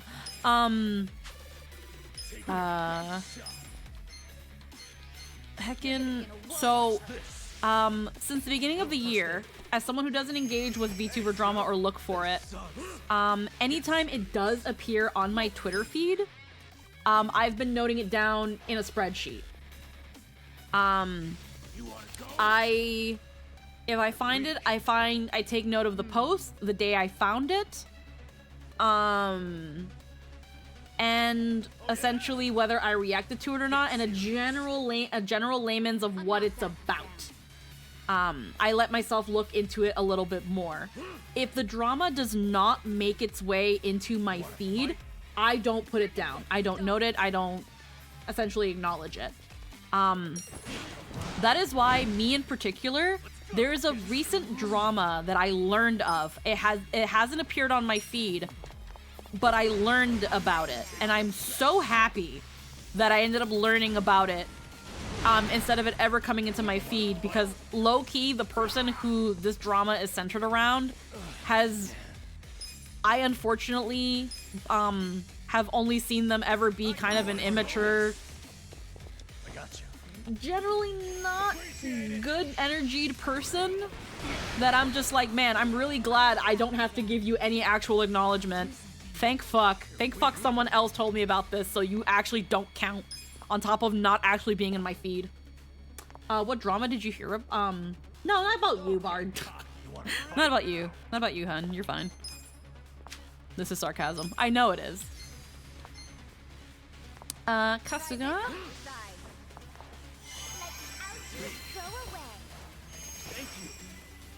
That's a nice full heal.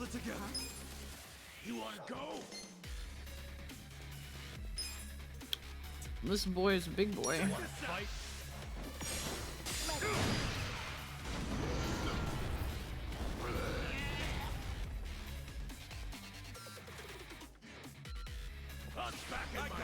Dachi overcame his fear. Okay.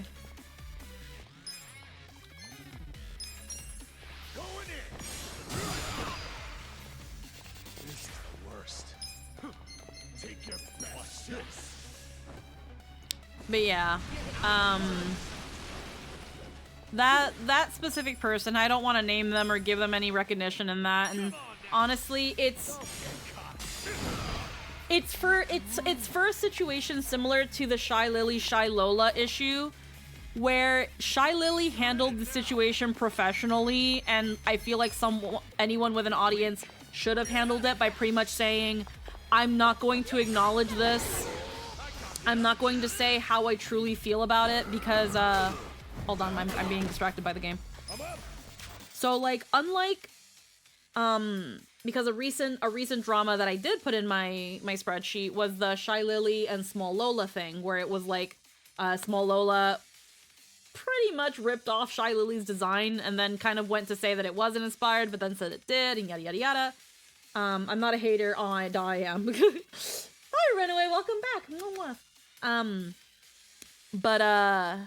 Heckin', where in that situation, Shy Lily was like, hey guys, obviously I've said how I feel about this before, that I don't like it, but in the case of the recent situation, she didn't even name names or anything. She was like, if I say something, if I say certain things, things will get bad. If I don't say anything, things will get bad. Like if I call them out, people will attack them. If I don't call them out, people will think that this is okay. I lose either way. All I'm gonna say is she was like, I'm going to stay neutral. I'm not going to say more than what I need to say because it's not worth it. Just obviously, you know, be original, do what you can. Blah, blah, blah. I don't want to speak her words because I'm probably misremembering some of them, but essentially she was like, either way I lose if I say something. It's not worth it. And that was the professional way to say it, whereas this other person, first of all, had much less of a base than Shy Lily to say that this person was copying their design, when their design was literally just white-haired elf. So really dumb basis, very shaky basis. then went on to post a pretty mean-spirited video, said on someone else's stream that they explicitly meant harm, and that's also why they tagged them so that they can see the video. Then eventually, while still doubling down, said they weren't going to apologize, that they don't regret it, but that it was all a joke, guys. This was just a joke. I thought it would be funny. And then proceeded to then say, well, I'm a really emotional person, and, you know, that's why this is not my... No. No. And the fact that that person has an audience Yes, toxic fragility. It's mean girl behavior until when I'm so emotional, I'm so this, where it's like, no girl, you're just kind of shitty and I don't like your energy, I'm sorry. And unfortunately I've seen previous instances of them, of her, where she's kind of always seems to have been like this, and while again at the end of the day I don't know people like that and I can't truly say for certain, I at least know that I, at the moment, do not really care to be in their presence. I hope they have the day they deserve. And I hope that eventually when karma does bite them in the butt, that they have a good support network of people that can not only help them tend to their owies, but also tell them, now you know you shouldn't have done that. But I digress. So that's really how I feel about it. Run away. I'm a teacher and a doctor. I'm a natural hater. You're a bean, okay? You're a sweetheart. Run away. You are a very sweet and generous and caring person, albeit very angry and prickly at times. But well, of course you say that, Squeaky. Runaway likes you. VTuber community. But no, I genuinely think that, because in the times that I've chatted here and there with Runaway, I think they're, and some of the things that he has told me, I think he is genuinely a very, very kind and compassionate person. But he's also a person that has seen the depths of reality. Should I open it? Got it. But I think when I list all the ways you're gonna die and your life is gonna end, you're mad because I'm right. You're very compassionate, you're very caring, and you definitely want the best for everybody, but you've also been through a lot, seen a lot, and you know where and when to, let alone have the optimism where to put it. At least this is what I have observed in our time together, Runaway. Your OC is also hot, and I will continue to openly thirst for them. Anywho, but I digress.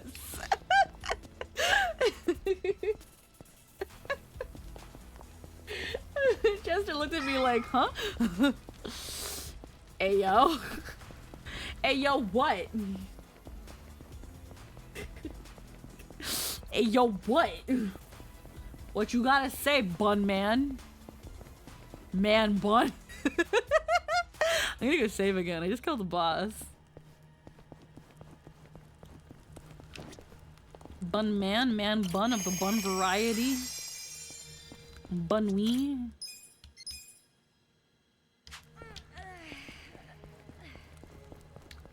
Leave Vero, you know. Look, don't tell me that. First off, Smurgberg with the I horny already bug. know that. I'm going to die from some completely curable disease that will become terminal before it's ever clocked because I haven't gotten a checkup in over a decade and don't have the money for it. Heckin', when it comes, first off, Runaway, look, don't say that to me when after I posted a freaking outfit that I was like, man, I would be an adorable dog in this. You then message me a freaking funny face being like, yeah? Like, no. Sure. Almost 2 a.m. I think I'm gonna sleep. Yeah, no worries, Bardu Wolf. Thank you for being here. Damn, Lane gonna die of ligma. Heckin'. Freaking, I don't want to hear it. When I was freaking thirsting over your character, you were like, hold on, let me send you more. Nah, I just like causing problems on purpose. I know you do. Frickin' frackin'. Return to the city or stay? We want to leave. Return to the city. We were in here the whole damn stream. Holy shit.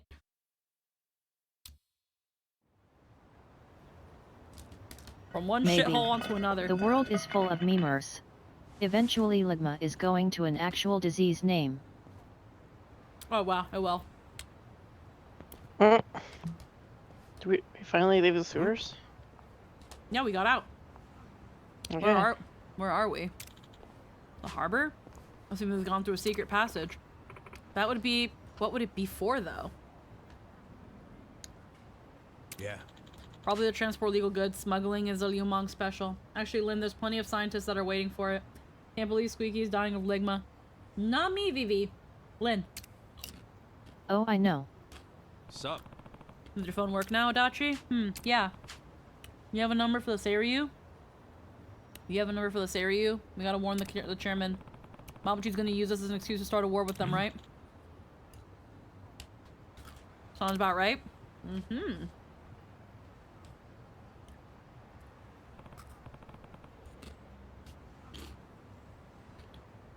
I'm wondering why they chose not to dub this.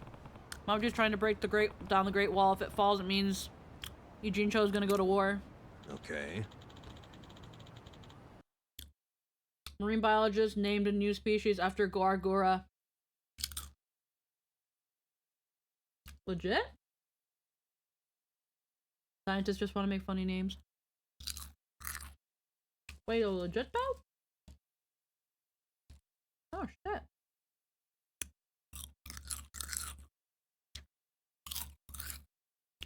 Didn't a long time ago somebody name They'll something like a probably Pikachu? call it like Marion Ballsy or something. There's a snail named after Steve Irwin. I think I know about that one. Didn't somebody name like this one sort of thing? It was not a virus or something, but they called it like a Pika? Like a Pika cell? Yeah, or Pika Pikachurin. Yeah, Pikachu. I'm not surprised that scientists are nerds. Scientists are the epitome of quote retweets. There's a species of dinosaur named after Thanos. Oh my god. I like that. That's funny. Kind of hard to just cop the chairman of the Seiryu clan. Crazy. I guess that's how much you trust him. Ichiban's a strange guy. Ha. That's the first thing we agreed on. What? A shooting by the Liumang? What did you say? I see. Right, I understand. The Liumang attacked the Seiryu clan? Yeah. Yeah, 2 Seiryu Yakuza got shot in public.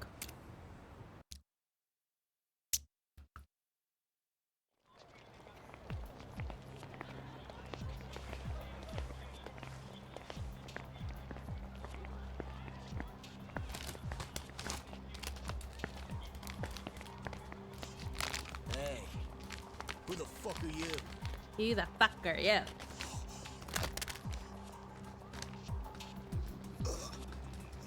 Oh, like that. Oh, damn.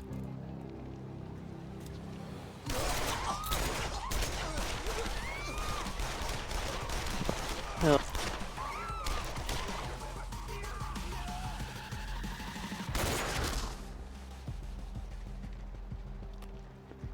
They were both pronounced dead on arrival after being shot on Seiryu clan turf. Damn.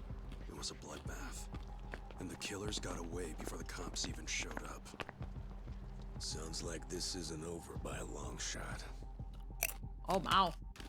Oh, hey, average day in Chicago. If I had discovered a new condition or procedure, I'd call it the run-bun maneuver.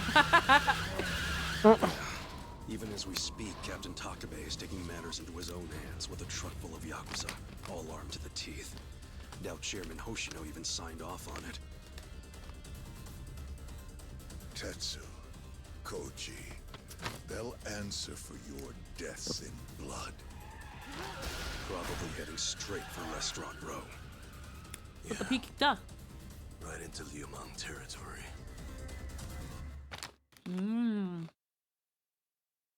Guns are extremely illegal in Japan, but yeah, Yakuza always have a hookup. Right where the Liumang boss has his front. He's basically a lit spark flying into a powder keg. Yakuza definitely usually don't you How well, can it hold be on. this easy to destroy a years-long truce? Mabuchi's got everyone dancing to his little. The reason that here's to answer Namba's question, why is it so easy to break a truce this long? Because everybody has just been waiting for an excuse.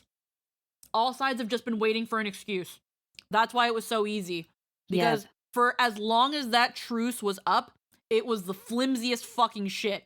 Everybody was still on edge, and everybody was just waiting for the moment. Because it wasn't a truce, it was a Cold War. Yeah, that's pretty much what it was. It wasn't a truce. It was, we're just gonna wait till somebody fucks up. As well, the reason the Yakuza can obviously do that, whether it be when it comes to these gangs, the reason they can do it so publicly like they did, one, is because it's part of the ploy to start a war. Make it very clear it was this gang. Second, it's because, now I could be wrong, but isn't it general Yakuza, some kind of Yakuza creed where you don't involve the public in your shit? You leave bystanders out of it.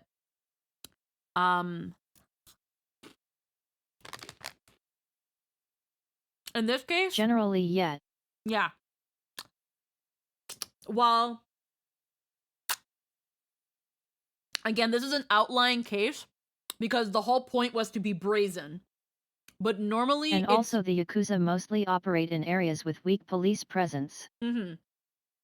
Exactly, like you said, Runaway. This is a message. But at the same time, this was also meant to be very, very brazen because it's sending that message. But normally, it's keep the public out of it and become the de facto peacekeepers / raketeers. Yeah. So they usually try to keep the general public out of it. God, my train of thought is somewhat gone. They usually try to keep the general people out of it, or they try to make as little witnesses as possible. But it's usually keep Yakuza matters to Yakuza. And usually the ones that do the more dirtier methods are usually seen as pretty bad.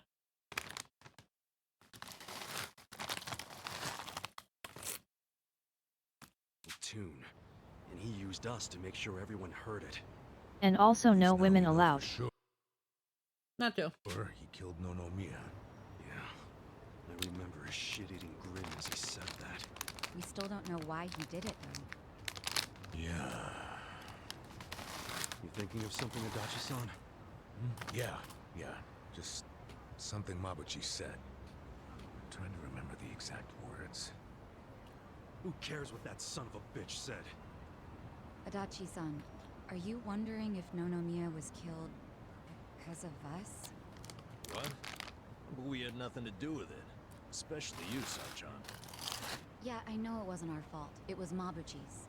But maybe we were a convenient tool for him to get the war he wanted. I don't know, Sachan. I mean, we weren't even a blip on it. Wait, I get it now. You do? Listen, on the surface, it makes no sense for him to kill Nonomiya, right? Right. We know his true objective is war with the Seiryu. Oh. Yeah, that's a given. He didn't need a reason to start one. He could have just done it. Instead, he used us as an excuse. Why? You tell me, detective. Think about it. If it got out that he was stirring the pot, what would happen? Well, the other organizations would retaliate. Exactly. This is Yokohama, where the Ijin Three have a strict agreement never to invade each other's turf. Anyone who dares break that rule would be punished by all three factions. Even if that person is a Liumang officer, like Mabuchi. So anyone who upset the balance would send us to die no matter his rank. So he needed to put the blame on someone besides himself. But why us? Think back to what he said, and it all starts to come together. I was actually starting to worry that no one would water the seeds I planted. But then you showed up, and now that seed has blossomed into the most beautiful flower. He was saying that his master plan was complete. Get it? Mm-hmm. The seed was Nonomiya's death. Hold on. One sec, I gotta crumple up this bag.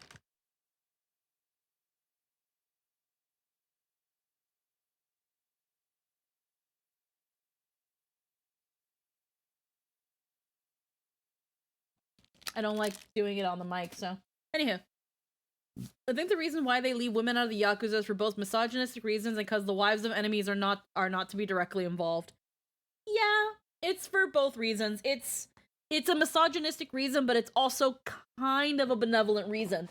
They don't want to involve women into the Yakuza because they see all this as like men's problems, and that it's not fair to the women to drag them into It's sexism both ways, but yes. Yeah, it's sexism both ways, but it's also like this is a man's world, this is a man's these are man's issues, and the wife shouldn't have to deal with the consequences Which is of the sexism, choices. yes. Yeah, which is a woman, the woman shouldn't suffer the consequence of her husband's choices.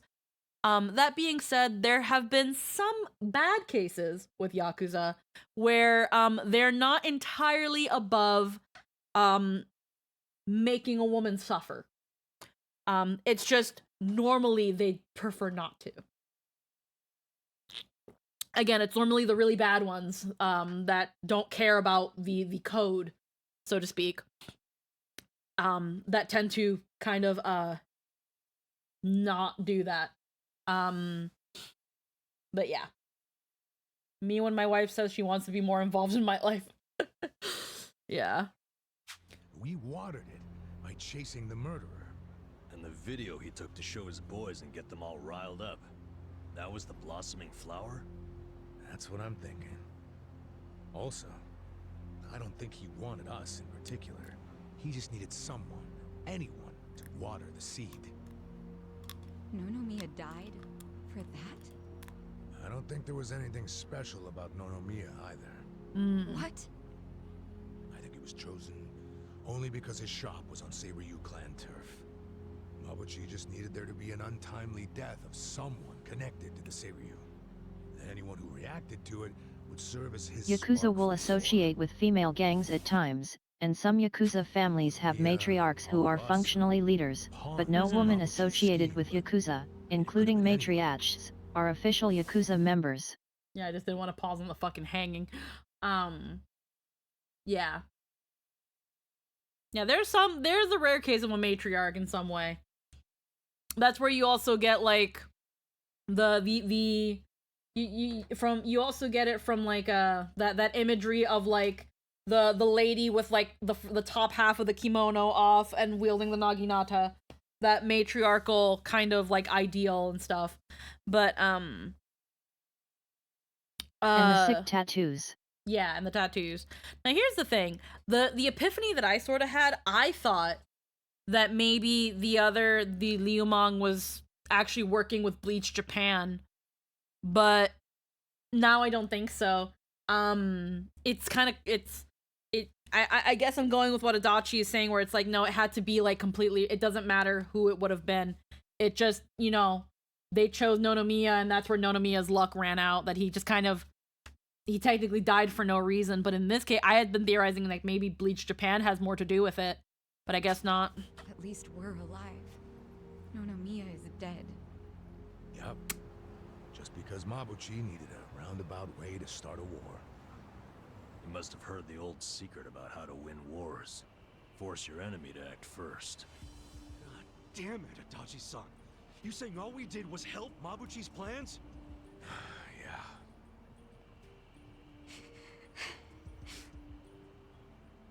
That evil bastard has to pay.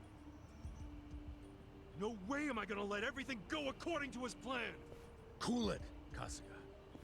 We need to stay calm right now. Yeah. Mabuchi's obviously a sharp guy. So let's not do anything rash. Fuck that! I'm not standing around and letting him win! Look, you might believe in that old shit about letting the enemy act first to win the war. But my Aniki taught me different. He said whoever makes the first move is the victor. The guy with steel balls wins. you need to chill out. And Sachan, what's so funny? We can stop this war. We just gotta tell the Seiryu captain what's going on. For real? You want to mess around in gang warfare? Namba-san, would you rather let it happen, and then we get blamed for the whole thing? I'm not down with letting it happen. Nonomiya wouldn't be either, if he were here.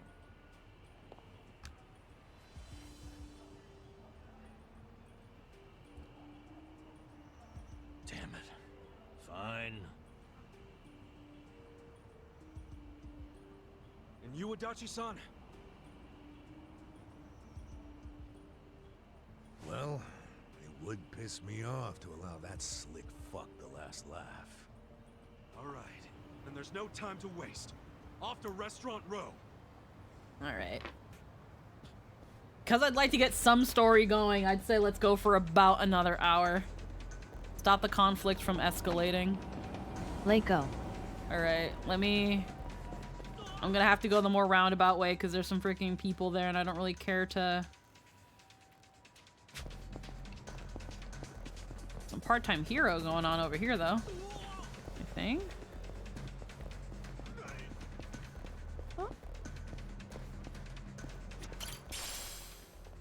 Tojo Clan Crest. What the hell's this doing here? Welcome to the Crest Hunt. This email make that anyone who picks up a Tojo Clan Crest. Tojo Clan was duped by the Ami Alliance and nearly destroyed not too long ago, and it seems that many of the Tojo Clan members' crests have been scattered across the country. I had to see to see those crests be used for anything wicked. I want you to assist me in rounding them up. The clan is certain to happily trade you for some prizes.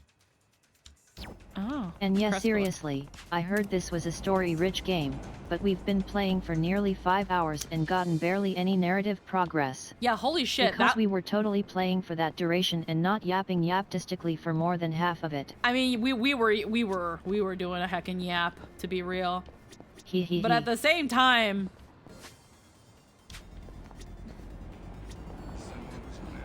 I'm gonna have to beat these guys up.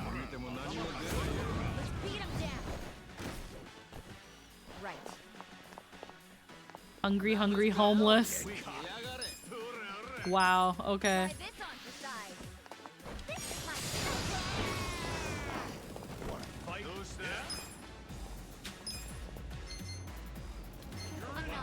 Condensed stream of superheated stank that deals heavy damage to one enemy may leave the enemy burned.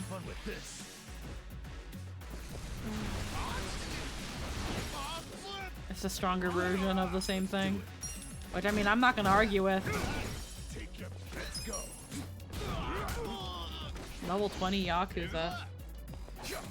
Here we go. I got this. Okay.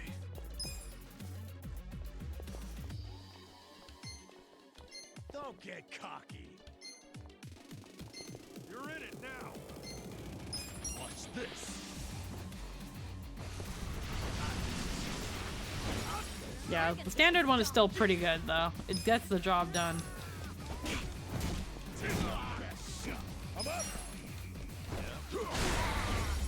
We love yapping on topic for dry red eyes, use clear eyes. Me and the Yakuza story shorty I got by being autistic. Hi. Didn't take more of his abuse. Oh, yeah, we can recruit. If I'm not approachable enough, I guess it'd be nice if I was a bit more charismatic. Okay. Okay, we gotta... Oh, there's so many people. Are we getting another raid? Nekomata Rai with a rate of 50. Hello, everybody. How are we doing today, Hunbon? Happy birthday, Rai, if it's still your birthday. Hello, everybody. Hello. Oh, hello there, Rai. I'm Dai, thank you forever. Heckin', hello, everybody. While I beat up Yakuza and homeless people, heckin', hi, my name is Quiki Chiona. I'm a magical girl VTuber and play a variety of games. We're kind of stuffy, but we have fun along the way, and I yap a lot. We are currently playing Yakuza Like a Dragon. We are on Chapter 6 for anyone that is curious, and we just left the huge, giant dungeon, and hopefully getting a little bit of story before we wrap up for today. We'll be going for about another hour. Hello and welcome. And Rai, please get some rest. Get engaged in some self-care. Hey, Have Rai, yourself where a you been? snack.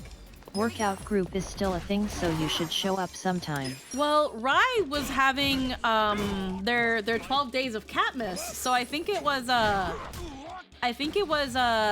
Sure a 12 day like stream event to celebrate their birthday. Yeah, and they were going at it for a while. Yeah, I remember. So now that their birthday has come and everything, now they can rest. Get some get some rest. Maybe get yourself a last minute snack if you think you need it. And then get some heckin' bed. And by rest we mean get swole later. Let's see, do I need... Oh my god, there's a lot of little side quests I have to do too. Oh my goodness. Gotta find a sushi kit for that dude that's gonna eat his pet lobster.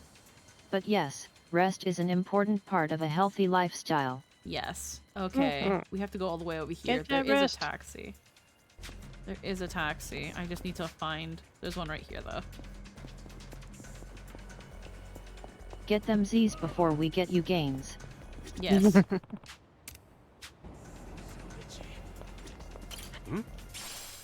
Bronze plate.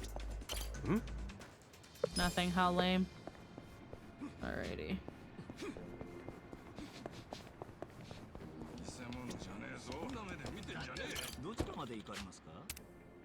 There we go. Just before getting in a fight.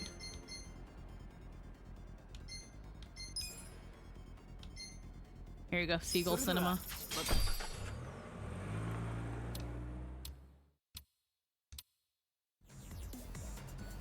Alrighty.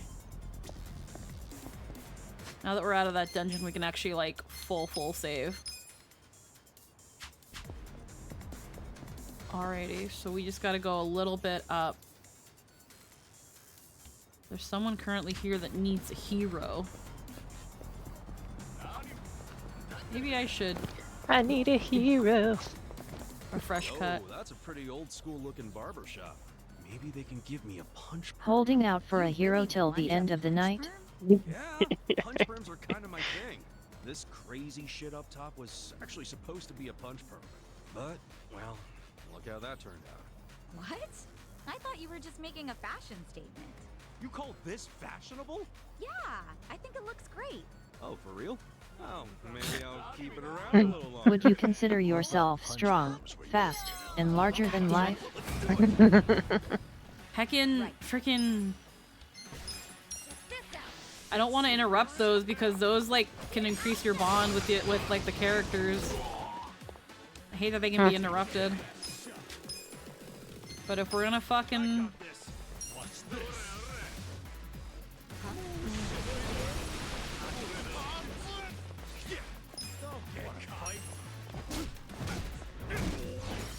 Get rid of these fuckers. Do a heckin' rest, Rai.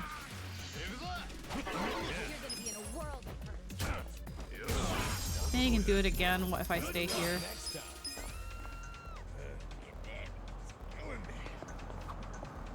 Yo, Here we go. That's a pretty old school looking barber shop. Maybe they can give me a punch perm. You really want a punch perm? Yeah, punch perms are kind of my thing. This crazy shit up top was actually supposed to be a punch perm. But, well, look how that turned out. What? I thought you were just making a fashion statement. You call this fashionable? Yeah, I think it looks great. Oh, for real? Oh, maybe I'll keep it around a little longer. I thought punch perms were your Ha ha ha. There we go. Literally just wanting to finish that up. Eavesdropping. Hell yeah. SOS. Hi, I would like to help you and be your hero. Let's see. Ooh, that's a good bit of money. Really aggressive people started barking orders. I don't understand. Alright, accept the This quest. could get rough.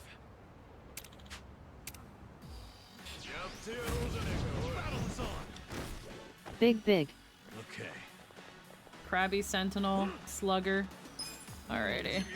You're in it now. Have fun with this.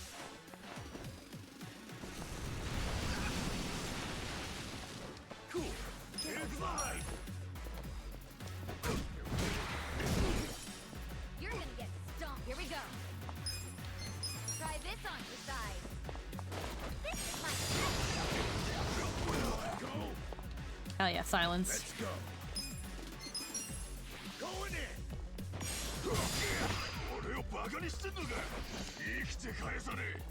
You wanna fight? Yeah. I'm not backing down. Watch this. Oh, he's got a lot of health. Come on now. Could have been better.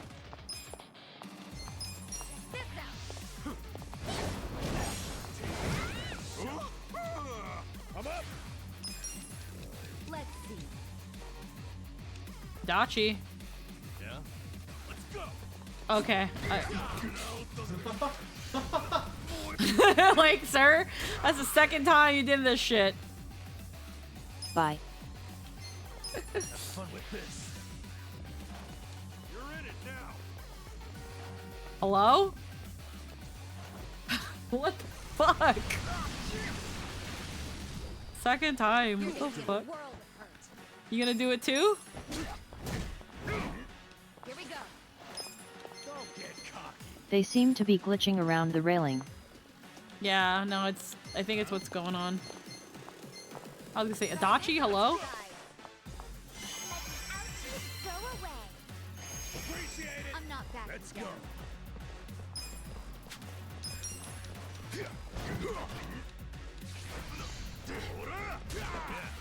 Ooh, he got over his burn pretty quick.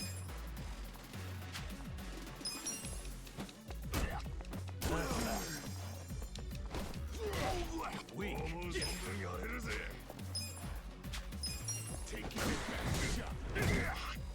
Yeah, he's really... This out. Here I Don't get cocky. I'm up. Get serious. You're in it. Okay. Yeah, unfortunately, Watch this. fire is what he gets a lot of damage from. He just has a fuck ton of fucking, defense. Or at least a lot of health. Yeah. Here we go. Let's go. Yeah. I got this. Try this on your side. How will you ever forgive me? Let's go. Okay. Okay. You wanna go over the railing a couple more times, bro? Wanna fight? Let's go. Huh? Yeah. What the fuck?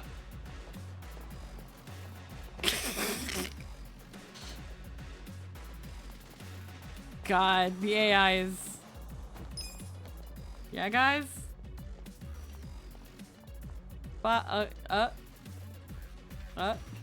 Take your best shot. Fun with Okay, yeah, just gotta make sure.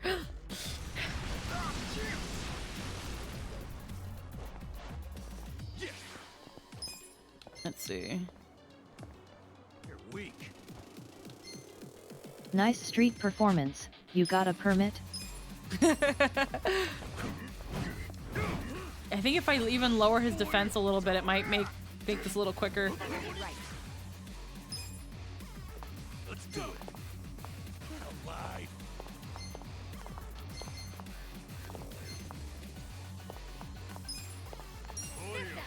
Have anything to give me, big boy? Didn't get anything though. I'm up. Adachi. No, we don't want to enrage. Okay. Well, Namba can lower defense, but he needs MP.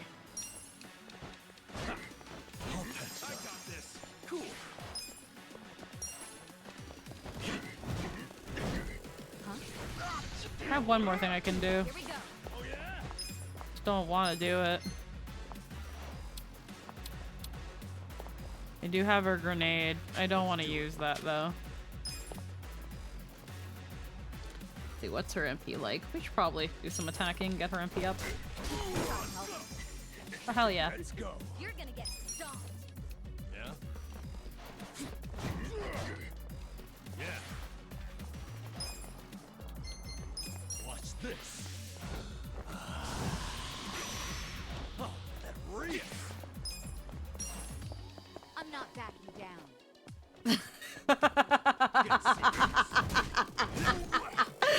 Yo, what the fuck? Comedy. Yo, really? Fucking. Hold on. You gotta fucking. Realm Wars, thank you for the follow. Peak fiction. Ah. The sped up animation to run into place. Oh my god. Alright, it's pushing 8:30. I should sleep. Help you rest well too, Pink Thing. Yeah, thank you for stopping by, Bard. Always lovely to see you around. It just doesn't know how to handle the rail and it's hilarious. It really does. Take care. It really do. Oh my god. You wanna go? Let's keep getting MP replenishing. Bro's getting railed.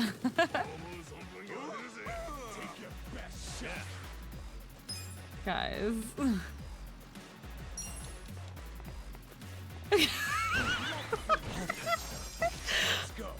are you going?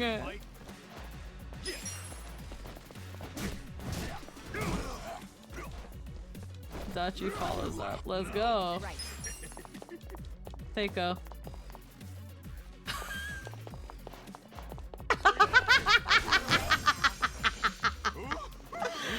Oh my fuck. Guys, you know you can step over the rail at any point. You don't have to go to a specific part of the rail. Y'all are killing me. We aren't animals, Squeaky.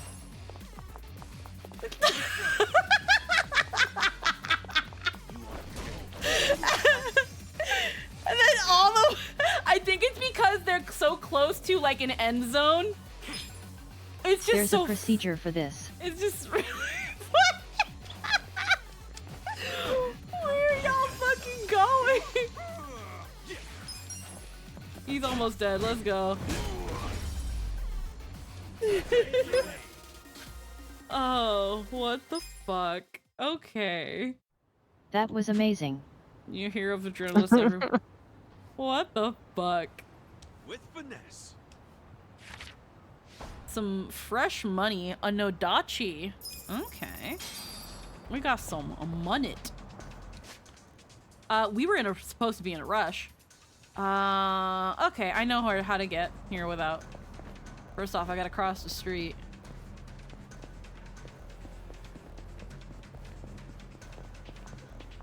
Oh, there's a suitcase here. Healing booster.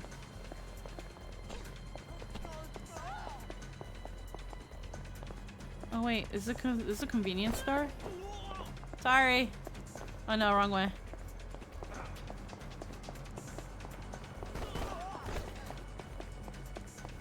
Is this a konbeni?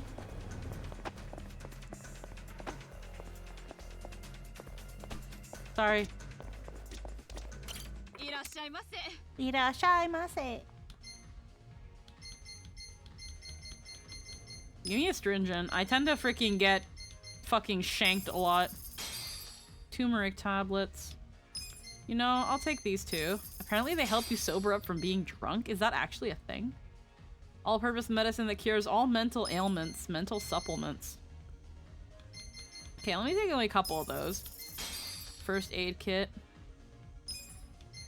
Because I don't have anything that revives. Plant growth stimulant. tend to get shanked a lot. Damn, bro, didn't know you lived in London. Harvest plants. Using it could improve your style. Twist fragrance. I mean, getting 5 is cheap. Could be used as a material for weapon crafting or enhancing. Harvest daikon from these once they've grown. I want to know how you do this. I'm actually really... Oh, lily seeds. I want to know how you can do the gardening in Yakuza. Yeah, there's gardening in this. I want to know how you do that. I want to know how to garden. Okay. Also, dang it, Squeaky, I done did it again. What did you done do? I forgot I had pocket chocolate. Aw. Now you've got butt chocolate? Yeah. I'm really sorry. I hope you enjoy your butt chocolate. I'm going to enjoy my butt chocolate. I hope you can still enjoy your butt chocolate. Tojo I don't get how people pocket food. Hey, I'm a squirrel when it comes to food. I squirrel away food. Well, here's the and thing, then I forget about it. It could still be in like a wrapper.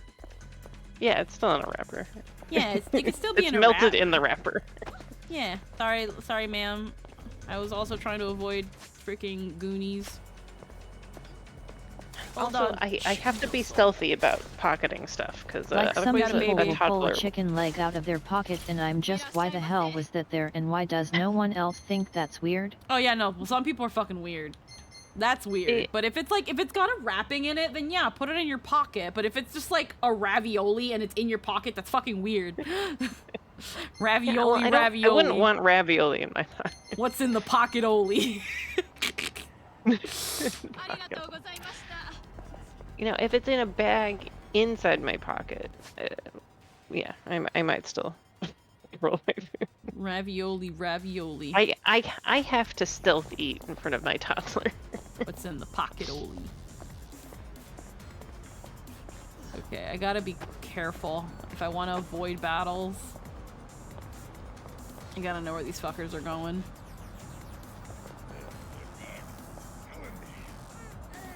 Where are they gonna go? Okay, they're all going that way. Or are they getting ready to cross the street, actually? Don't let Anthony know about the pocket pasta. Pretty sure that's a felony. Them Italians are really passionate about their freaking pasta. Revenge books.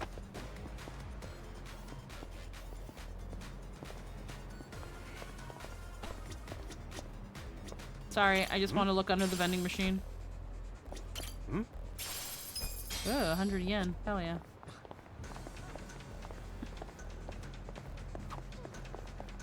Huh? There's a thing here. And I'm gonna enjoy my butt chocolate. Some new clothes. Maybe I'll splurge and buy some. Aw, I like what you have on now, Sachan. That stuff not enough? Oh, I really like this outfit. Lynn, you're but telling me nothing you makes fill your feel left more pocket with refreshed nuggies than and your a right new pocket look, with ranch? Don't you ever Raw feel pasta that way, might break in Naruto? your pockets and that Oh, carries a min sure. of 10 years prison time. Whenever I want to change things up, I pick up some new cardboard and rebuild the house. Oh yeah, that would be pretty refreshing. I mean, technically yes, but no, not at all. Damn, I'm the only one who puts a whole hot dog in pocket when I go to walk on those long sunsets. I mean, if that pocket is like a corn pocket, like a corn dog. Yeah, I feel like if it's a corn dog, that you might be able to get away with a full hot dog. I don't know. I don't know. I just kind of. It depends on the food. I just kind of take glizzies sometimes straight out of the hot dog packet and just stick them in my mouth and eat them. I see people pull things out of their pockets and I just cannot. I wouldn't personally put just straight up food in my pocket. I think that's weird. They're literally surrounding this place. But I think there's another way in. And it might be through this. I mean, I might put bread in my pocket, but I'll have it like wrapped up in a napkin or something. Yeah?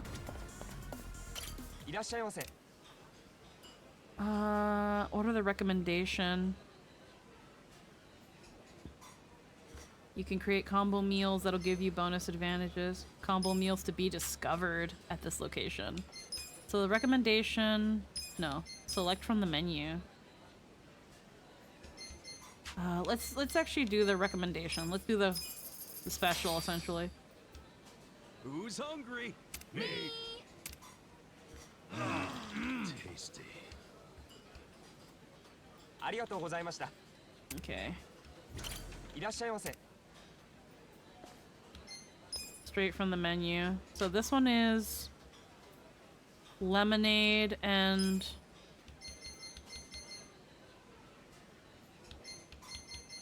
lemon sour. I'm seeing here a sashimi platter and skewer platter. Salted yakisoba with Sichuan chili oil. Kochori salad. So if I take like a draft beer, I take a beer, hand-picked vinegar mackerel.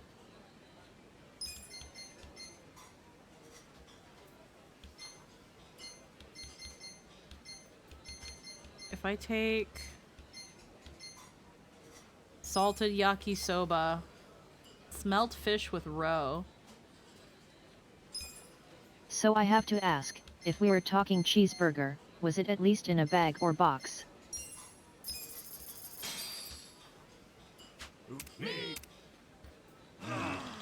Tasty. I don't know how to find the combos. No, it's just a hot dog and sauce. Mama raised no bitch. Lynn, that was me when I pulled out a cheeseburger. Because I've seen people pull a half-eaten burrito unwrapped from their pocket before. Again, that I don't know how I feel about that. Like, there's like pocket lint and sand and shit in there too. Like, why would I want that in my food? This is gross. Okay, it's just being fucking full of shit.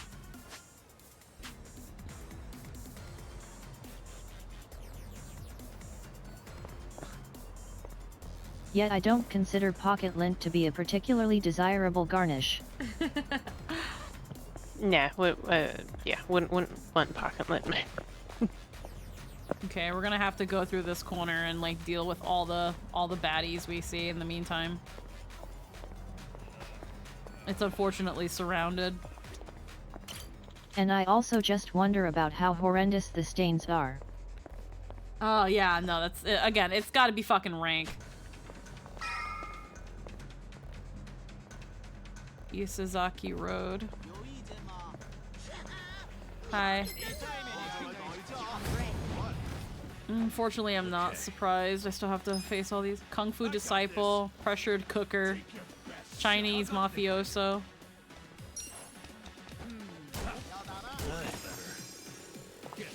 Right. Go get cocked. Try this on for size. Come on. Cool.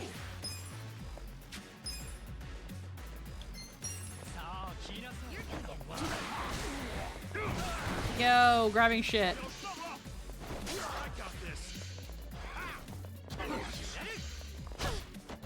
Let's go.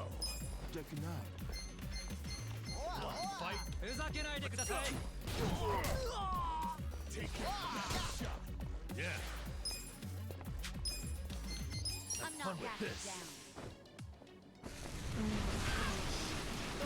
Come on. Yeah. You're gonna be in a world of hurt. Weak. Here we go. I got this. Let's get this fucker out of the rotation. I'm ready now. I'm up. You're gonna get stomped. Right. Out of the rotation. Bye-bye.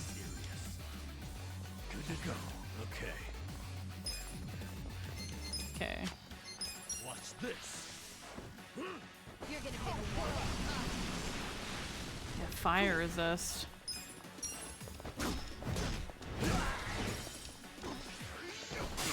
Weak. Let's go. I got this. Oh, apparently Ichiban's drunk. Yeah. Good to, here we go.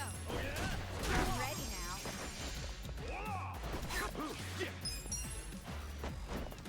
You good? Fucking had a seizure there, boy. Next time. Okay, the coast is relatively clear now. Now, here's what I want to check. This is...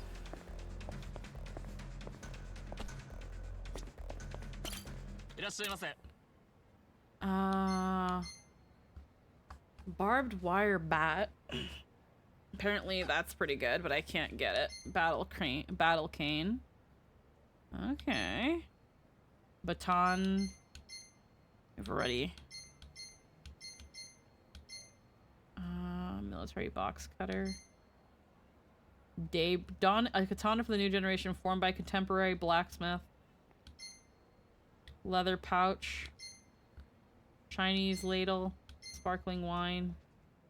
Hard leather. Okay, so apparently some of these unfortunately can't be worn by anybody. Full face helmet. Oh, military armor. Ooh, that'd be pretty good for some of them. Okay, I gotta remember this area. I heard a cat.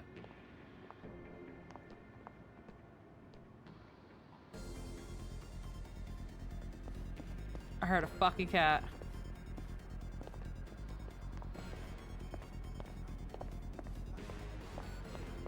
Oh, something here though. Rough hide. I know I heard a cat.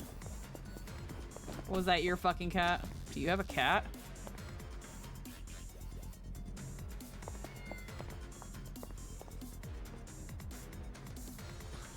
I heard.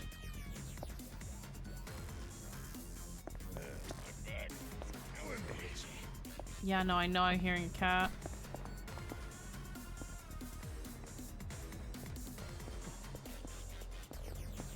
Don't want to get too close to anything, but I know I heard that. I hear it. I can't remember if we found all the cats.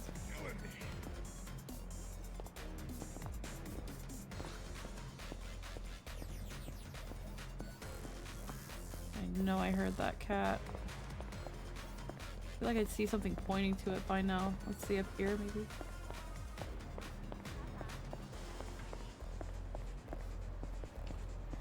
No? Apparently this is a door to something. Sorry.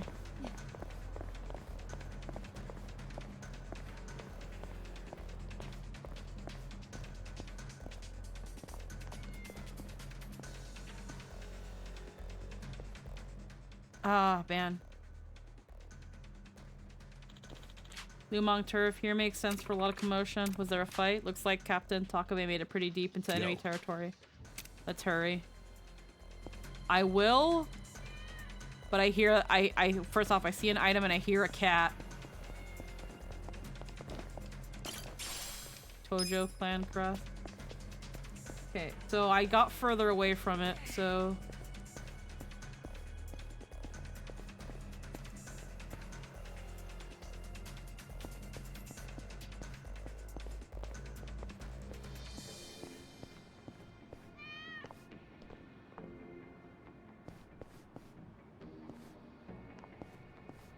No, wait, hold on.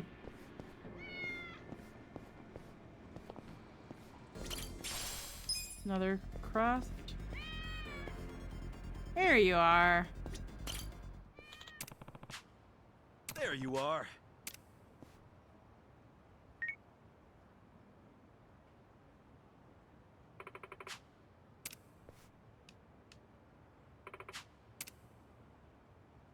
Kitty found. Yes.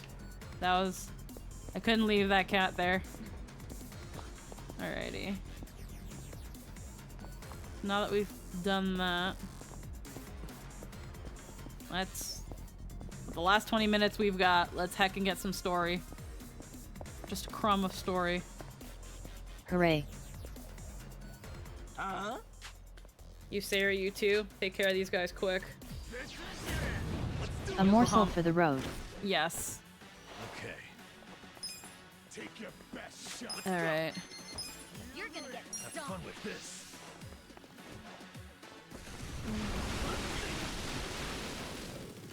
right. Huh? I got this. Get alive. Check this out. Oh. Bonus attack with something in the way. I'm not backing down. You're in it now. This guy out of the rotation. Perfect guard. Ow. Take your best shot. Oh, that MP back. Here we go.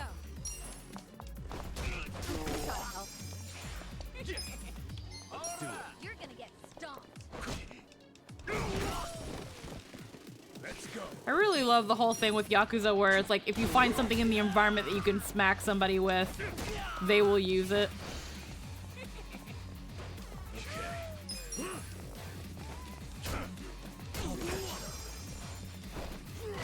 You're gonna be in a right.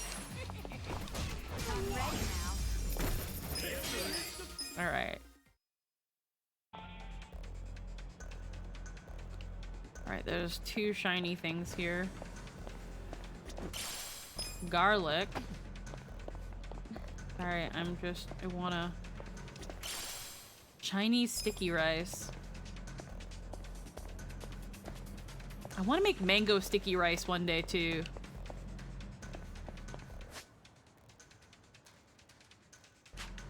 I wanna try and make so much food.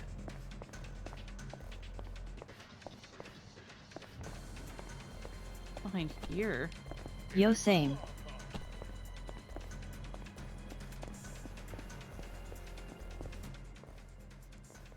If you're gonna get in my way, then I'll kill you.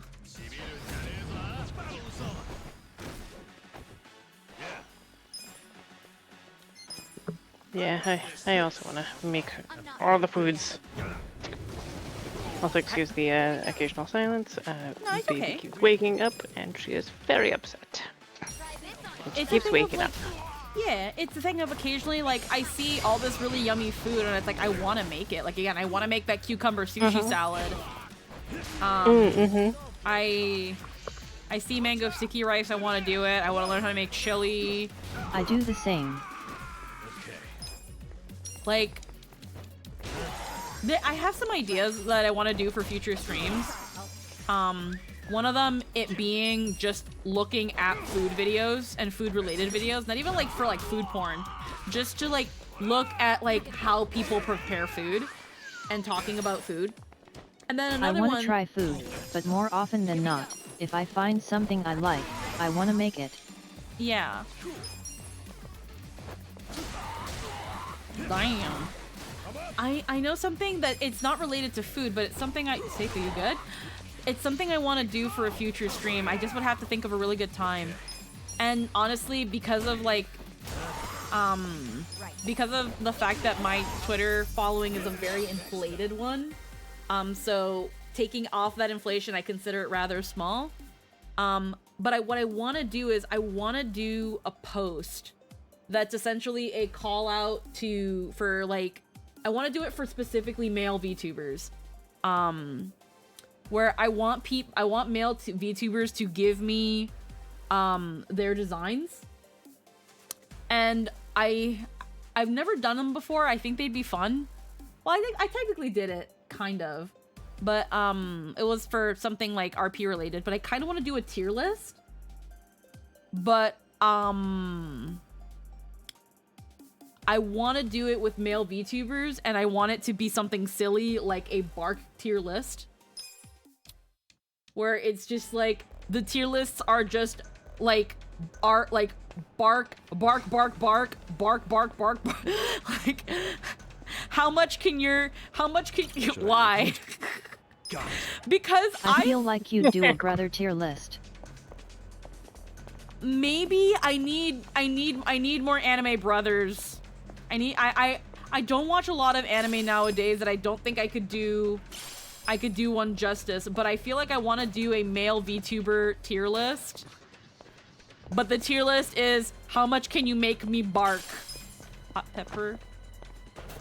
And I want that to be the tier list.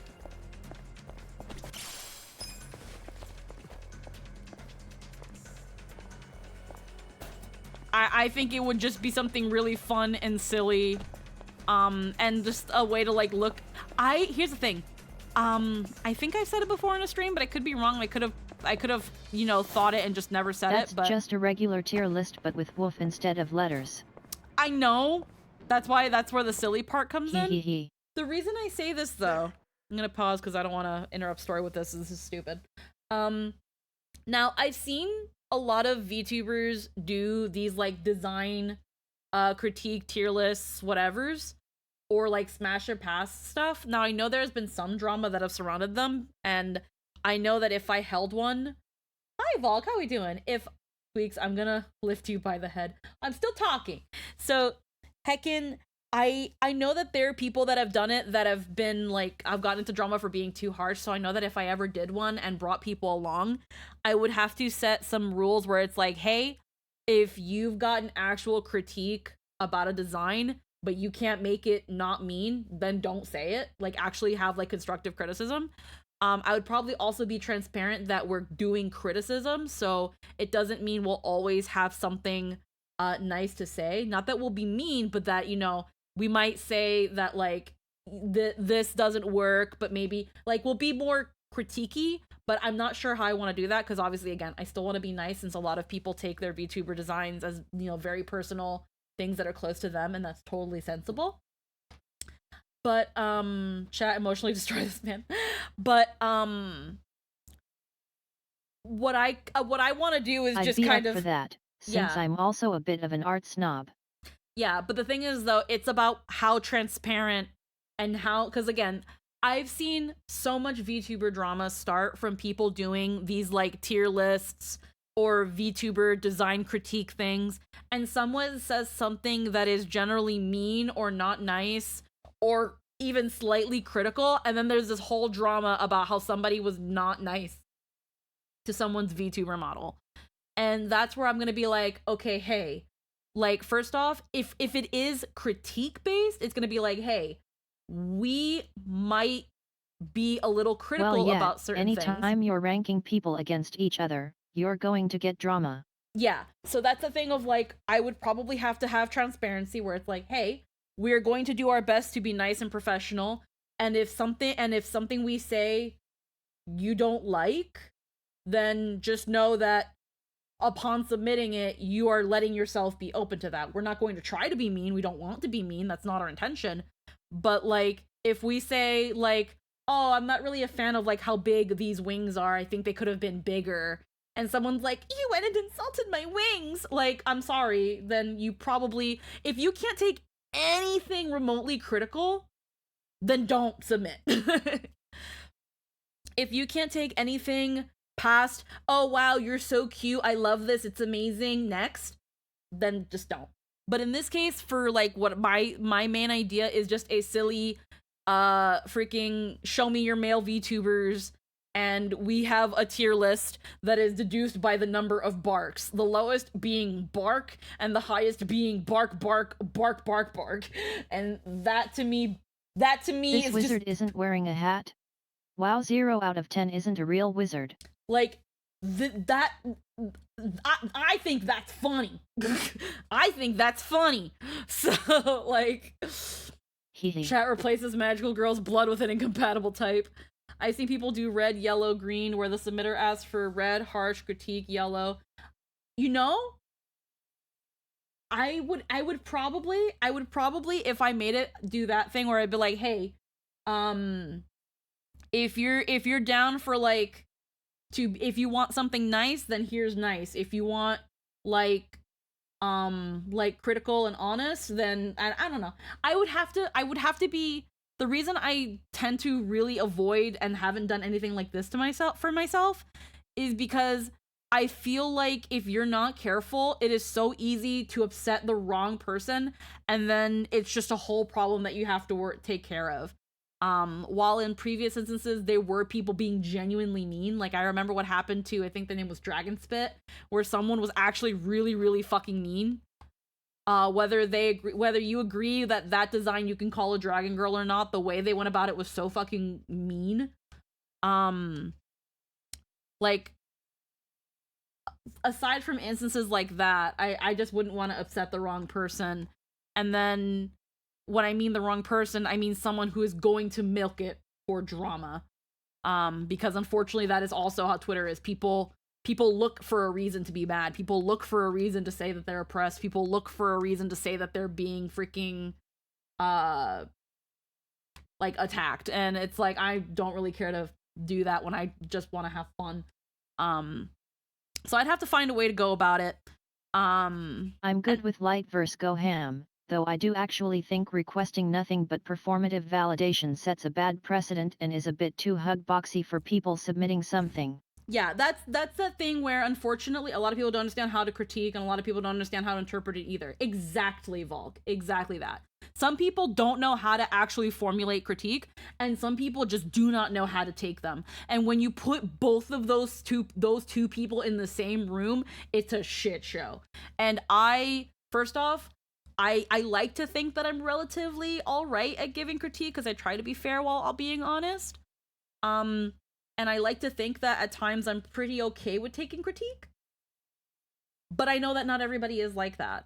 And unfortunately, again, for everybody's peace of mind, we have to think about that. That's why I also don't mind doing a fun little silly fucking, hey, is your VTuber hot? Here you go, bark, bark, bark, bark, bark. Because it's silly, it's stupid, it's funny. A lot of the time it comes down to tone, which is why I'm good at it, because you always get the same one from me. Yeah. This one. This is the tone. Yeah, like for example, now I might say some things as like kind of a joke, but I would probably try to keep those jokes to being still lighthearted and nice and not something negative that might feel like it's being mean. Glass. Like again, if we were talking about somebody's wings or something, I'd be like, oh my god, love those wings, they're so freaking big. Or be like, look at them itty bitty little wingy wingies. Like something stupid and whatever. You know, something that is, I would like to hope that 90% of people can understand that that's a joke. But yeah. Another reason why I've also stayed away from tier lists and, hey guys, put your VTuber in the comments and I'll maybe rate them, is because low-key, and let's be real here, low-key, they're engagement bait. They're engagement bait. Well, yeah. They're, okay, people they're who free actually drama. Well, not even just drama. It's so easy because especially VTubers are so willing to throw their VTuber at something. And it's such an easy way to get a post trending. It's so easy to get a post to essentially pop off because you have so much interaction and engagement with it. You have people liking it, people retweeting it, and people replying to it. And Twitter algorithm replies are are pretty darn big. It's the most the most shameless, you mean. I come from one of the harshest art climates in late 2010s, internet art circles. I'm a little jaded to critique. Okay, people who actually get like that over wings or shit like that, that's actual cock size insecurity.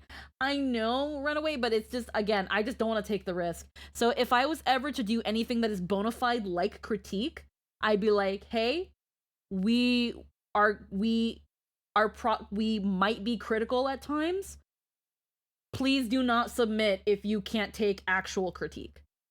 Like, we will do our best to be professional, but at the same time, you need to be able to take critique.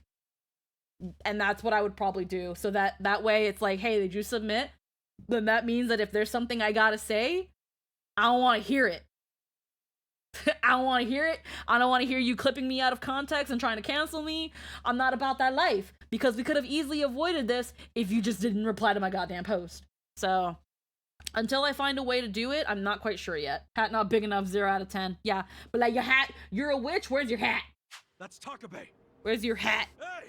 Hey, Indeed. Thank God these fuckers never went to college to get their thesis graded. Well, honestly, most of them aren't even old enough to be in college runaway because they're mostly fucking dumbass little kids.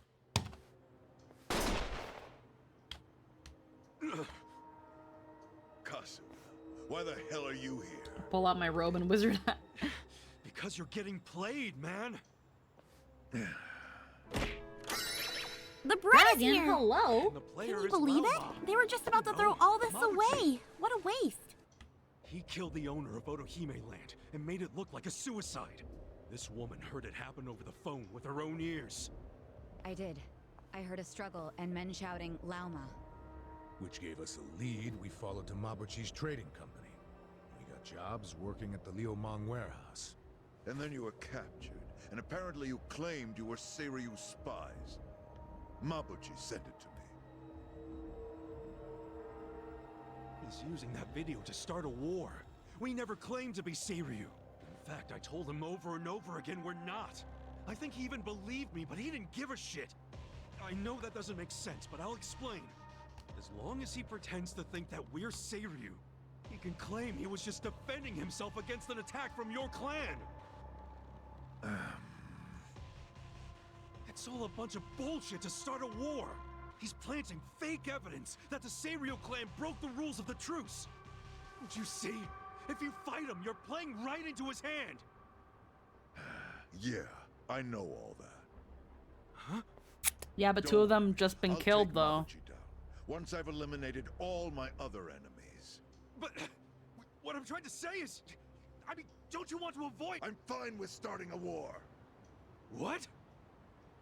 I'll take a war for the sake of Tetsu and Kochi. They were two young recruits, just boys, really. Boys who, in the end, had more bullets in them than years of life. Mabuchi was there when they were murdered. But it wasn't just him. 7 Liumang bastards unloaded their clips on 2 unarmed kids. Here we are, outside the restaurant owned by the Liumang boss. Because I need an explanation for Tetsu and Kochi's death. The souls of those boys demand an apology. If that's all you want from him, why'd you bring the guns? Good point. I better make use of mine. Takabe-san, we're not armed. So? So you know you can't just shoot us. There's no honor in that. And you have no reason to kill us anyway. Am I wrong? If so, tell me your reason for shooting me. If you shoot me, you bring shame to the entire Seiryu clan. Tetsu and Koji's deaths would be overshadowed by yet another unjust killing. I know words alone won't make you back down. That's not your style. Oh god, you're right there, stinky baboos. But I ain't the type to back down either. If you want to kill me, you better do it in one shot. Why's that? Because if you miss, I'm gonna beat the shit out of you. I think that rat's nest of hair is smothering your brain. Put your shirt on. You are stupid, dangerously annoying me and my crew. By the way, I'm sorry I'm making a commotion in somebody else's house, but I accept the consequences. We'll fight, as long as there are no guns. Kasuga, shut up and fight! Alright. You can deal with me. Let's beat him down. Get ready. Yeah. Alright. Seiryu clan member. We need to unlock shirtless mode. Yeah, seriously.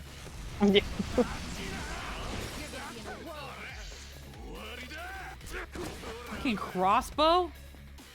No guns, bro! That's not a gun. Might as well be Yes, a gun. it is. Might as well be a gun, bruh.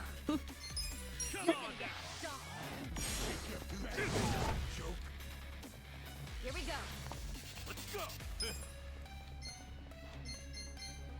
They're not gonna let me fucking charm Takabe. That's not gonna happen. In Japanese law, a crossbow is classified under the same law that bans guns. Yeah. It's a projectile weapon. Let's go. Fucker's using a sword, man. You can get a long bow but not a crossbow. Yeah.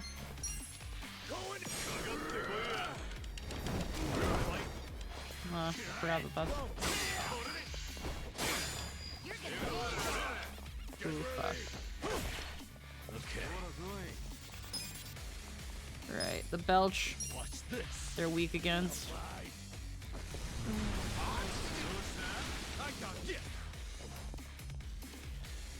Get serious.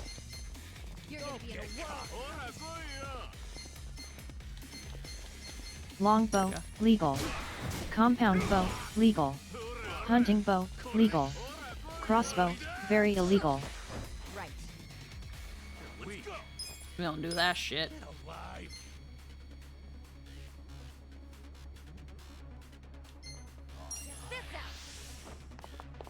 Take your shot. You're gonna get stomped. Fight. Alright. Let's go. I got this.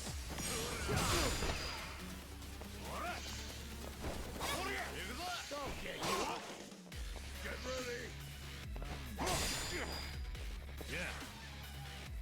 Let's go. Have fun with this. I'm not backing down. Best shot. Cool.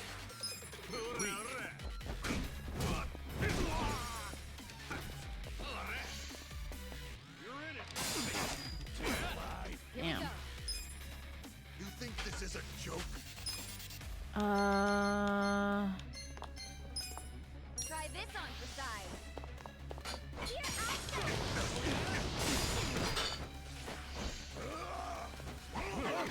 Let's go. You're gonna be in a world of Get this guy out of the way. Get serious.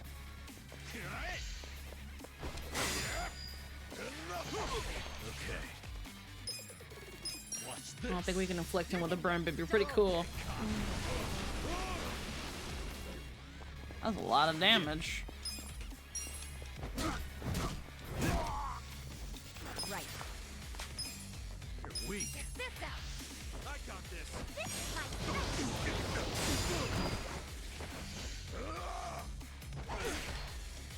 I'm up. Okay. Let's go. I'm not backing down.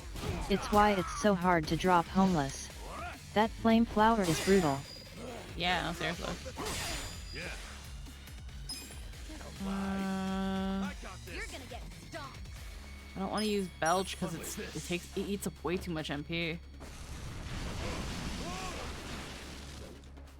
Cool. Wanna fight? Cocky.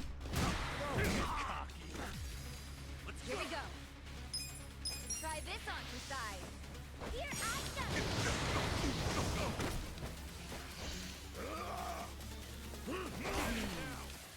Let's go.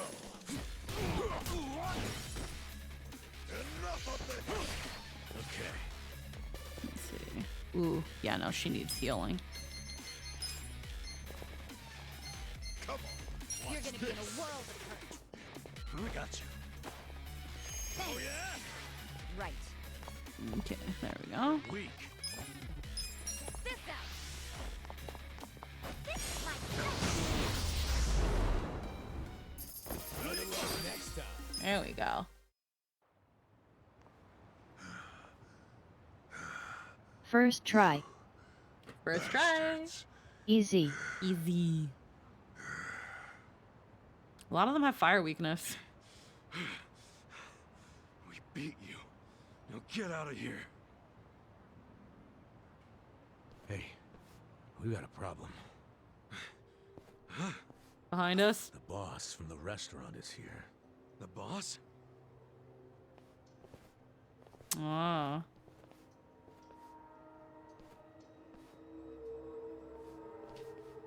It's young. Zhao, leader of the Yokohama Liumang. So, he's the top guy. He could be the reason Mabuchi's pulling all this shit. Including the hit on Nonomiya. Zhao might be giving all the orders. You know, Mabuchi sent me an interesting video. Yeah. You're the star in it, aren't you? I can believe the dumb part. I'm told you tried to steal this. I know you're with the Seiryu clan. Yeah, you're damn straight. They edited the damn video. I'm not with the Seiryu clan. Oh, you're not, are you? Then why the hell would you be tailing Mabuchi in the first place? Because... Careful now. No lies. Hey, stop!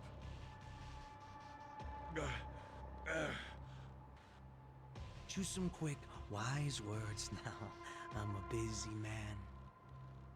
It's exactly what Kasuga said. Our boss was killed, and we followed the clues to Mabuchi. Yeah, this whole thing is Mabuchi's fault. He used us to pin a false accusation on the Seiryu clan. So you're laying all of this at Mabuchi's feet. You're basically slandering my right-hand man right now, you know? Hard to believe he'd suddenly go rogue on me. And he's just as busy as I am, not the type of guy with time to scheme. He's only busy because he's trying to start wars. Don't you get it? I mean, isn't it a little weird that your right-hand man is nowhere in sight? Have you even talked to him since you saw that video? That's a good point, Zhao-san. If you don't know where Mabuchi is, doesn't that make you look bad? Excuse me? Think about it. If Mabuchi ain't answering his own boss's calls, could that mean he was fanning the flames of war? And now he's holed up somewhere waiting to watch it burn? I mean, to be fair, Seiryu was right at his door. He's betrayed you. Like, do you not see who we just beat up? Into a fucking sermon? Call it whatever you want. Long as you get it through your head, we're not to blame here. And deep down, you know that. The gun's pointed at someone else. Get him! Did you think that sounded cool, Grandpa? You're shit at this.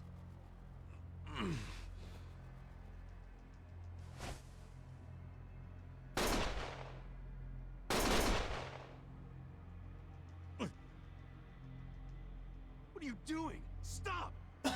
You know, I wouldn't mind killing all of you right here, right now. Everyone who played a role in this sorry story dies, right down to the captain. I'd say that's a textbook opening move for a war. You already shot 3 times. Yeah. You don't Stop have talking enough about it bullets. and do it then. Fuck Mabuchi! I mean, if that's the type of gun I think it is, it's got a, I don't know if the proper term is a clip or a magazine in it. So it's got several bullets. A magazine, yeah. Like a clip is the gangster way of saying it. It's okay. called a magazine. Okay, a magazine. If Yet that, it's not a 6-shooter. Yeah, so it's got several bullets. He gunned down 2 young Seiryu clan boys in cold blood. So as far as I'm concerned, this war has already begun. Hey, shut up, both of you! You guys really This think dude's about to a get shot war's in the the way fucking to head. go? You think that'll turn out well? Don't be Ricochet stupid. doesn't exist in this You can world. Stop this! Or do you like being Mabuchi's little pawns? Was I not clear? I don't like sermons. Well, that's not what I'm calling it. Consider it a formal complaint. And a real leader ought to shut up and listen when there's a complaint. Oh, should I, huh? Ichiban Kasuga, wasn't it? Yeah. Okay, I'm all ears. But first, I want you to answer a question. Shoot. Why Don't would say that. Mabuchi try to start a war in Ijincho in the first place? How in the goddamn world does that benefit him? How the fuck should I know? What a surprise. And in regards to that soap landowner, do you know for sure that Mabuchi killed him? Yeah, he straight up told me when I asked him.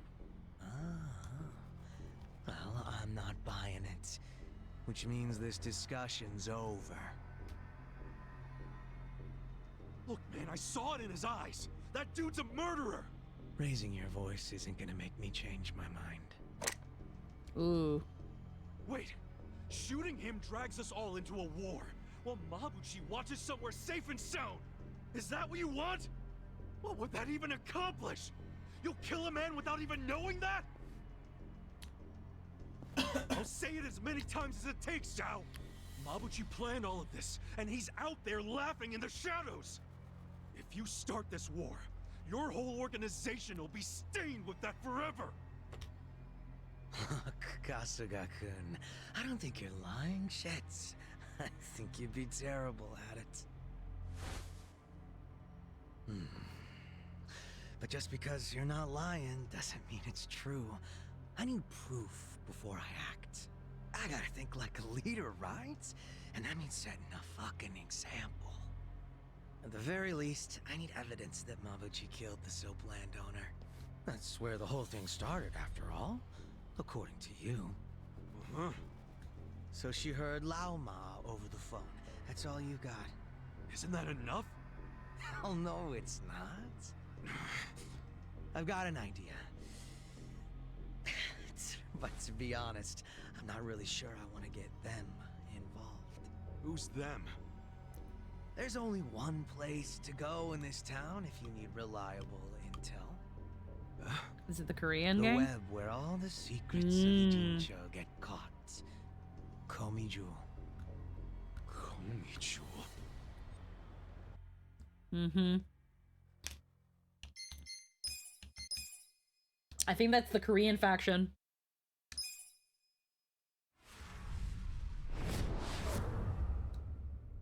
The spider's web. There's only one place to go in this town if you need reliable intel. The web where all the secrets of Ijincho get caught. Komiju. I can't remember if that's the name of the Korean faction, but I think it involves a Korean faction. If someone really is trying to fuck with the Ijin 3's balance of power, that someone being Mabuchi, as you claim. There's no way the Komiju don't know about it. Okay. Information is what they trade in. It's practically their currency. He's right. Ijincho's got lots of people willing to sell secrets. And if you follow each secret long enough, they all end up in Komiju. Yeah. I don't know how they do it, but whatever their system, the info's always 100% accurate. It's incredible, really.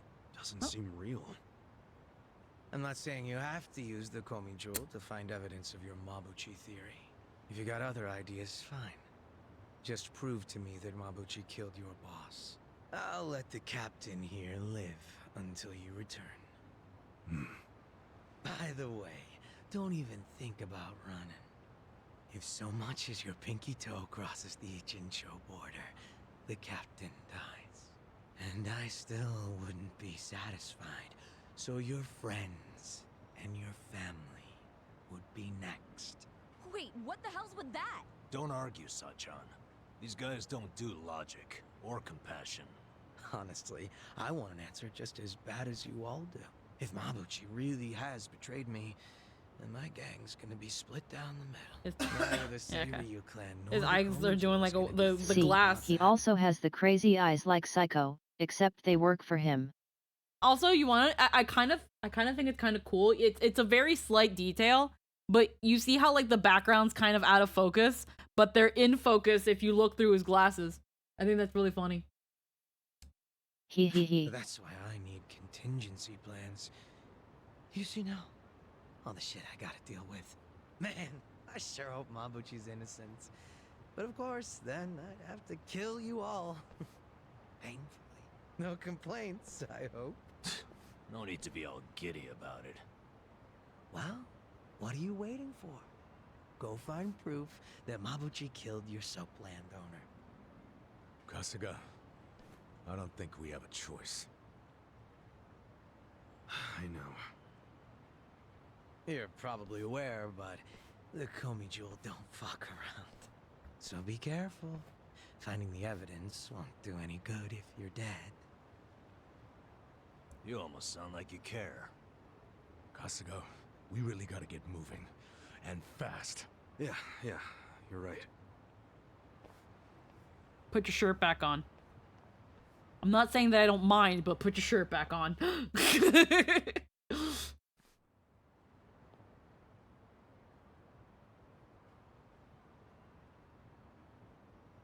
Huh. First we face up with the boss of the Liumang, and now we're marching into Gomi Jewel. This is madness, Ichiban. Like, it's No that simple. time. They'll only slow us down. Not like it's that simple to just go to the Gomi Jewel, the Komi Jewel. They don't exactly let you just stroll up and have a chat. Quit your whining. It's not like we have any other choice. And so we're just gonna walk up and ring the buzzer? That's gonna stop working at some point. Well, look who suddenly found some decency. There's literally no way to get in. Let's not panic, man. We need their help, so that's where we're going. Besides, there's at least one person in Gomi Jewel who might give us the time of day. That's the best I can do, I'm afraid. That K-pop star You'll that have to rescued figure out us. the rest for yourselves. Right. Yeah. Alright. The guy with the mask, he's from the Komi Jewel, right? That's what Adachi said anyway. I also said I couldn't be sure. All I'm saying is it's not helpless. Look, freaking Seiko, I'm just saying he looked like fucking Jungkook, and it could be. So let's give it a shot. The only other choice is not going, and I don't consider that a choice at all.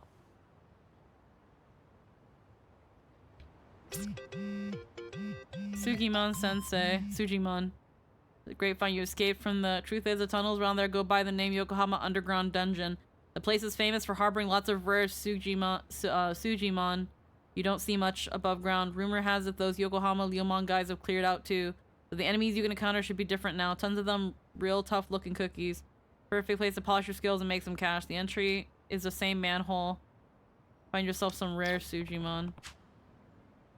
Rare materials or weapons there. It never hurts. I got a bunch there. Exploring this dungeon will not only make you stronger, you can find rare items and materials. Okay, hold on. I want to go somewhere where I can just freaking save in peace.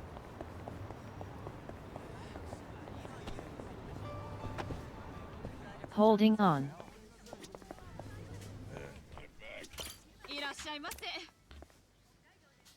What are the recommendation? T-Rex burger.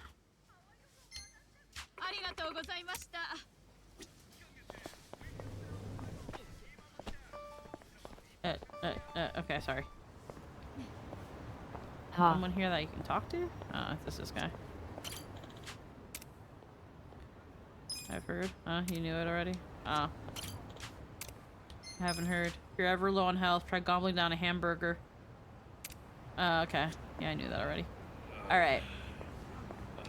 We are finally gonna call it here. Heckin', it has been a time. We have had heckin'... Yeah, it has. Oh, Jester, that is Dragon of Eternity from the Minecraft days. Wow, that's like 2012. What the fuck? You know who else they still keep in contact with? Another familiar name? Zante? Okay, there we go. I knew they started. I didn't want to. I knew they started with Z. Yeah. That is a fucking long time ago. Yeah. Jesus Christ. Oh man, Minecraft. That's another game I want to play on stream at some point. Now that Lynn has a better computer, now I can consider getting her Minecraft, and then we can play Minecraft together. And then I'll never see her again because she'll get lost in Minecraft. But we're heckin' gonna wrap things up. Heckin', everybody, thank you so much for spending time with me today. Thank you everybody for the raids. Heckin', I don't play Minecraft, and there is a reason for it. Heckin', it's just putting you in a sandbox, Lynn. It's great. Heckin', we got raided by Scylla, Yuka, Granddad M, Rai. Thank you all so much for the fucking raids today. Thank you so much for spending time with me. Tomorrow we will be back at around 12 p.m. PST, or in about 12 hours from now, with some heckin.hack GU. And then we Hooray. will also be back at around that same time on Monday for some more Final Fantasy VII heckin' remake. We will be back with with Yakuza in about 2 weeks. Looking forward to that. This is one of 3 games that I'm currently cycling. So next week, we are actually going to be doing the second part of the cutscene movie night with Xenosaga. We are watching the cutscenes for Xenosaga 1 as like a bit of a streamy movie night, where we watch the cutscenes, we absorb the stories. Which makes Lynn happy. Yes, which we ask some questions, and then maybe, depending on how quickly we get through it, which I guess I think we have like another 3 hours of Xenosaga cutscenes, so it'll be a bit. And then after Xenosaga will also be more Chain of Memories, which will be 2 Saturdays from now. So heckin', we've got a bit of a packed week, more weekend. Heckin', thank you everybody for spending time with me again, and hopefully I will see you guys tomorrow. And if not, I hope you have a wonderful night. I thank you guys so much for I'm being repetitive again. I'm just really happy I had so many people spending time with me. It just I'm full of happy chemical. I think what we're gonna do is for those who still want some more heckin' Yakuza goodness, we are gonna be passing people over to heckin' one of my BFFL's Deco. They are currently streaming It was a good time. Listening to you perk up and get that pep back in your step was super cute. They are currently playing Like a Dragon Infinite Wealth. I'm thinking this is a sequel or something to Yakuza Like a Dragon. I'm not quite sure. But we're currently going to throw you guys over at Deco. I think it would make their day quite a bit to have this many people. Heckin', call them cute. Tell them that you love them. They also run the Summoners Network channel, which hosts a lot of RPs and stuff. I hope everybody, again, has a wonderful night. Thanks so much for spending time with me. I'll see you all hopefully tomorrow. Bye-bye! Bye. Bye-bye.